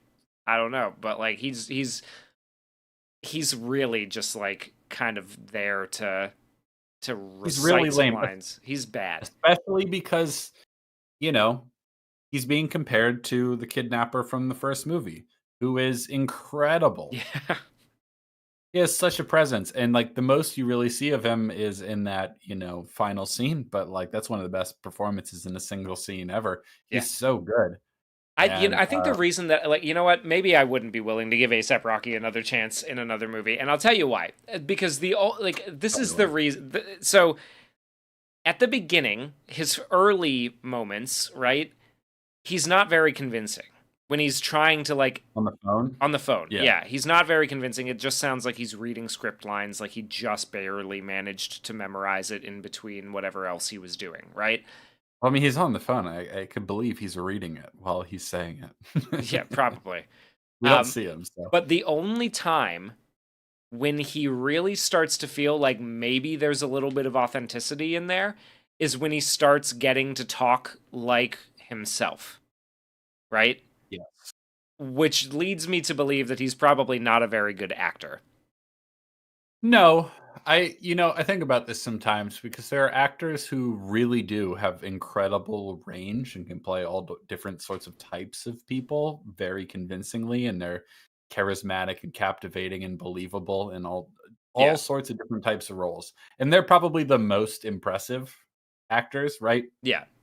But there are also actors that are just incredibly compelling and captivating on screen, but really they're only best suited for a very specific kind of role. And I would put Jack Nicholson on a list like that. You That's know what I true. mean? That's true. Okay. I That's love yeah. Jack Nicholson to death. I wouldn't think he has the widest range of any actor out there. He's kind of, when you watch The Shining and One Flew Over the Cuckoo's Nest back to back, you're like, oh, that's like the same. It's the same guy. It's not the same, but it's very similar. He doesn't have the widest range ever, but he's just very, very captivating. And when you cast him appropriately, he shines, etc. Right? He's got some range. I don't mean to give him too much. I don't mean to shit on him too much here, but I think there are some Maybe he people. just wasn't comfortable playing a character like this. Yeah, like Yeah, Harrison Ford, Keanu. Well, Keanu Reeves. I don't know if you want to throw that name in there. Harrison Ford is a little different. Keanu Reeves is just like really bad at doing. um, he's really bad in a lot of things. I think probably the most striking example is Francis Ford Coppola's Dracula movie. That well, But he's terrible in that movie, but he's not particularly like. I mean, he's good at like the physical action, but he's like, whenever he has to read here, a line in John Wick, I'm is gonna, I'm gonna, painful. def- I'm gonna defend him a little bit. I think Keanu Reeves is legitimately really good in The Matrix. I could give I you said it. that. Yeah. I think, like, actually, he serves the movie incredibly well, and he's very compelling in that movie. Yeah. That's the only one I've seen of him where I'm like, damn, he's really good in that. Yeah, I could give you that. Bill and Ted. Yeah, that's He's certainly. funny in Oh, that. you know He's what? funny in that. Point Break. I like him in Point Break too. That's good. I haven't seen Point Break. Is it good? Yeah, it's the original Fast and Furious. Right, right. Okay, yeah, you've told me Yeah, about that. I Anyway, prefer so Fast and Furious because I like those cars. Anyway, I uh, try to be charitable to actors because I yeah, think usually because the normal. direction is such a huge part of it. You know what I mean? I'm not willing to write off ASAP Rocky or the wife in this movie completely for that reason. Just because it has two really good actors in it that are both giving subpar performances for them, that I'm That's like, true. okay, it's the Maybe it's direct. yeah. Maybe it's him. Maybe it's Spike. He's not helping. That's for sure. Anyway, yeah, but no, yeah, ASAP Rocky's Yeah, performance is not good in this movie, no, unfortunately. it's not good. But okay, so what we were on was the conversation between him and his wife. She's like, I thought you were thinking about retiring, and he's like, I changed my mind. And that we just kind of blow right past that. They're out on the She balcony then. leaves. He's on the balcony. He gets a call, but we don't hear the other end of the phone. And then we see it from afar. He comes inside and he's like, "Oh my god, they kidnapped Trey, Tracy's Somebody's son." he says somebody's got Trey. Yes. Um, I think it's a mistake not to hear that original conversation. It's definitely a mistake. Why? Why? Why would you cut that? The He's like, point, the he's part where he like the other thing too is that like there's no implication in this movie at all that the kidnapper said don't call the police. true. There's no True. like it's so we don't get any of that implication that like hey the kidnapper said not to call the police. We don't get the Mhm. implication that he's watching him at all in this Yeah. one. No, It's we don't just do anything where we're hiding hiding, like we're closing the drapes so he can't see in and all. First of all, his penthouse is incredibly high up, so like the number of places where they could get a good vantage point is actually a lot smaller, especially because he has the balcony. Anyway, so yeah, we don't get any implication that don't call the police, because then he calls the police and there's no drama surrounding that because he just calls the police because of No, course he like would. you remember when in High and Low they have that whole thing where they disguise themselves as like workmen and they come in a van and they're like, hey, make sure to pull the drapes please before we walk out because he could be looking Yeah. here. Instead, what we get is a woman who comes in, is like steps into the door and says, "Hi, I'm a detective. May we come in?" What's what's even better about it is just we may we come in and she's already stepped inside, which is pretty funny. Georges Rex says, "Well, Batwoman told me the cops don't look for missing black boys. That's why they join gangs." All right, well, let's You get know what's into really that. funny about that? Yeah, let's I'm get so into glad that. I'm so glad you brought that up. That's actually gonna be hyper relevant to a really nonsensical line of dialogue coming up. So in the original High and Low, after realizing that he has kidnapped the wrong boy, the killer or the kidnapper says, "Oh shit, good luck for me. Now it's not extortion because it's not an immediate family member." And that is sort of, I guess, maybe like based on your assessment that, like, maybe that leads to the law being changed, right? Well, Spike Lee decided that he wanted to do something like that too. Um Yes. so the wife asks the head detective about Wait, the wait, wait. Sorry, really quick. Before you mention it, Okay. I'm gonna let you go on this, but to be clear, what has already happened before the wife mentions what she's about to mention is that an entire team of detectives and police officers have entered their home to respond to this specific case. It's at least like 8 people with equipment. So they've entered the house like, where can we set up? We're going to set up a whole command center in your dining room. And there's like 4 detectives talking to her when she says what she's about to say. I think that's Yes. important. Go ahead. So what she says is, well, why can't we put out an ebony alert? Now, I'm not sure if you're aware of what the ebony alert system is, dear viewers, but it is a California public notification system modeled after the Amber Alert, which is for missing children, but it is for specifically missing black individuals, primarily between the ages of 12 and 25, as according to Google AI. And the detective has a line where he says, "Yeah, we know about the Ebony Alert system, but as of yet, it's not law in New York State, so we will not be putting one of those out." And this is presented, your viewer, as if like, oh man, what a shame.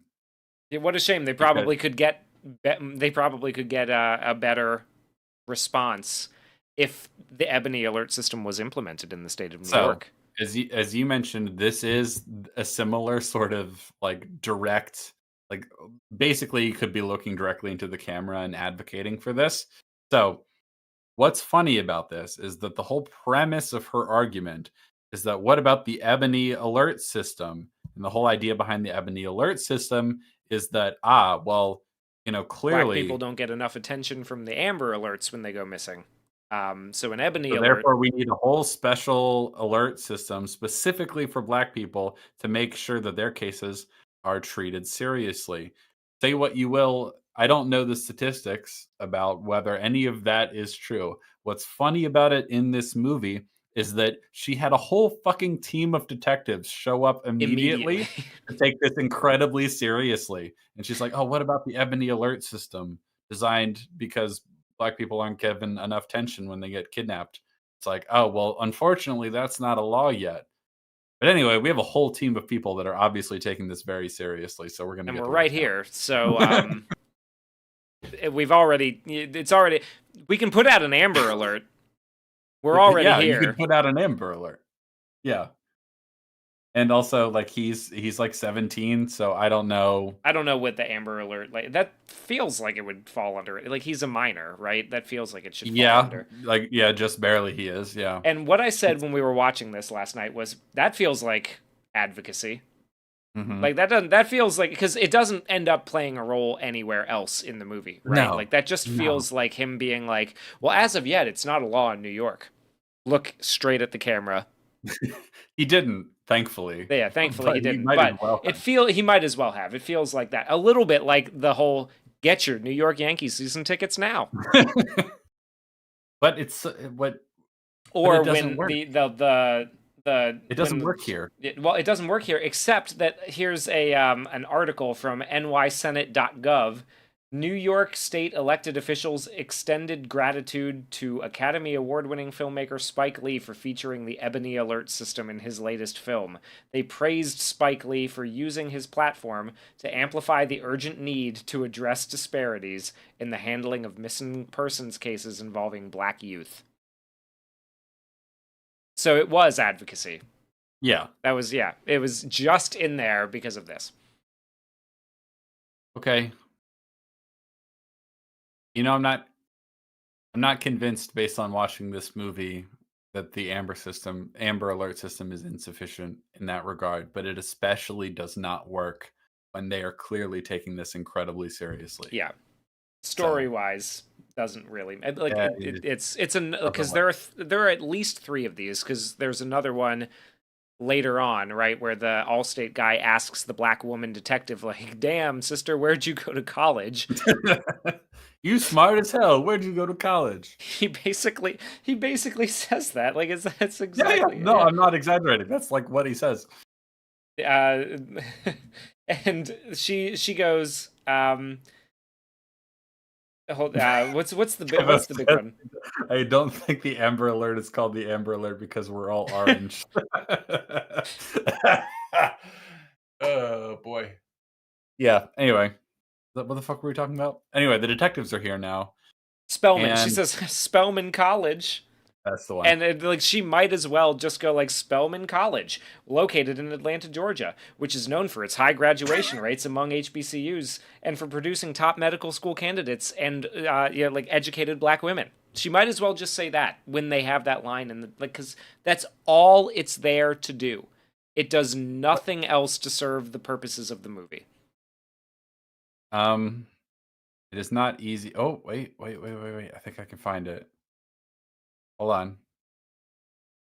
Let's see. It's even worse. I wanna call it out. So Okay.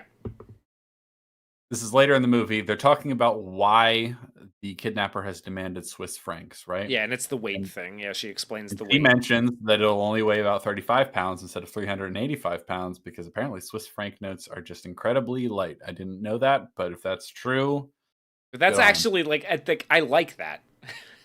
That would be a nice detail, but he has clearly not thought through anything having to do with, well, you couldn't get this to a currency exchange all in one go Yeah. because that would arouse an incredible amount of suspicion if someone who looked like ASAP Rocky showed up with $17.5 $17.5 million million. in Swiss franc notes, especially if the police, because I'm sure they would contact all the currency exchanges and tell them, right? Yeah. So there's no way that works. But it is kind of a nice idea that like, oh, well, he chose a currency that's very light so we could carry it around easily. Sure. So she says, how is Mr. King going to make the drop lugging a 385-pound backpack? He can't. A 1,000 Swiss franc note is the equivalent value of 10 $100 bills. And then the Allstate detective guy is like, damn, sister, where'd you go to college at, huh? Because that's how people talk. And she says, Spelman College, Black Woman Excellence.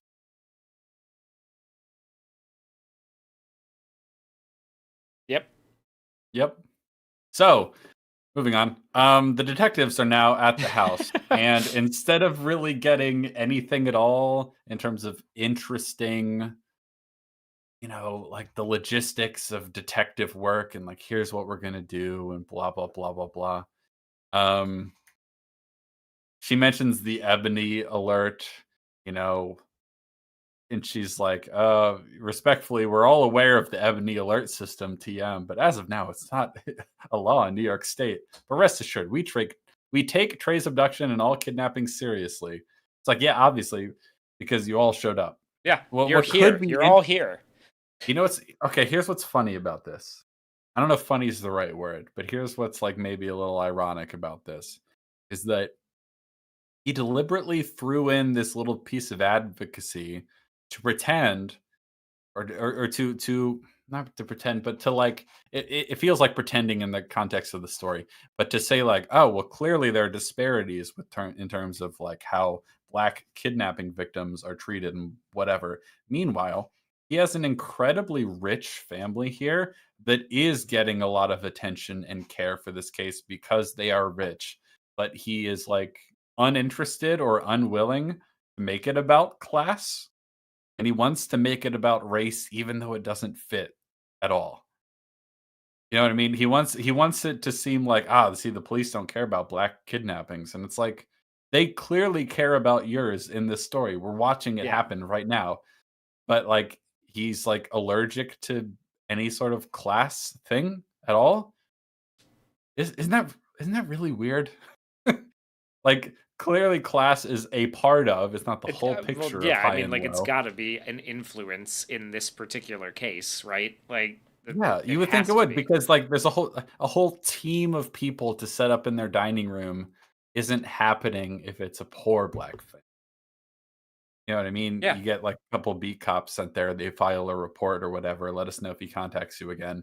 You know what I mean? It would be very different. There's, like, an obvious class disparity there that's irrelevant of race, and he's just like, what if I ignored that and made it about race? I'm a I'm a race huckster." Well, Anyway, yeah, that sounds about right. Um, and this is also where so like the white cop is already like mean mugging.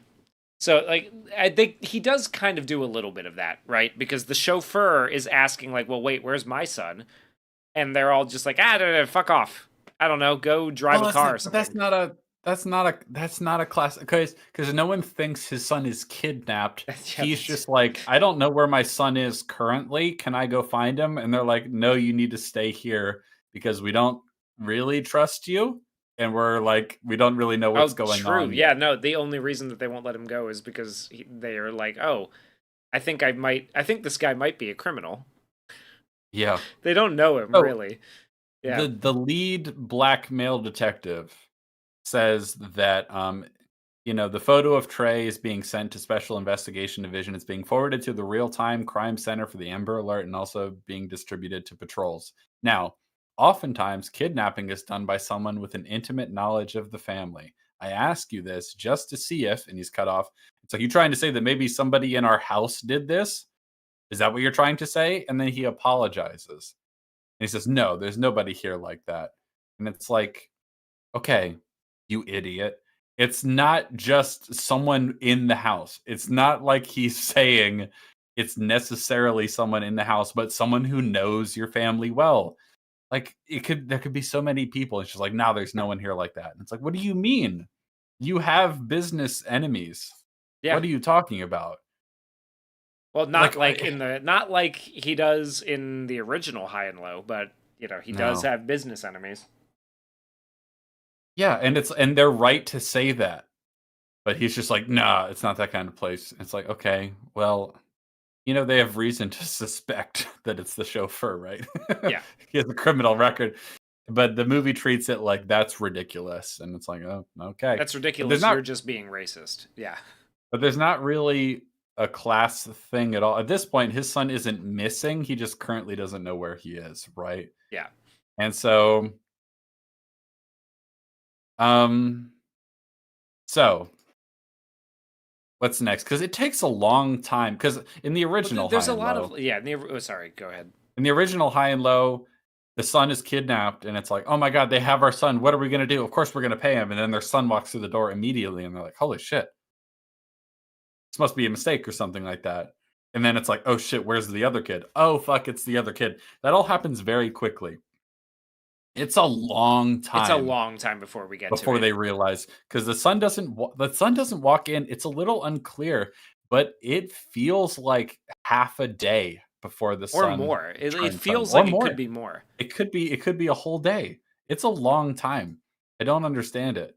Where the son has been the whole time, because when they do reconnect with their son, He was at a who obvi bodega. he was at a bodega because he, like, He went to get left some practice pizza.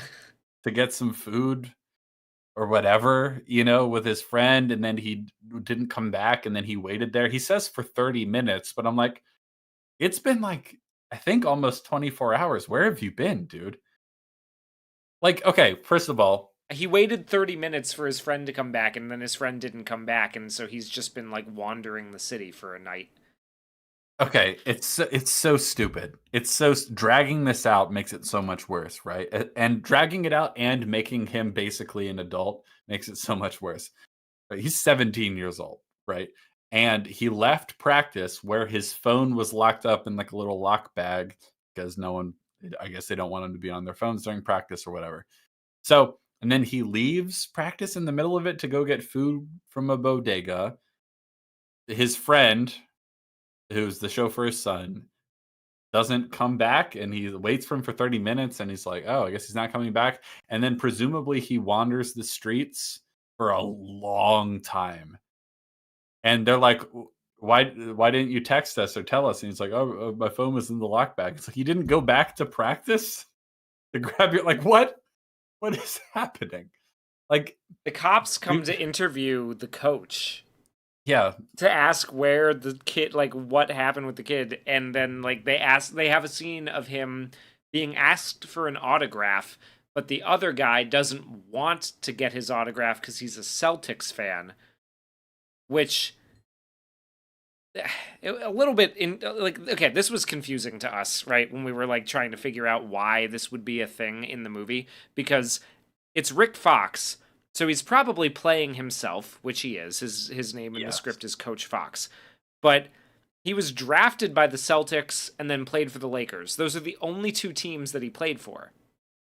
Yeah. So the New York cops want his autograph because he One played of for the one of Lakers them and the does. Celtics. One of them does because he played for the Lakers and the Celtics, but the Celtics fan doesn't want his autograph.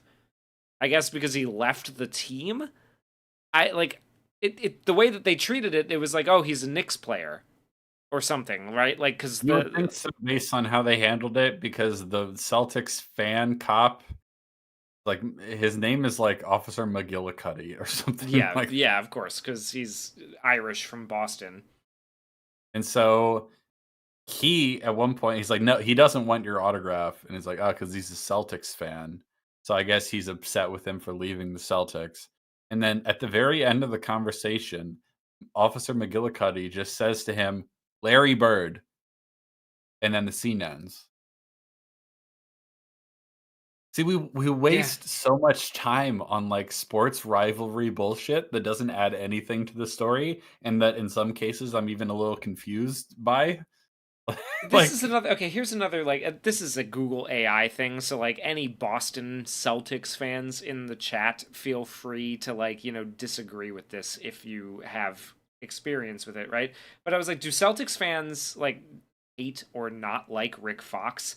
And this is Fox played for the Celtics for 6 seasons, was drafted by them in 1991, served as a captain, and is remembered as a fan favorite. I He's don't know. so like I don't like know. why include Hold on. this? I don't know why you include this at all, because but there's a whole bunch of shit in this movie that shouldn't have been included at all. But let's just move on. So, when the detectives there's a consistent pattern running through the movie that is very much the opposite of how the detectives function in the original movie. Where in this movie, the detectives ask reasonable questions to the family about their son, about who could have done this, and they're indignant to the police officers for even asking, as if it's an insult to them that you would even ask if, hey, was your son involved in any crime or drug use or anything? All right. The black female detective even says, "I remember how I was at 17," and the you know the wife is like, "What are you trying to say?" Like, that it's a consistent pattern running throughout the movie where the detectives ask very, very reasonable questions, and this family is like, "What are you trying to say? Are you trying to say we don't have a perfect family?" No, we're trying to solve the crime, you morons. These are reasonable questions. Yeah, It's so annoying. It's so aggravating because because especially in like they're hindsight, because the treating. detectives, Sorry, go ahead. the, especially in hindsight, because the detectives will just be like kicked out of the movie essentially, Yeah, because Spike Lee cannot bring himself to depict police officers in a positive light. No, he He just can't. Like, can't do it. like, because they're trying to do their job, but it's framed as like, oh, doing your job is racist. Like, Yeah.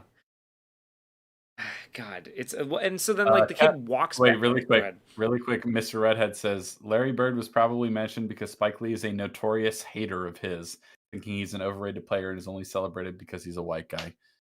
Yeah, of course he would think that because Spike Lee's an idiot and a racist. It is that simple.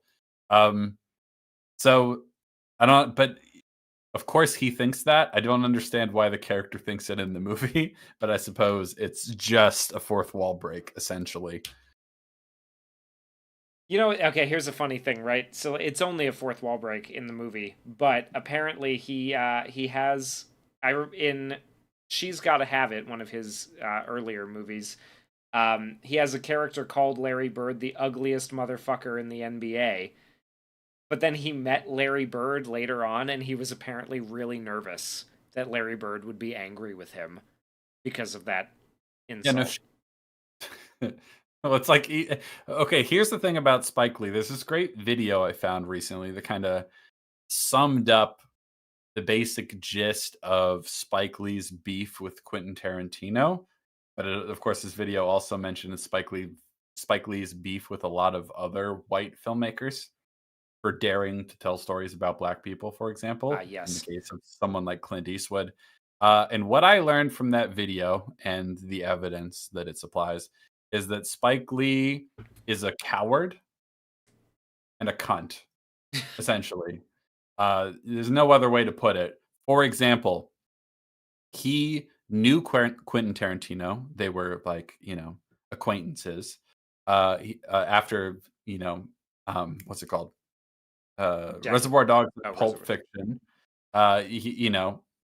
Quentin Tarantino made quite a name for himself, and Spike Lee liked those movies, so he sort of befriended Quentin Tarantino, or at least they were associates, right? And Spike Lee even put Quentin Tarantino in one of his movies, right, to play a director in like a casting scene. I don't remember what the movie is, but they've worked together. They knew each other personally, right? And then and then after both Jackie Brown and Django Unchained, Spike Lee decided to go to the press to start bad mouthing him for how he depicted black characters and his use of the N word, etc. Never once talked to Quentin Tarantino about it privately and went straight to the press to give him shit and imply that he's a racist for it. Why did he never talk to him privately about it? Because he's a coward. So, funnily enough, in that same context, Samuel L. Jackson defended Quentin Tarantino. Good. And here, this is what he said. I don't think the word is offensive in the context of this film. Black artists think they are the only ones allowed to use that word. Well, that's bull. Jackie Brown is a wonderful homage to black exploitation films. This is a good film, and Spike hasn't made one of those in a few years. Good. Fucking preach, Fucking dude. goddamn, dude. They apparently made up because they're in all those NCAA commercials together every time March Yeah. Madness happens. But like, yeah, good for you, Sam. I agree. Yeah. Okay, so Mr. Redhead asked, "What is the video called?" The video, I found it, is called it's a funny title. How Tarantino Pissed Off America's Number One Black Filmmaker. That is the name of the video, but it sounds like it would be on the side of Spike Lee. It is not. The video is about essentially all the instances of Spike Lee being a self-righteous cunt to Quentin Tarantino and others for like, it's not just for having the N word a lot in scripts written by a white man or whatever, which I don't think that's even a valid criticism of him. But it's not just that. He gave shit to Clint Eastwood for daring to even make a movie about Charlie Parker. The movie's called Bird. It's about Charlie Parker, the jazz saxophonist. And when that movie came out, Spike Lee mouthed off to the press about how like what's a white man doing making that movie, essentially. And hold on, I want to find it. It's somewhere in this video about like Clint Eastwood's reaction because Clint Eastwood's reaction was fucking great. Um so Oh man. Okay, hold on. So it's about Bird. So Clint Eastwood says Lee was complaining when I did Bird, uh, the movie about Charlie Parker. Hold on. Lee was complaining when I did Bird, asking why would a white guy be doing that? I was the only guy who made it. That's why. He could have gone ahead and made it. Instead, he was making something else. Yeah. If I go ahead and put an African American actor in Flags of Our Fathers, okay, then he goes on to talk about another criticism that Spike Lee had about him. But essentially, that is the response. He gives Clint Eastwood shit for telling a story about a black artist as if he isn't allowed to do it. And Clint Eastwood's like, oh, well, I did it because I'm the one that fucking did it. I was the one who wanted to make it. You could have Yeah, done you that. didn't fucking want to make it. You could You have made didn't it have at to any remake. time. Here's an interesting criticism, Spike. You didn't have to remake High and Low. Yeah. You could have made a movie about anybody. You could have made a movie about any of those black celebrities that you have King David here question about what would you do in my situation. You could have made a James Brown movie. You could have made anything, a Stevie Wonder movie, any of it. You decided to remake an Asian filmmaker's film and Twice. make twice. That's fine. You can do that. Nobody's stopping you. You can do that. Hey, you can ruin good movies if you want to. Yeah. I'm not going to try and stop you. I'm just going to call you a hack when you do it. So Spike Lee is an insufferable prick. You know, he got a lot of praise from the worst kinds of people when, for example, he objected to Green Book winning Best Picture over a movie like Black Klansman, whatever. He is just a self-serving, self-aggrandizing attention whore and race grifter. That is what Spike Lee is. If he ever was a talented filmmaker, I'm not seeing it anymore. And Black Klansman's fine up until the ending, right? So like you can see the talent in the rest of the movie, right? Here. I'll say that. Not here. If he had it, he lost it. And he clearly resents a lot of better filmmakers, and especially filmmakers who dare to tell stories about black characters, because he thinks there should be racial ownership of certain stories. And I couldn't agree more. I couldn't disagree more. Yes. I should say. Yeah. And I think the worst thing about it is not even that he would object to it and, like, let's say, have a conversation with Quentin Tarantino and be like, "Hey, man, I don't feel it kind of bothers me that you use the N-word so much in your scripts." And then they have a conversation about it. Maybe even they don't come to an agreement about it, but he never talks to him about it. Instead, he goes to mouth off in the press, even though this is someone he knows. I think this is a very, very poor reflection of his character. And I think essentially he's just a bad person. And that's how I feel about that. Yeah, but at some point maybe we'll watch Do the Right Thing and we'll discuss Listen, that. Here's the thing about Do the Right Thing. I have not seen it yet. I have heard what it's about, and I cannot believe it's as well regarded as it is. We'll say that. We'll have to tackle it at some point. We might have to, because I have seen it, and I'm a little surprised myself. Anyway, I just have no respect for that sort of thing. I think he's a scumbag. Yeah, so the one short film that I've made, right, was my thesis film. You remember I've talked about this. I sure do. Yeah, you were a pretty big influence there. Yeah, you helped out on a lot of that movie. But it was about some Asian characters, and I remember getting grilled by the program directors at the school we attended about why I decided to have Asian characters in my movie. And it was just like I don't know, because they were available. Like, it's about a family, and I had an actor on deck. He was Asian, so the family should probably be Asian, right? Like, isn't that? And because you fucking wanted to. Yeah, because I wanted to. Because it was inspired by Asian stories. So there you go. I cannot at all get on board with this idea that it's like, oh, you're not of the right skin color, so that's not your story to tell. It's like, fucking. Well, if you follow that to its logical conclusion, then nobody is allowed. I wrote it. It is my story to tell. I fucking wrote it. Shut up. Yeah. Sorry, I'm getting a little Well, no, belligerent. it's fine. Yeah, it's fine. The sake is really hitting. No, it's one of the, like, if you follow that to the logical conclusion, right? Then like nobody is allowed to tell a story that isn't autobiographical, Exactly. Essentially, which because is kind of lame. how could you dare tell a story about anyone from a different time period? That's not your story to tell. How could you dare tell a story about a person from a different socioeconomic status than you? How could you possibly understand anyone else? Yeah, it's It's not your nonsense. story. Yeah.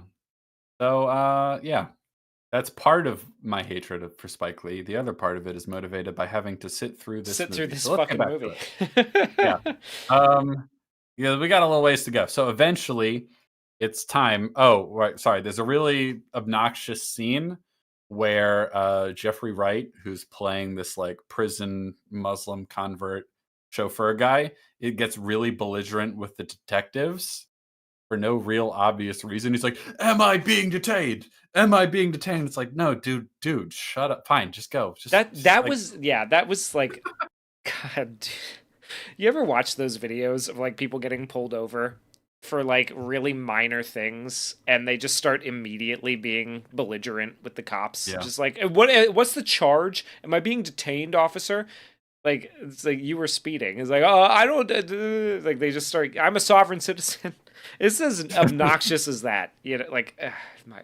fuck, God. Because he Yeah. wants to leave to go And hunt he's down supposed his to be a son. sympathetic character. Yeah, This is supposed to be the character that we're like on board with, right? But it's just like, no, like, I'm not interested in watching him do this stuff.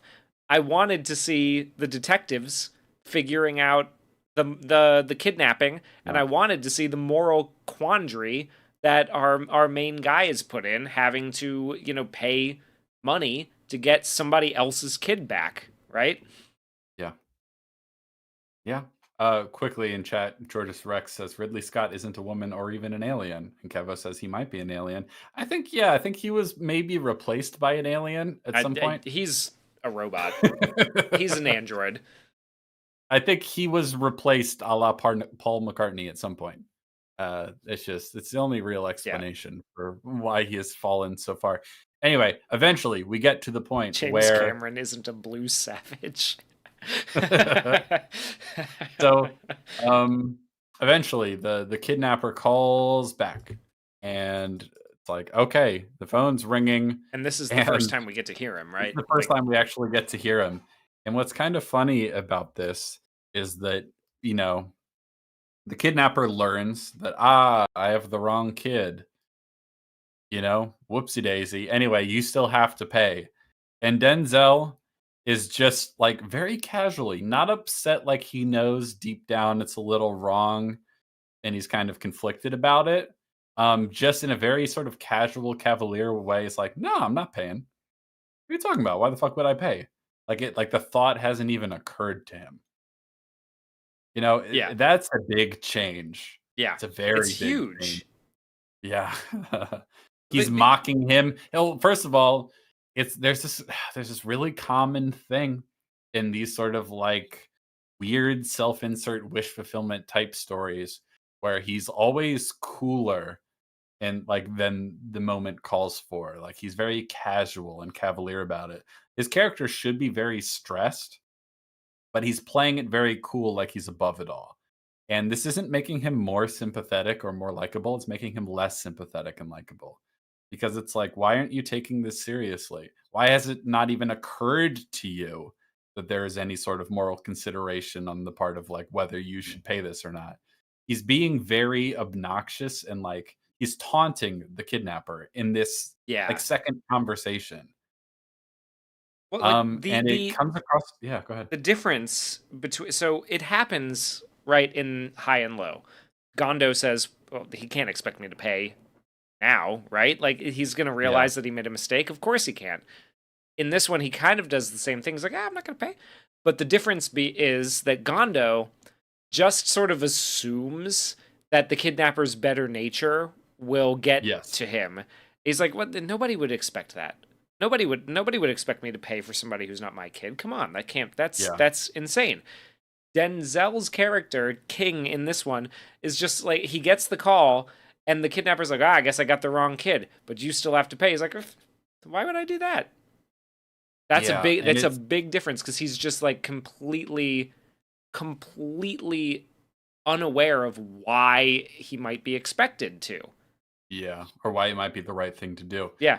And it gets worse the longer it goes on because Gondo in the original, like once he realizes that the kidnapper is insisting that he will pay, his better nature, his logical, civilized nature is not, winning the day here. He's going to make him pay anyway. Gondo doesn't feel like he can pay, but it's so obvious in every little mannerism that he feels deeply conflicted about it.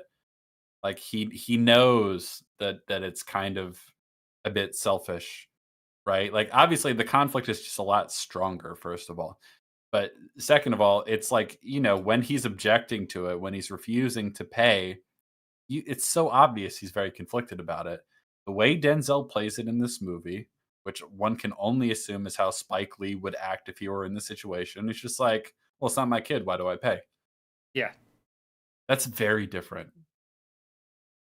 It's a seismic shift in the morality of this movie, and it's only going to get worse. It's only going to get worse. Well, yeah, So, especially like coming up to now, right? Like, because this is the big, obviously the big reveal. He got the wrong guy, so mhm, he still expects him to pay, and he doesn't want to do it. So we've entered the moral quandary of high and low. Finally, mhm. it's taken a long time to get there, but we're finally here. It's His been 40 It's been minutes. 40 minutes. Yes. It's been 40 minutes. I, His I, wife I, tries to convince him not to pay the ransom, yes. which he's already pretty much inclined not to do it in the first place, right?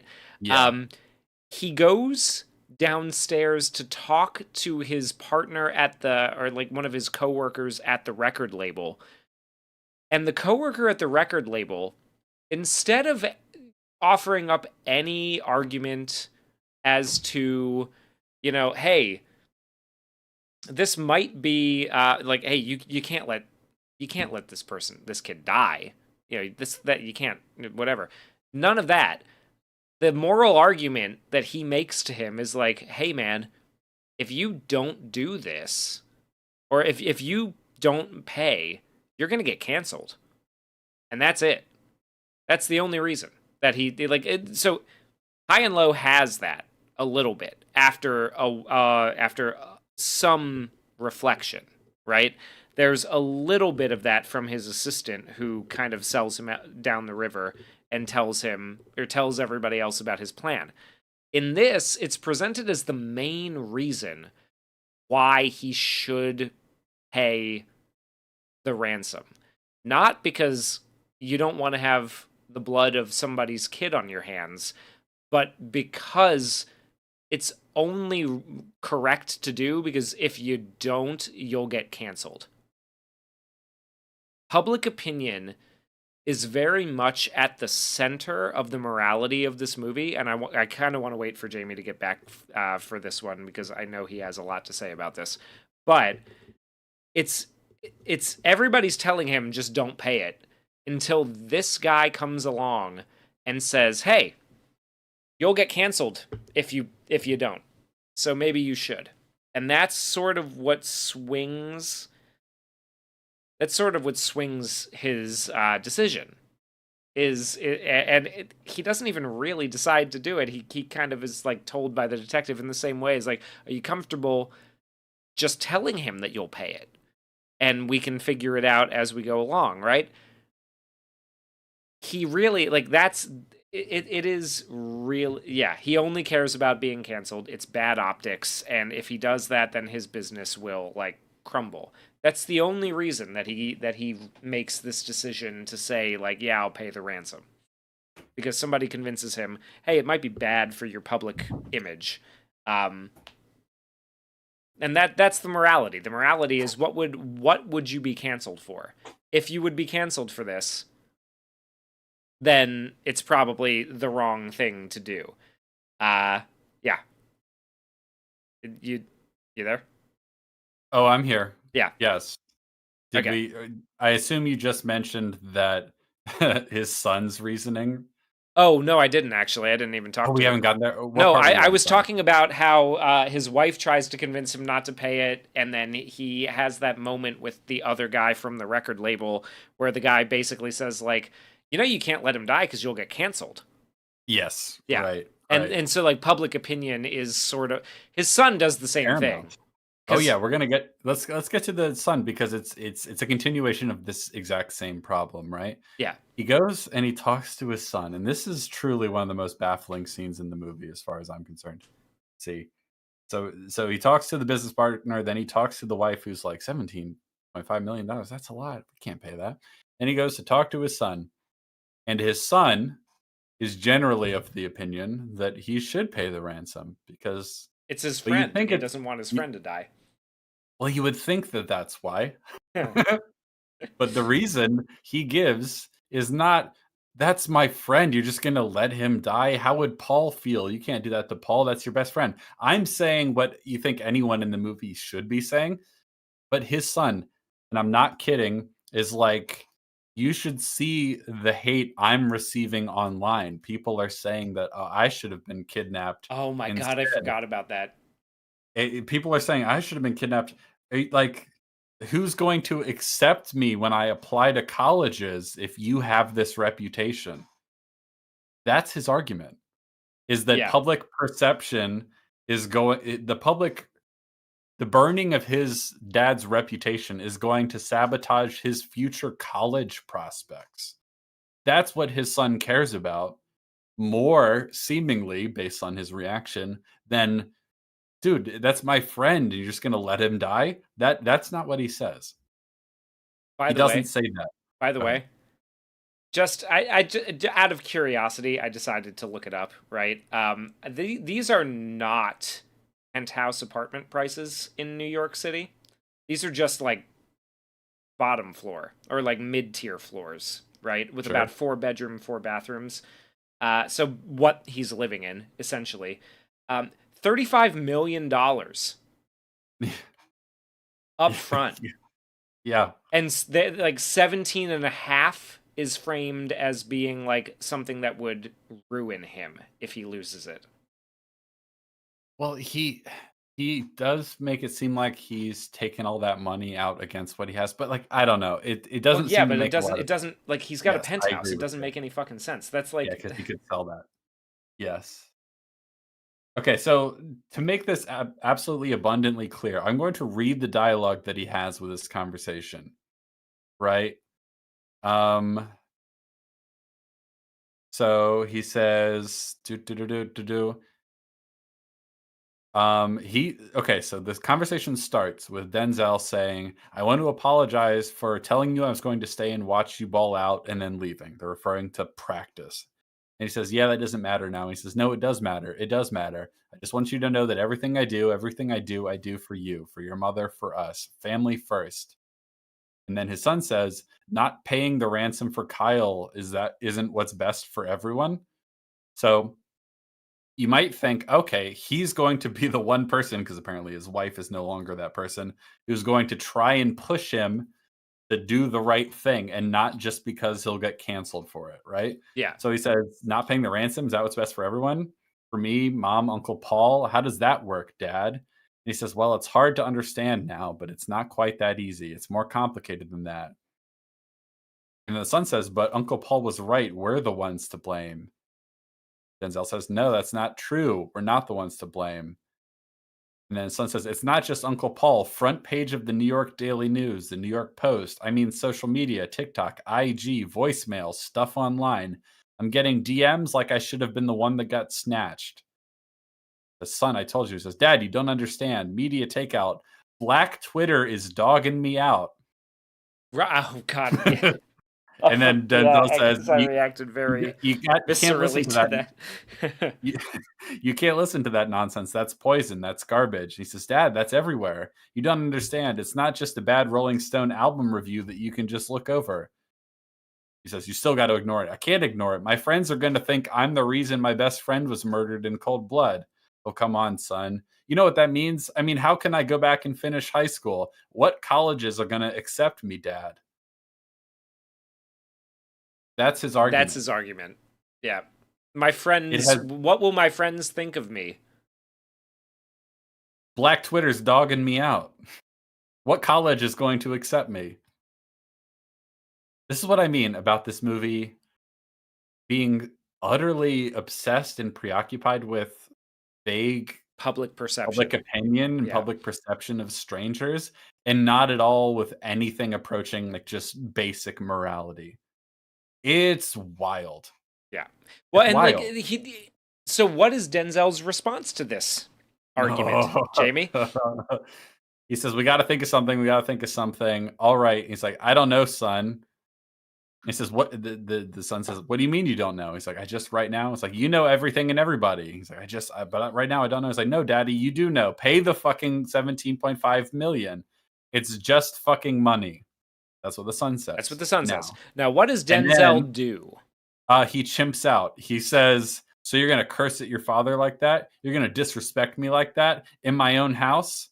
And then he bucks at his son.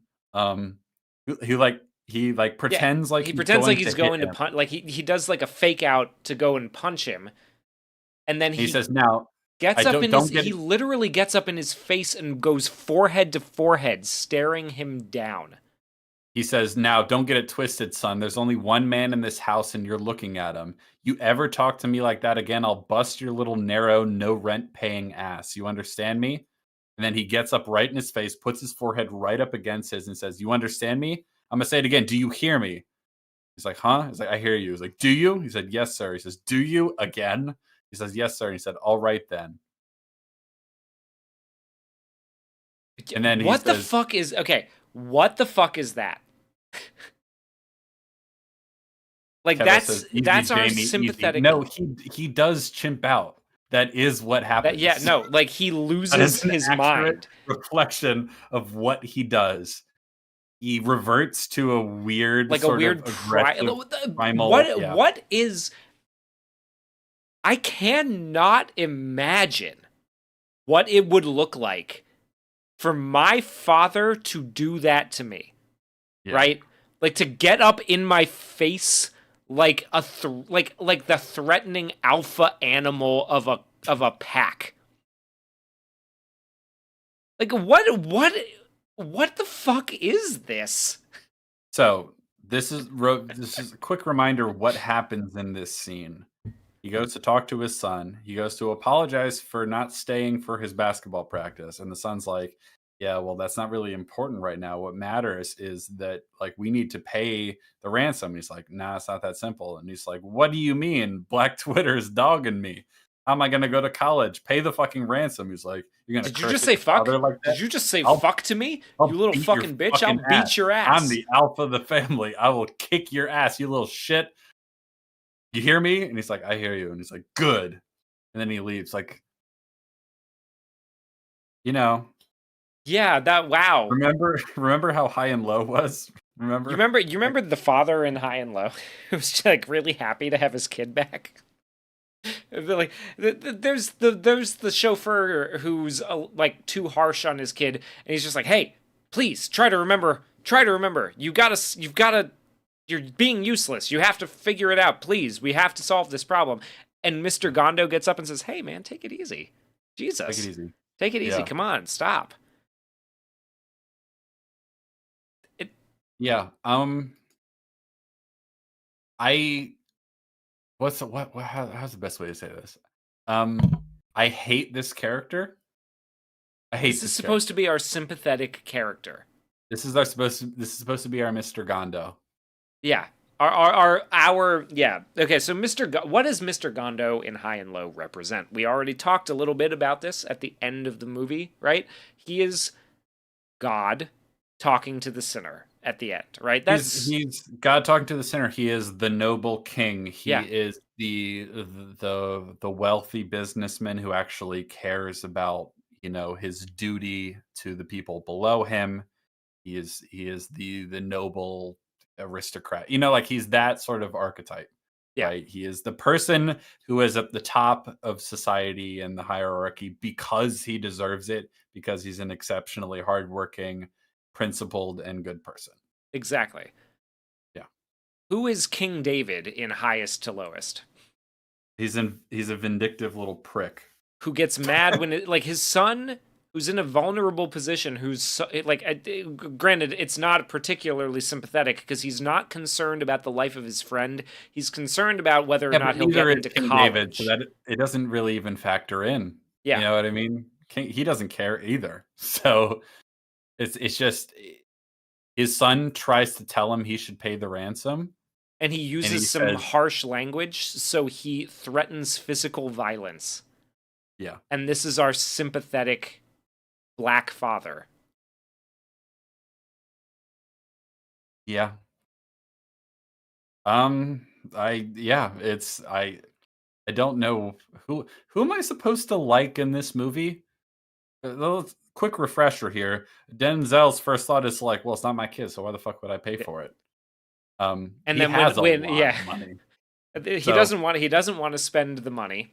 Fair. no. But he has to be convinced, and the only way to convince him is by saying, "Well, what will the public think?" And then when his son says, "Just pay the fucking money," uses the word "fuck" in a sentence to him, to try to get his friend free because he's more concerned about his prospects of getting into college than the life of his friend, he threatens violence against his son. He decided to show a Oh, gray character, and so his I don't get it. No, he's black. wife is like, "Ah, well, that's a lot of money. That's a You lot of probably shouldn't pay money that." for a chauffeur's kid. Who am I supposed to like in this fucking movie? Ugh, it's terrible. What? So It's just Pam. It's the vibe that I'm getting. Yes, exactly. Lana, it's not worth it. It's just Pam.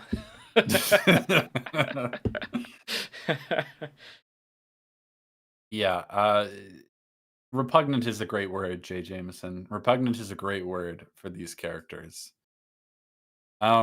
So then, but it's not just that. Okay, everything we just said, right? It's bad enough. Then, as Denzel's about to walk out of the door, his son says, "David King, my father, the man with the best ears in the business, but the coldest heart." You would think that would set him off even more, but he just leaves after that. So it doesn't even make sense based on what he just did. You know what I mean? Well, he You didn't would say he expect did. He's really. It's about the language. He's a music mogul who really gives a shit about whether or not his kid says foul words in front of him. horrible sex and violence on TV is okay just as long as no one says any naughty words. Well, you got to think too. He's a music mogul, right? He's producing rappers. It's not like those songs don't use Yeah. language like that, right? Yeah. Like you'd think he wouldn't be so sensitive to it, but there we Yeah. are. There's a part in the movie later where he's going to be utterly shocked and flabbergasted that his chauffeur brought a gun when they're going to go off on their own without any detective's help to go find the killer. It's like, I dude, do you love work. how strapped the chauffeur is. He Like, has a Desert Eagle or something like it. well, Yeah. he's got a like a 9mm, a regular Glock, and then he takes it from him, and then he pulls a Desert Eagle out of like basically out of his ass, and just like, oh, that's okay, I got another one. It's like, god damn, Yeah. dude. Yeah. You just keep It's, those both in the car. And it's like he's like, "What is that?" He says, "What is that?" when the Like chauffeur three pulls out a times. gun. It's Three like, times he dude, says that. you work with rappers. What are you talking about? Like, please. Come on. Spike, come on, please. Have some- you think I'm stupid? What is happening here? Well, I So, mean, what color are you? uh, That'll unclear. determine what Spike feels. Oh, so then after this moment where he chimps out, and I stand by that, to his son, he goes into his room. He's like, "What would you do, James? What would you do, Stevie? Jimmy, Aretha, what would you do?" Yeah, and he shadow boxes a little bit. He's punching air Yeah. as he asks these questions. And this is like "I've I lost said, my son. What do I tell him, huh? What do I tell him? Y'all talk to each other because I can't talk to him. Oh man, it's so bad. This movie's I've so lost my bad. son. He's lost because he said the F word to me. He said the F word. I didn't even notice that. I was too Yeah. distracted by coming up with the Stevie Wonder joke about driving through a school zone. So he starts crying, and then what? Paul walks in, and he's like, "Sorry, some are cold." I guess, or someone is it Paul that walks in, I do. or is it the detective? I can't remember. It doesn't really matter. Who cares? I think this is when the detective walks in and says, "Would you be Yeah, okay with just pretending. pretending to Yeah, pay the it's ransom?" But they don't saying you'll do pretend; it. they just pay the fucking ransom. Yes. Yeah. Yeah. Okay. So here's an important next bit of development, right? Out of nowhere, and I mean out of nowhere because we never see what motivates him to make the change. He comes out with his family. It's Denzel and his wife and his child, and Paul is there. And instead of saying to Paul, "Hey man, we've decided we're going to pay the ransom," he makes his son say it in a weird power move. He says, "Why don't you tell him what we decided?" or something like that. And the son has a really kind of weird, kind of dumb voice. I'm not gonna lie. He goes like, "We're gonna pay the ransom." And so then Paul is really excited because he's like, "Oh my god, thank you so much." He's very grateful, as you might expect him to be. Why did Denzel force the son to say it? I don't know. It felt like a weird power trip. Also, then Paul is going to hug everyone in the group, and it's so funny that he hugs the wife because presumably the wife would still be against it. We Yeah. never really got to see why she changed her mind. We don't get to see why Denzel changed his mind. He just changes his mind. Now, Hugh, cast your mind back to high and low. What ultimately makes Gondo change his mind? Because he's very against it, but why does he ultimately relent? Well, he relents because the chauffeur has appealed, his wife has appealed. His deal has been submarined by a shifty little prick who was loyal to him for a while, but ended up not being. And the detective then basically says, "Would like to get him back? Would you be comfortable doing this?" Right? Like Mhm. there's a lot going into it, right? Yes. It's like, and also very heavily implied that eventually his own better judgment got, like, Yeah, because he's very conflicted about it, and you can tell, and similar in some way, and less extreme, but similar to the way his like body and soul is revolting against what he's preaching when the criminal is behind the glass. When he's given that whole rant, it's like Mr. Gondo knows it's the right thing to do deep down, but he's fighting against it, and then ultimately he's like, "Fuck, you're right. Yeah, I can't pretend it's not the right thing to do anymore." You know what I mean? And there's a whole bunch of different reasons that help motivate it. But eventually it's like the straw that broke the camel's back kind yeah. of thing. In this movie, it never really occurred to him as something he ought to do. Several appeals are made to him that he ought to do it, but they're all based on like the public are going to hate you, and he's like, "No, I'm not doing it." That's that. And then the next morning he's like, "Go ahead, son, tell him what we're doing." Well, the detective comes in and says, "Would you be okay with just pretending?"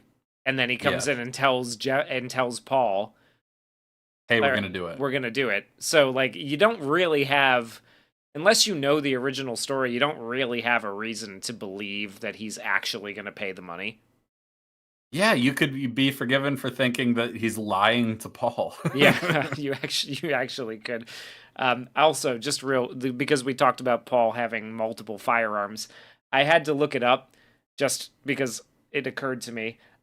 Whether he can legally own Yeah, them. whether he's allowed to own firearms as a convicted felon, the answer is no. Nah, no, he's not. Those are illegal firearms. So, That's uh, pretty funny.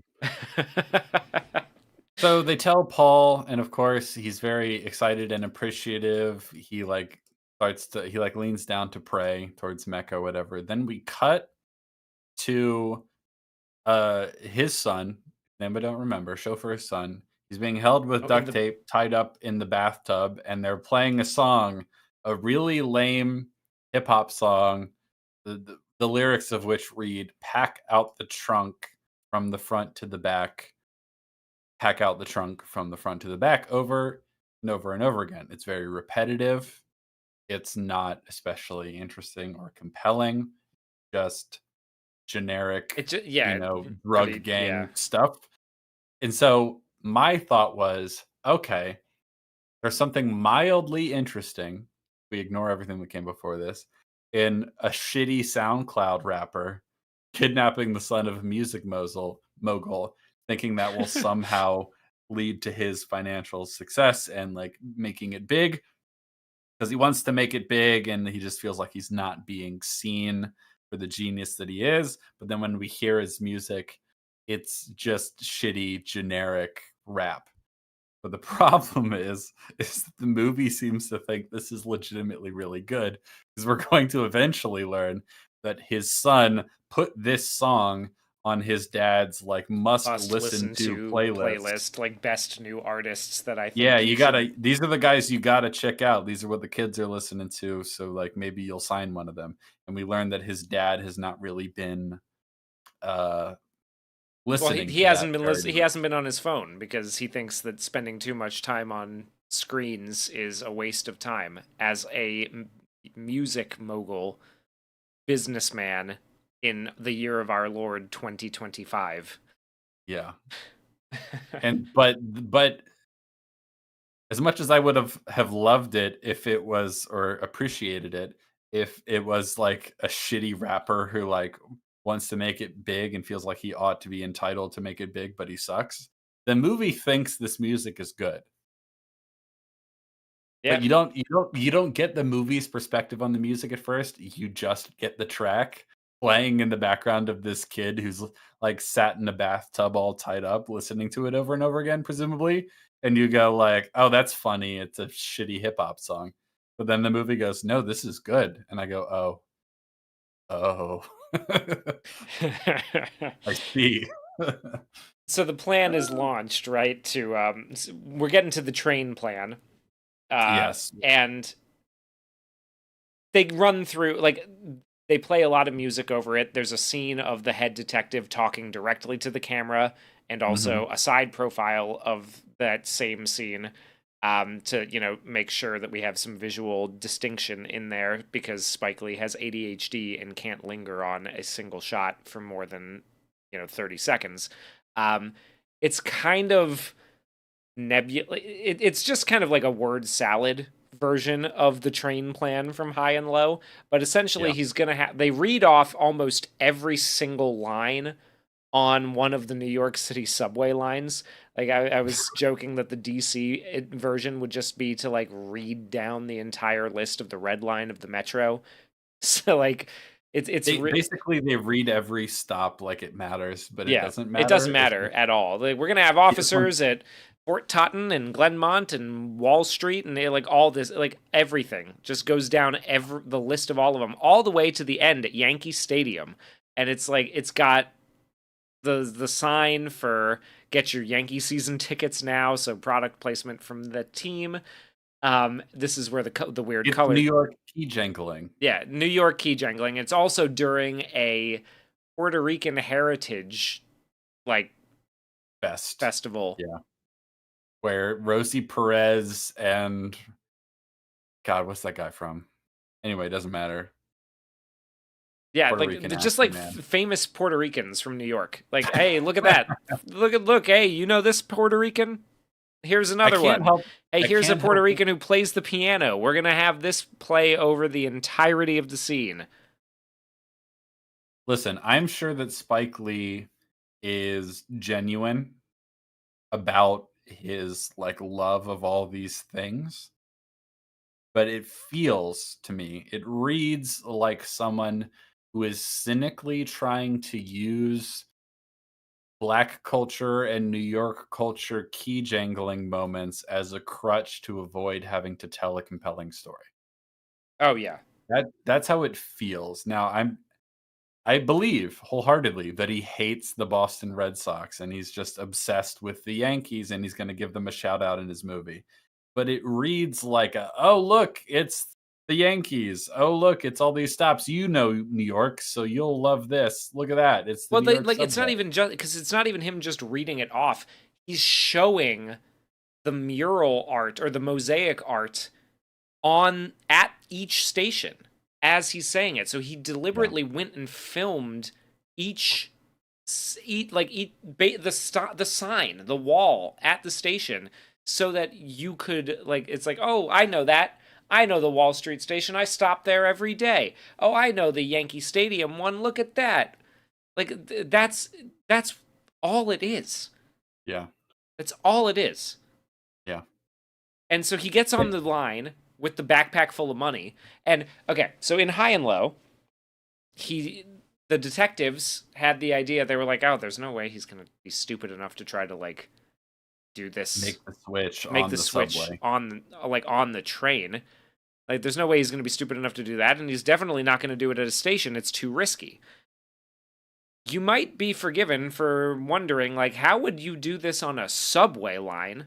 Because Mhm. there's not really a lot of places to stand like in the high and low train sequence there's a bridge they have to cross but it's out in the country because it's a Yeah. train that goes across the country. um there's not really that many places where you can like he doesn't even ask for like proof that the kid is alive. That's another thing that doesn't really affect his actions here. But um the instruction is to like walk out into the middle part between two of the subway cars, which I'm not familiar with the New York subway, but I know on the DC Metro you can't do that. So that's whatever. They literally don't let you. Yeah. But um, the plan is for him to walk out into the middle of that, and not to like throw the backpack because it's a specific size or weight or anything down to somebody who's waiting for it. He has a whole gang of people, one of whom is on the train, and his job is to pull the emergency brake. Mhm. And when he pulls the emergency brake, Denzel fumbles the backpack because he has it in his As hands. He as you drops it, might expect, as you yeah. might expect, and it falls right down and perfectly into the waiting arms of one of the other conspirators, who grabs it and hands it off to the next guy. And they take off and then begin a very long process of like changing hands with the backpack on a bunch of different mopeds that are all just going in the same direction. So, I wanna make this exact like, perfectly clear, right? So, ASAP Rocky and his gang of conspirators have orchestrated this plan such that they have to time exactly the emergency brake of a train such that it will cause him, hopefully, if he was wearing the backpack on his back, it's not gonna Yeah, fall off. it's not going to fall But off. their plan relies on hitting the emergency brake at the exact right time so that Denzel Washington, who is between train cars, which if they even let you do that on the New York subway, I doubt, especially when it's in motion. Georgia says that they do let you do that in New York because he's seen it on Law and Order.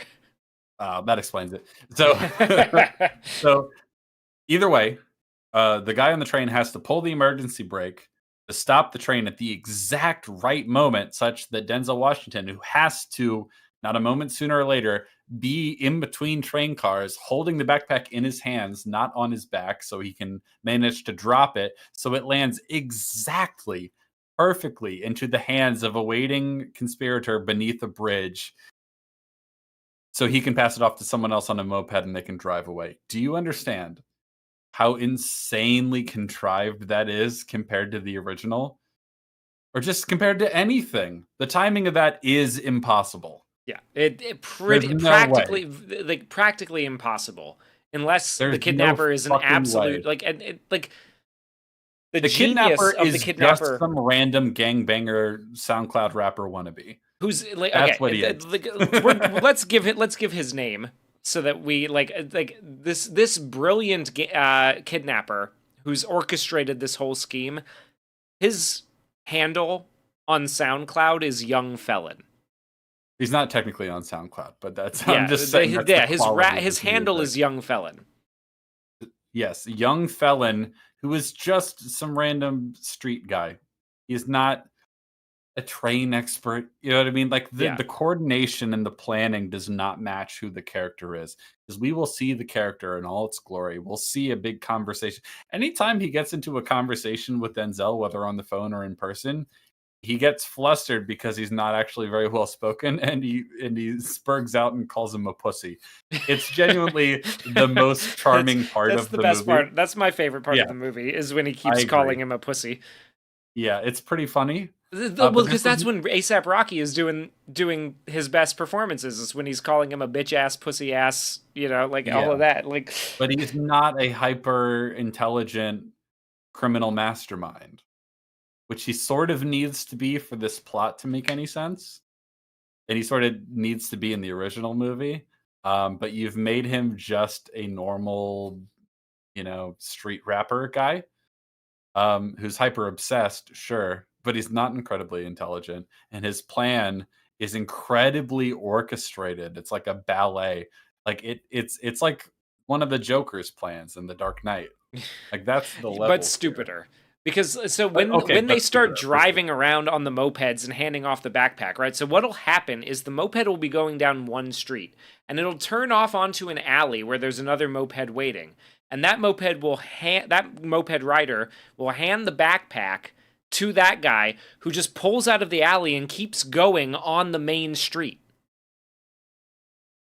Yeah. Yeah, like they're just going in the same direction. It's slower to trade it off. Yeah. They keep handing it off when it's not necessary to hand it off, and they keep going back onto major roads once they've already lost them. Why? I don't know, just to stretch out the scene. Like there's no good reason for it. It's so much like it. The solution to this is so fucking simple, right? Like you're driving on the major road, you toss the backpack to the other guy in the moped who goes through the alley, who tosses it to another guy on a different moped to go through another alley or something like that, right? Yes. Like that's how you would do it if you were like if you knew a fucking thing about like if you were just thinking about it. Just think about like if you were trying to follow somebody and they did that, right? That would be really annoying. Instead, it's just like, oh, I'm going to turn into this alley and hand it off, and you're going to go and keep going on the main road. And then somehow, because movie magic, I guess, it ends up getting to the point where, like, the white cop ends up following one of them, one of the mopedists, the mopedophiles, I think somebody said in the chat, ends up following one of them, and he catches him. And so it's like, by all measure, this movie should be over.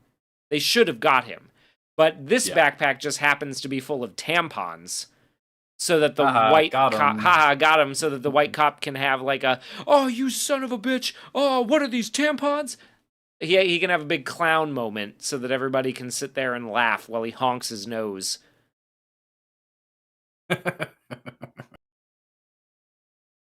Yeah, it's an absurd plan.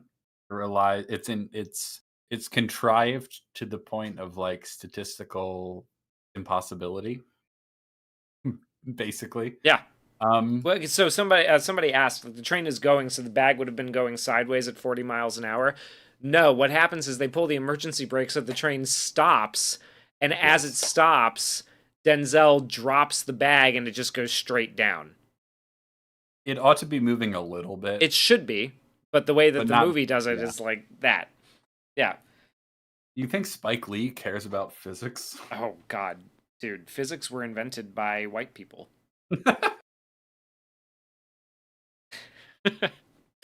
So, clearly. Yeah. Anyway, so they have lost the money. And they did not get the kidnapper. Notably, here's another thing worth noting. They never said, hey, prove to us that the boy is safe. Or alive, yeah. Or alive, yeah. No, they never even did that. They never ensured that at all before they just were willing to give away the money. So, yeah, so they don't have the money. Oh, by the way, over that entire sequence, there was a Cuban band. Yeah, the piano. Sorry, Puerto Rican. Yeah, Puerto Rican the band Puerto Rican playing. guy playing the piano, and then he gets a moment to like stand up and bow to the camera at the end of it. Also, at the beginning of the sequence is when John Turturro's brother gets on the train and starts chanting "Let's go Yankees, Boston sucks." When the emergency brake gets pulled, we get a nice scene of him chanting a few times, I think like 2 or 3, chanting "Boston pulled the emergency brake," and clapping like Boston pulled the emergency brake. Clap, clap, clap, clap, clap. Isn't it funny? Guys, you better be laughing. You better If be you're not laughing. in You chat better be right now, fucking laughing right now. I'm gonna be You're furious. racist if you're not. Spike Lee wrote that joke.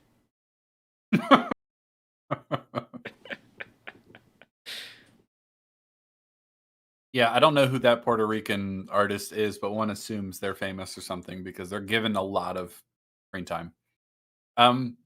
So eventually they find the son, chauffeur's son. He's sitting on a playground. They just left him on a playground. He's sitting on a playground holding 2 Puerto Rican flags and like spinning around on a tire swing, basically. It's so bizarre. I don't understand it.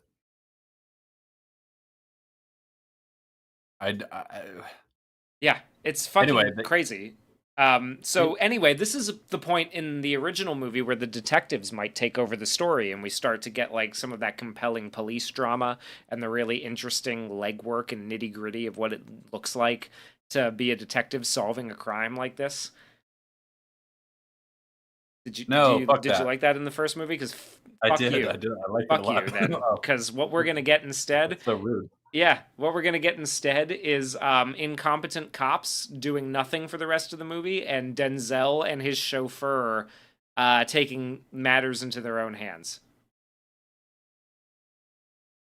Now, you remember in the first movie how many different things they had to do in order to figure out who had done this, to track him down, and then go and catch him. Really quick, I'm so sorry to interrupt, but a thought occurred to me that there was literally nothing pressing on the kidnapper to release the kid. They could have just kept the money and the kid. Yeah. Because they didn't demand proof of life or anything. They could have just killed him and kept the money. Yeah, or they could have just kept the kid and kept extorting more money if they wanted to. Anyway, sorry, continue. Yeah, well, so all of that interesting stuff from High and Low about tracking down the phone booth and figuring out if that's within the right, if the apartment is within, the right distance, if the phone booth can reliably have a good eye line to the house from while using the telephone, and if it's what kind of car it must have been. It must have been stolen. Which one was it stolen at the right time, and what cars match this description? Blah blah blah blah blah. Yeah, all of that. How do you think we catch him in this one? Please leave your predictions in the chat. Yeah, leave your predictions in the chat real quick. So the police are asking the 17-year-old who finally got up off the tire swing and walked away, and so now he's in the hospital because he was beat pretty bad. They had to whoop his ass pretty good to get him in the to kidnap him because he fought back. So at least there's that, right? He's in the hospital and they're asking him questions, and he's saying like, hey, they were playing this one song over and over again that said something like, what were the lyrics, Jamie? Pack up the trunk. Something about pack from the front to the back. From the front to the back. He's like, yeah, it said that over and over again.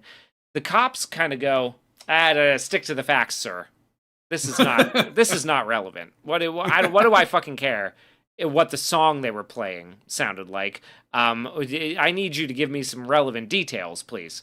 Denzel doesn't do that. Denzel just, I assume, Googles the lyrics, finds the song, finds who it is, and manages to track him down. Mystery solved.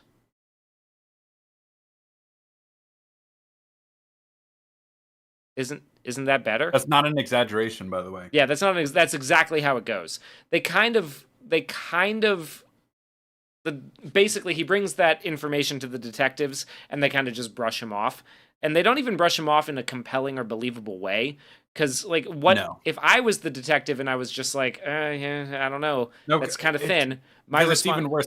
He brings the lyrics and he's like, hey, kid that was kidnapped, is this the song you were listening to? And he's like, yeah, that's the one. You would think the argument goes like, okay, well, they could have been listening to any song. And then the kid's like, no, they were listening to that song over and over and over again. And that's not even a very popular song. Yeah. And who would have a interest in attacking this and humiliating this music mogul if not like an aggrieved artist who feels like they're being, neglected and passed over by the music business. You know what I mean? Yeah. It's obvious. It's obvious. It's pretty obvious. And it's like the kind of lead that the detectives in High and Low would have been immediate to jump upon. Right? They Oh would have yeah. been like, "Oh shit. Okay. Yeah, let's follow I mean, it may be nothing, but let's follow it up."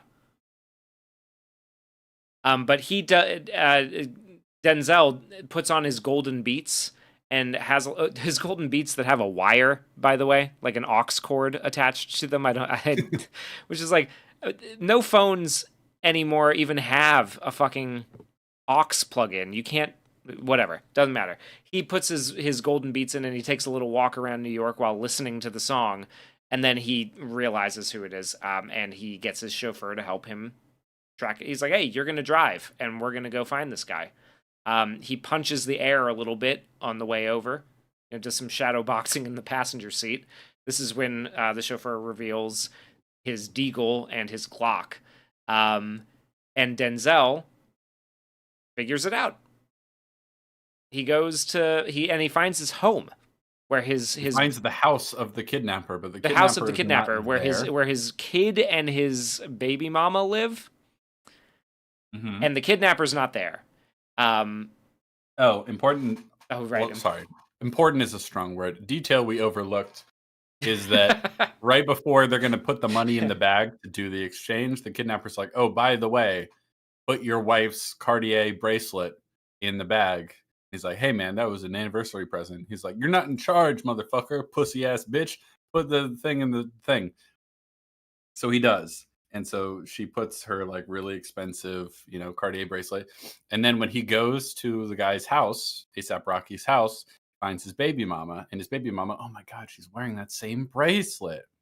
Whoa! Whoa. Who needs police? Yeah, who needs cops, man? And then Black so he fathers who get overly aggressive with their sons can solve all they of get it these done. problems. They get it And done. so he endears himself to her because she has his baby mama has no idea that her husband, like, she knows that her husband, or sorry, boyfriend, whatever, is like incredibly Baby daddy. obsessed. That's the Baby proper term. daddy is incredibly obsessed with, Denzel, with King David, and he admires him, but has no idea that he harbors all this deep resentment for him, rather conveniently for the story, or else they wouldn't be able to solve the mystery. But anyway, he endears, because of that, he can endear himself to her and being like, "Hey, I wanted to surprise him and meet up with him and tell him that, we want to work with him, yada, yada, yada.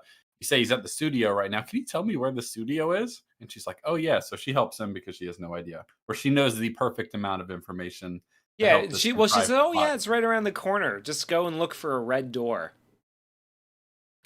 So like, yeah, she helps him.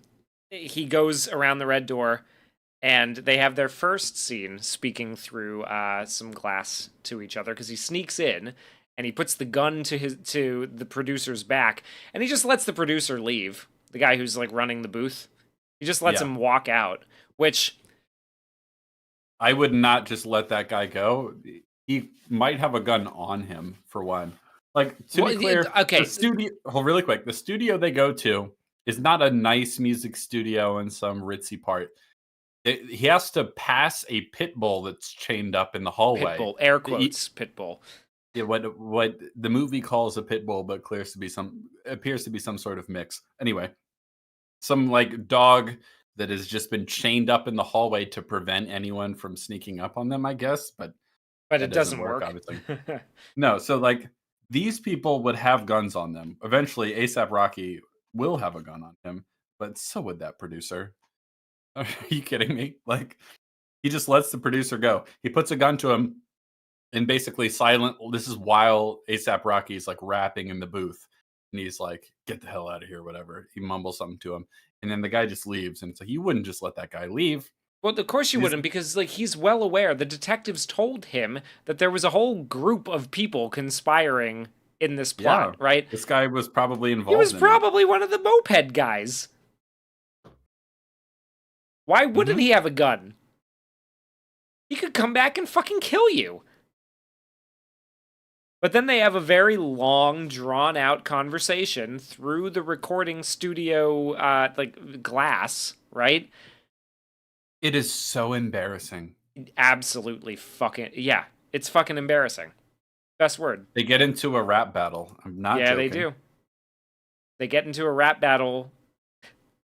All right, so I know we don't want to spend too long talking about this movie. We've already been going for almost 6 hours. But I need to read you at least some of this conversation. Go for it. So A$AP Rocky is alerted to the fact that something is wrong when the music stops. And he looks up, and there's Denzel Washington across the glass from him, and his producer friend is gone. Excuse me. He says, "Yo, what the fuck? So what, you got the police waiting outside for a nigger or something? How the fuck you found me?" He's like, "I ain't hard to find. I heard one of your hot joints." "Okay, and so what about it? You got a lot of potential." "Potential?" It's like, "Get the fuck out of here. You deaf?" It's like, "My shit lit. My shit buzzing out there. Beyond potential. Proof is in the pudding." He's got guys on the block. I'm saying guys now instead of the N-word because I just sort of said it already, and I'm not going to keep doing that. I got people in the trenches and shit. I had a little too much sake. Anyway, that's my core audience. That's all I need. So you want a bigger audience? Do the math. So like, they're having a conversation, and the gist of the conversation is that A$AP Rocky's like, "I'm doing well for myself, and now I got all this money." And it's like, well, don't you want like a big audience? Like, I could provide that for you. He's like negotiating with him. It's very strange. Especially considering where we're going to get to by the end of the movie, but please do at least get to the beginning of the rap battle. Okay. So, yada yada. Like, you think 75 is like Swiss francs? You think you're gonna leave here with it? And he says, "You'll see. Who taught you to do wrong, B? Who told you weren't any good? Who broke your heart? Where's your father?" So the movie's logic is hurt people hurt people. It's that simple. Who hurt you that made you into this criminal? And it's like, it's his father. Excuse me. Because he said, "Where's your father?" And he says, like, "Fuck that guy." He said, "So Fuck what that did he..." ninja? Yeah, that's what he says. "So he did what?" He did what you did, huh? You gonna be better than him? You gonna be bigger than him? You gonna do a longer bid than him? What do you want to do? Decades, yards? What do you want? What the fuck you want me to say? And he's like, "Doesn't matter what I want." Yada yada. And then we're almost at the rap battle. He says, like, "You want some advice?" He's like, "Advice?" He's like, "Why the fuck not? I'm all ears." He says, "On the chorus, ad lib. On the chorus, ad lib a little bit. Layer the vocals differently. Something like, N-word, where's my money? I got the 4-pounder sitting right here. Don't try nothing funny." So he's like giving him lyric ideas for his chorus. Lyric ideas, but it's also a threat. But it's also a veiled threat. Because he like, when his chauffeur pulled out the gun, he was like, "What's that? What's that? What's that?" And he goes, "Come on, you know what it is. It's a gun." Yeah. It's like, "Okay, give me the 4-pounder." Because now he's like so intimately familiar with guns that he's like, "Oh yeah, I'm using slang terms for him now." So he says something like that, and then A$AP Rocky says, "Man, all that old shit you talking about, like, sound more like this." And then he starts rapping back at him. "I got the blicky on me, OG, so don't you try nothing tricky on me, OG. I got mine too, young G 9mm. A lot of reasons why you shouldn't fuck with me either, young G. I'm the one that can pay you. I don't need to be the one that's going to slay you." Oh. Whoa. And then everyone clapped. Whoa. And he goes, "Wow, damn, he rapping now." He says that. That's an actual thing he says. Fuck, is this a battle right now? Yeah, fuck. I'm the brutalizer. I'm the Buddhizer. I'm the accelerator. Yeah, I'm the brutalizer. I'm the Buddhizer. Okay. It keeps going. Yeah. It keeps going for a while. He says, "I ain't no rapper. I'm a chance giver." "The chance, you mad late, son. I've been gave you a chance to give me a chance. You baited. Nah, I'm good, B. It's quiet. Curtains." Like, this isn't even the end of the movie. No, this is not the final scene. This isn't even the part where they like in High and Low, where they see each other for the first time and they have that exchange. This isn't even that. it's gonna morph into an action sequence that culminates in Denzel beating A$AP Rocky, I thought originally to death in the subway, but beating him in the subway and leaving him on the train for the cops to find him. And then we get another scene at the end where they talk through the glass at each other.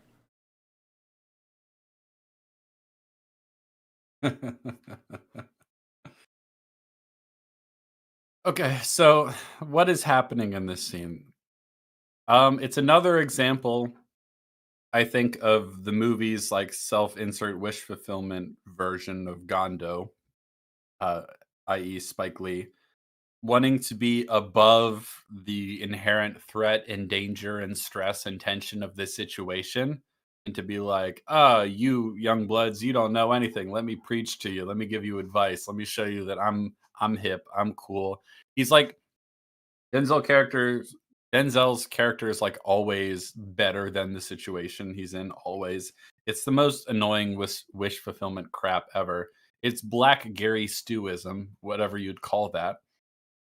He's a Gary Stew, absolutely. Um, and so he's like, you're lonely on the inside, you're quiet on the inside, like you're clearly hurt. You were betrayed by your father, and that's why you were made into a criminal. It's that simple. Like, oh God, what the hell are we doing? So then, God, this conversation's fucking long. Yeah, it goes forever. It goes forever. And it's all a build up to eventually A$AP Rocky just pulls out a gun and starts shooting at him, and they start shooting at each other, which is what you think would have happened immediately. But instead, they had this long dick measuring contest about who's more hip and who's more with the culture. And Denzel Washington never makes any appeal to like the morality of what happened because the movie's not really concerned with that for some strange reason. And so then they get into a shootout and then a chase. And the chase eventually results in getting onto the subway again. And so, like, they get onto the subway car, but at different points. So Denzel has to go moving through the New York subway train, like from car to car, looking for him, passing a whole bunch of homeless people on the way, by the way, which I don't know if they're extras or whether they just couldn't move any from the train. Unclear. But eventually, he's like, man, he gets to the front of the train and he can't figure out where A$AP Rocky is. And it's like, oh my gosh, A$AP Rocky is on the top of the train. What? Holy shit. Look at him go. He's And so, but then eventually, A$AP Rocky drops from the top of the train and they start fighting with each other. They start punching each other. Wait, sorry, because we skipped over what happens to the chauffeur in this situation, because Denzel is supposed to have backup. The chauffeur whose son was kidnapped, right? Who had the deagle. Yeah. Yeah. He drives the car at A$AP Rocky. A$AP Rocky, does he take a shot through the car? I don't think he does. No, he does. Oh, okay. A$AP Rocky takes a shot through the car.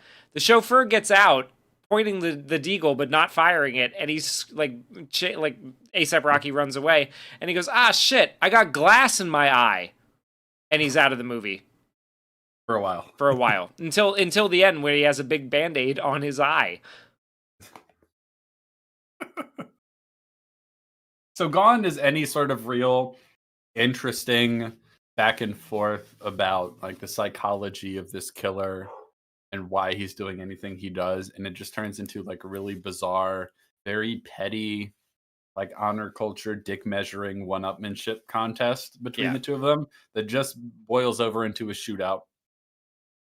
It boils over into a rap battle and then a shootout. What are you trying to say, Spike? And then they get onto the train car, and then he ambushes him, and they get into a fight, and then eventually the Gondo character, played by Denzel in this movie, just kicks him into unconsciousness. Yeah, just like all that shadow boxing in the car really pays off. He beats him up and leaves him in between train cars on the New York subway for the cops to find. But like he walks away so definitively that I was just like, is he dead?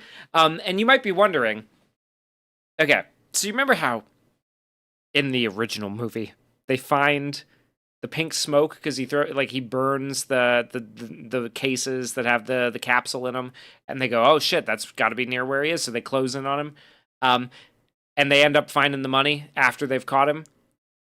Guess where they find the money? All of it unspent in this one. Where? Guess. But I'm gonna give you a few seconds to answer. Yeah, in the chat. Where do you guess where you think the money was hidden? Where was this criminal mastermind genius hiding the money? $17.5 million in Swiss francs. Yeah. Which he hadn't spent any of, and he was just hiding it. Where was he hiding it? Take a minute. Yeah, think about it. Yeah. We'll talk about something else while you work that. We can come up with some answers. Instead of clever detective work, it's just like happenstance, coincidences leading him to find the guy, and then instead of like outsmarting him or entrapping him or anything like that, he just kicks him a bunch, and that's how we defeat him. So that's cool. That's not lame as hell. No, not at all. Oh, wow. Imagine my shock when Spike Lee's self-insert character solves the day himself, even though he's not even a good person, and he just punches the guy and kicks him a bunch. And he saves the day. And he's the music mogul, and he's the detective mastermind, and he's a good rapper, and he's a tough father, and blah, blah, blah. Yeah, a firm but fair father, kind of, I think, allegedly, is what we're supposed to assume. Kevo, he's powerful. Evan. He's a king. Congratulations, Kevo and Evan. You are correct. It was under his bed. It was under his bed in the same backpack the whole time. Oh, wait, there's even a funny line about it. Yeah, because the black detective lady who went to Black Lady College. She went to Black. She went to Black College. She has a little line where she goes, when will my people learn that under the bed is the first place we're gonna look? And to which Allstate white detective guy says, "Don't ask me about your people."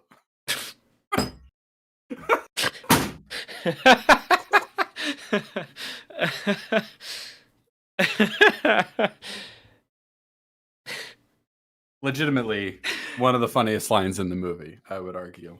Yeah, it's very funny. So, he hid it under his bed, and she refers to him as her people. Not because they share any like actual morality or upbringing, culture, morality, or no. It's just because they're both black. That's the reason. She's almost like embarrassed that the black criminal would be so not clever about it. Like that's how the line reads. Like, come on. Like she's like, oh, come on. Better. At least like be clever like the white criminals. Come on.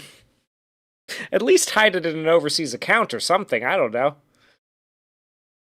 What was his? You get the vibe by the end of the movie that like he wasn't going to do anything with the money at all. No, he wasn't planning on doing anything with it. He didn't care. Yeah, which is sort of like the original movie, except in all the ways that matter. This would be considered a mystical show if a white person wrote it. You know, that's a funny joke. Legitimately, if a white director made this movie, Spike Lee would be furious. He'd be furious. Because of how many times Denzel and the other guy call each other the N-word. If any white director at all, if Quentin Tarantino made this exact movie, no changes, no differences whatsoever, Spike Lee would be furious. Yeah, he would. I want to point that out. Because that's all he cares about. So, they found the money because it was just under his bed. Yeah. So he goes to visit the chauffeur in the hospital, and they're like, "Don't worry, we got all the money back, and everything's all right. We got your son. It's all right. We did it. We're back on top now." And then right as he's about to leave, they're smiling, they're laughing. He's like, "All right, brother, yeah." Denzel says, "Stay black." Yes. And Jeffrey Wright Yes, he says. responds, "Yes, beloved." Now, as you joked when we watched it, I don't think he has much of a choice in Yeah, that matter. I don't think he. I don't think he really can. I don't think. I I don't don't think think he he. can do anything else. I don't think he. I don't think he Anyway, has much of a choice. If he did, he probably wouldn't. He is a convict after all. so To his there's benefit. one little detail here when we were watching it. I pointed out that, like, well, at least they got this part right. ASAP Rocky's character is brought to the courthouse, be charged and indicted and all that sort of fun stuff. And there's a massive crowd of people outside the courthouse saying "Free young felon" and Yeah. celebrating him as if he did nothing wrong. So at least they got that part right. Yeah, they did. Yep. Much like the Boondocks sketch about R. Kelly. And the I response to I see OJ. Pete coming. I move. She see Pete coming. She stay.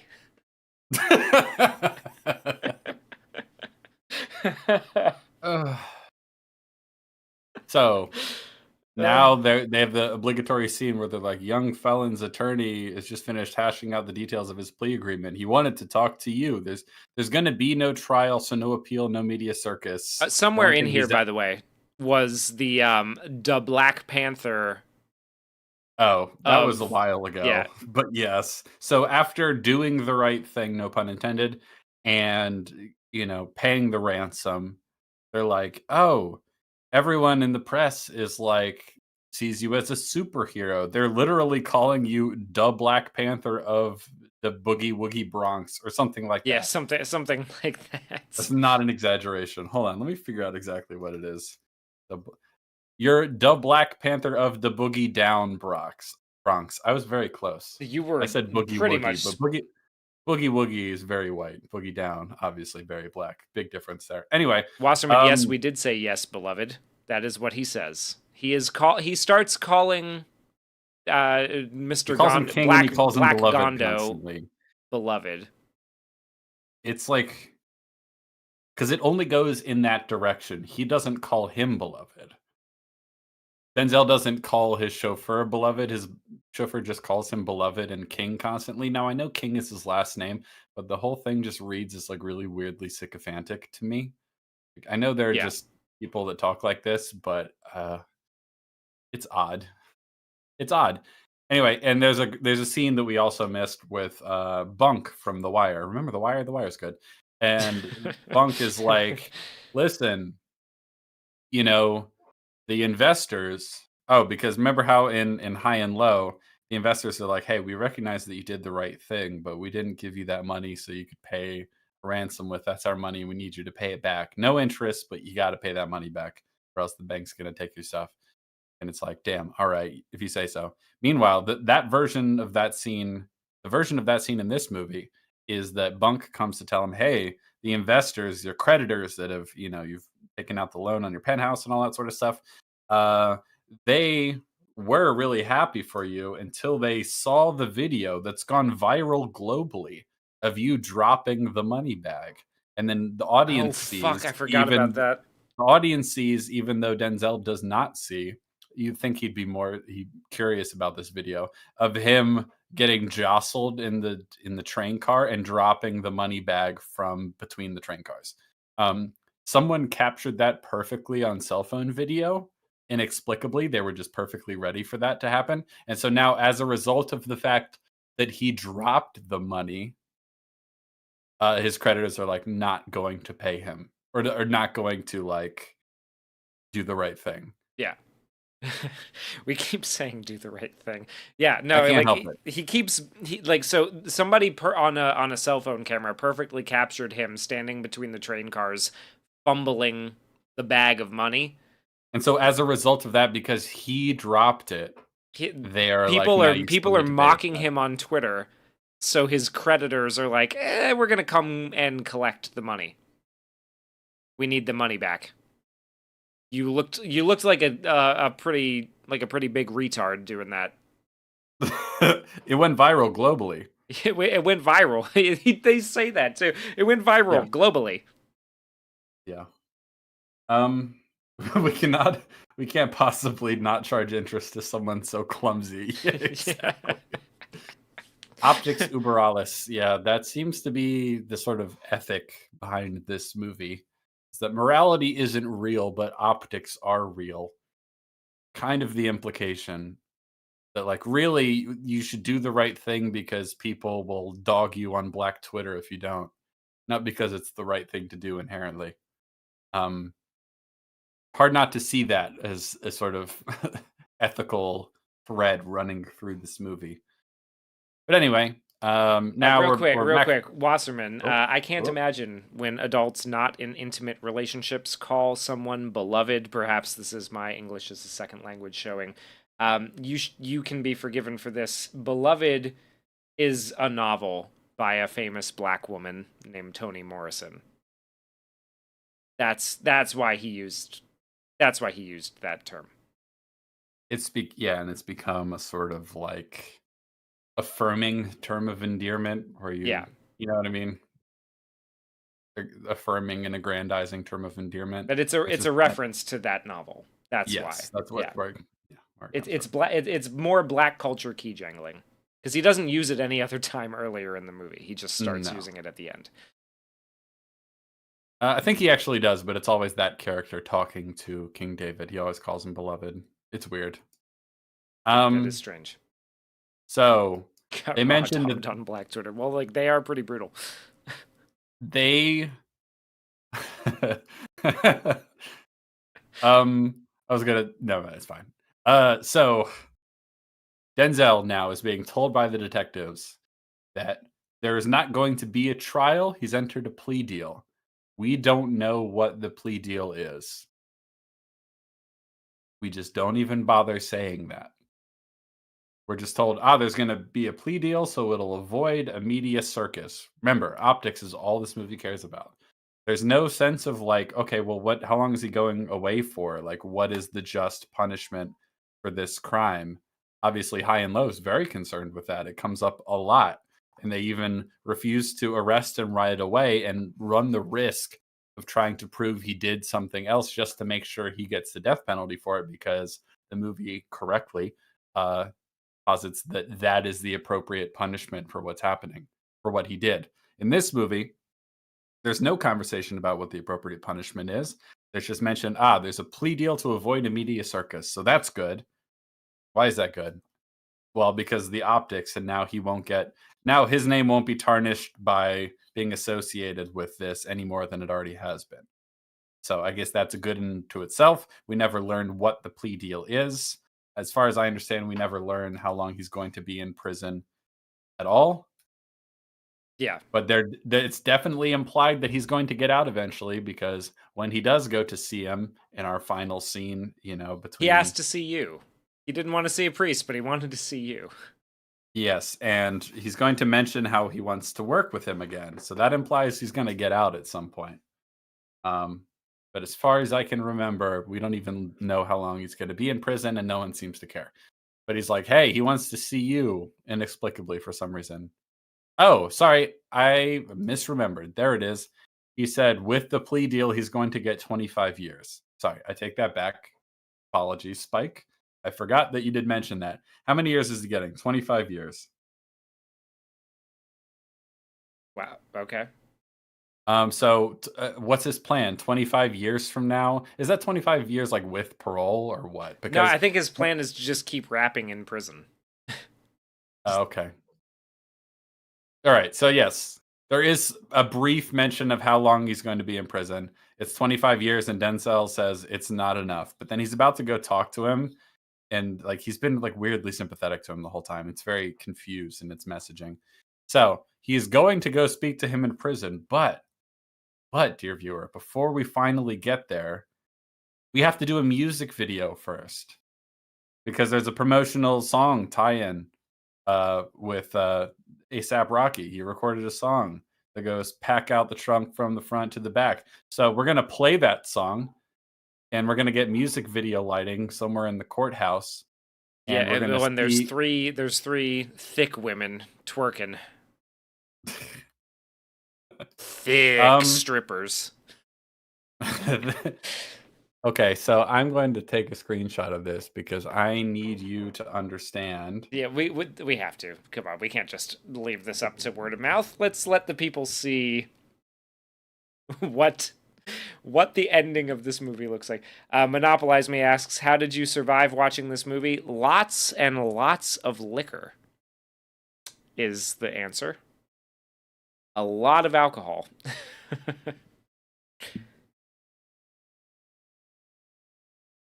Okay. Oh, I can't take screenshots when it's in full screen. Hold on. All right, that's fine. This is important. Learning curve. It's fine. I'm gonna make it happen. Here we go. Do the split screen. There it is. Okay, it just can't do it while you're in full screen. There it is. And then I'll show the one of the thick women as well. Oh yeah, because Denzel is dancing along to this. That's right. He's dancing along and smiling to this like music video that just plays out. He's on the way to go have a conversation one-on-one with the guy who tried to kidnap his son, accidentally kidnapped his chauffeur's son, extorted him for $17.5 million, shot at him, shot at his chauffeur, tried to kill him multiple times, all that sort of stuff, got into like a dumb dick measuring contest with him. Everything like that. He's on his way to go see him. Then we hear the song playing and we see this weird music video lighting and this weird split screen of like, you can't tell from that screenshot of Denzel because he looks concerned. But Denzel looks like a dementia patient in this. Yes, in that screenshot, but he's going to close his eyes and smile and kind of move his head side to side like he's feeling the music. The chauffeur quits his job and moves on. To go spend time with his son. Yeah, to go spend time with his son. It's unclear that he has savings or a retirement plan or anything like that, but I guess he does. And he also is minus one eye, but at least he can stay black. So he's going to open up an Etsy shop and sell crafts with his son. Yes, so inshallah. there's like weird CGI pistols dividing them, and why is Denzel's character grooving to the music in this moment? Why are we wasting time? Just get to the end of the movie. Here's the next part too, because like it just cuts to this happening. These three are just they're also there. They're also there doing music video things. And then at the end, they all just these four all just kind of stand there smiling at the camera, and then we start the actual scene where ASAP Rocky's behind the glass and Denzel's on the other side of the glass, and this whole long really lame this was Kurosawa's vision. This is what Kurosawa wanted to do the whole time, but he just didn't have the technology or the access to black people. He put them in his movie where he could, but like that's all he could do. Yeah. If only that black guy in the club at the end of High and Low had been twerking like this, then maybe that movie would have been top 10. So they get to this conversation, and finally we're on what ought to be the last scene in the movie, but it's not the last scene in the movie because of course not. So he's like, what can I do for you, Mr. Young Felon? And Young Felon tells him, actually, quite the contrary. I'm here to do something for you. I'm going to let you have the privilege and honor of signing me to Stackin' Hits Records. So presumably he intends to keep rapping from prison, which would not be the first time. Like there are rappers that have done that before, where they record raps into phones. That's a real thing. I think Lil Wayne did that. Anyway, so, because you might wonder, like, oh, well, is he just gonna like 25 years from now, I'm gonna start a rap career? One assumes he's gonna keep rapping from prison, but he's like, I'm the biggest new streaming artist in the world right now, over 1 billion streams since my arrest, not just in the U.S. but globally. And so again, it's like, well, public perception is I'm, the hot thing right now, so I'm gonna give you the opportunity to sign me for real. Yep. And he's like, "Nah, I'm not interested." Yeah. And this is where the big like crisis comes in. He lays out a whole thing about like, oh, you could sign me, you could do da da da da da. And yeah, I'm super famous. I've got 80 billion streams now since I all of this went down.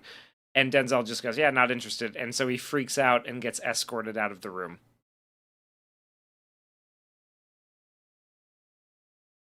Yeah, essentially. It's way longer than that, but essentially that is all that That's happened. pretty much it. Um, this is where the original movie ends. Yeah. Denzel's face that's currently on the screen, taking up the whole thing, it basically represents me as I watched the ending of this movie. Because he leaves the prison, having denied ASAP Rocky his deal, and His offer. he goes home, and we get the young female artist who his son really wanted him to listen to, puts on a little performance rather, for him Yeah. and his wife and Kind his of son. sings like like an R&B soul ballad type thing. And the song Piano is called accompanied. Highest to Lowest. Whoa, that's the name of the movie. It goes on. She sings the thing in full, The entire song. the entire song. Um, he makes a couple more like, oh yeah, you've got it kind of You've got comments. that X Factor. You Are got you that. You've got the prepared? X Factor. It's gonna be a yes from me, dog. Are you prepared Wait, to do what it takes? wait, really quick. I know we're very close to the end, but some of the things he says are very funny.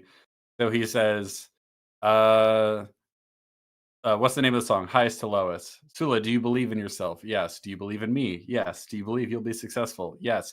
Do you believe in having hard times? Because that's what it'll be. And the hard times will come from the good times, and the hard times will come from success. The hard times will come from the money, and the mayhem follows. So can you handle the mayhem? Can you handle the money? Can you handle the success? Can you handle the failure? Can you handle the lovers? Can you handle the memes? Can you Can you handle handle the everything that there memes? is Can in you? between? That's the question I have for you. Can you handle it? And she's like, yes. Says, I believe you. I think we should go to the studio tomorrow. Blah blah blah. And the son's like, what about my cut? For discovering her. And he's like, we'll get to. And the wife says, we'll get to that when I'm co-chairperson of the board. And she says that twice in this movie, but co-chairperson is just so funny. That's her Like highest just aspiration. I just want to be the co-chairperson of the board. I don't care what co-chairperson, board it is. I not just want to be chairwoman, it.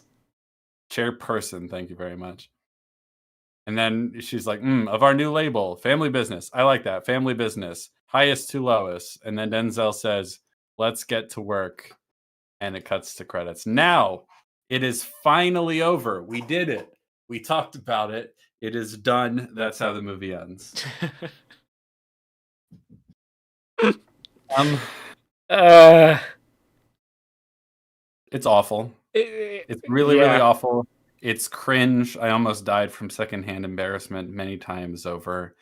There is nothing at all of the moral depth or weight of the original movie. The plot is the same except more contrived and more stupid and more impossible and less motivated. The acting is bad across the board. Um, there's so much time wasting musical performances that add nothing. The lyrics of those songs are not even relevant to the plot and themes of the movie. We do a whole music video where we show Denzel Washington grooving to music that he isn't even on board with, because we're going to find out in the next scene. When they finally have a big conversation between each other, it's the most shallow tripe imaginable.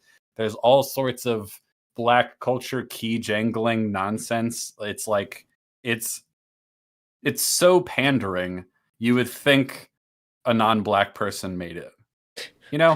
Like that's how it feels sometimes. The scene with the strippers dancing with like, you would think that a racist made that scene. It's like, yeah, this is how black movies need to end.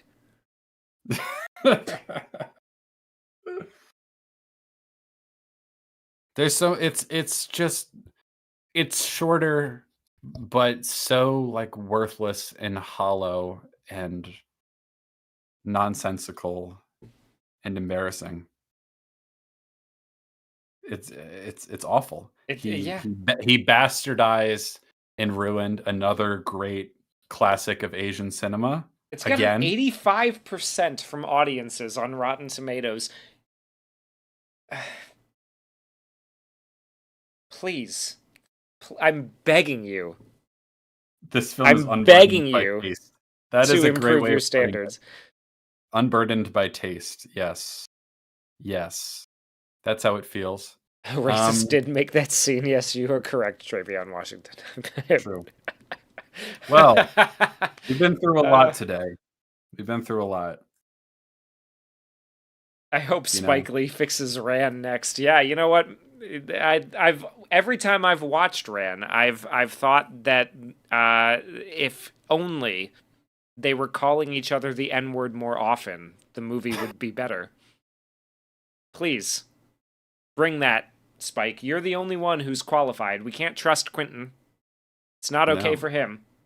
not okay for him, but you could do it. You could do it, Spike. You could do it. Make a samurai movie with all black people. Don't go to Japan to do it, though. Trust me, that's not a good idea. They won't like it. You won't like it either. They'll be very It's mean. not anyway. It to say that it pales in comparison in every conceivable way is such a gross understatement. Um, High and Low is one of the best movies ever. It's up there. It's Yeah. very, very, very, very, very good. It has good characters. It has a really solid plot. It's well paced. It's well directed. It's well shot. It's well blocked. It's everything about it is very deliberate and meaningful and purposeful. And Highest to Lowest is the opposite of all of those things, with an Yep. added little sprinkle of kind of noxious race politics, just kind of peppered in over top of that. Just a Beautiful. little bit. There's a little sprinkle, a little something for seasoning. Anyway, Well, that's it. that's it. We did it. We did. We made it through.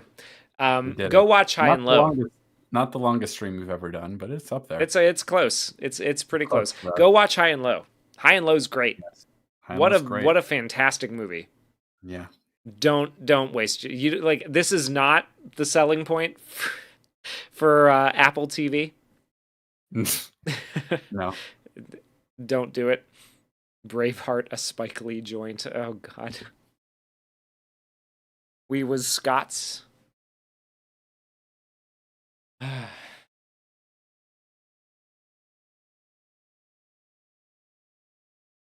Anyway, we did it. Yep, we're there. Thank you all for joining us. We really, truly appreciate you suffering through this with us. Wouldn't have been worth it without you all, so thank you, beloved. Stay black. Goodbye, friends. Thank you for your super chats and fine contributions and funny memes in the chat. We appreciate it. We'll see you next time. No stream next Sunday. I will be at a music festival, so I won't be able to be here. But we'll be back after that, probably with 101 Dalmatians. I think that's what will make the most sense, unless something else comes up. Yeah, maybe. And We'll stay tuned for more future updates for like mainline videos on the channel. I think there'll be some fun stuff to look forward to. Goodbye, friends. Goodbye. Toodaloo. Take it easy.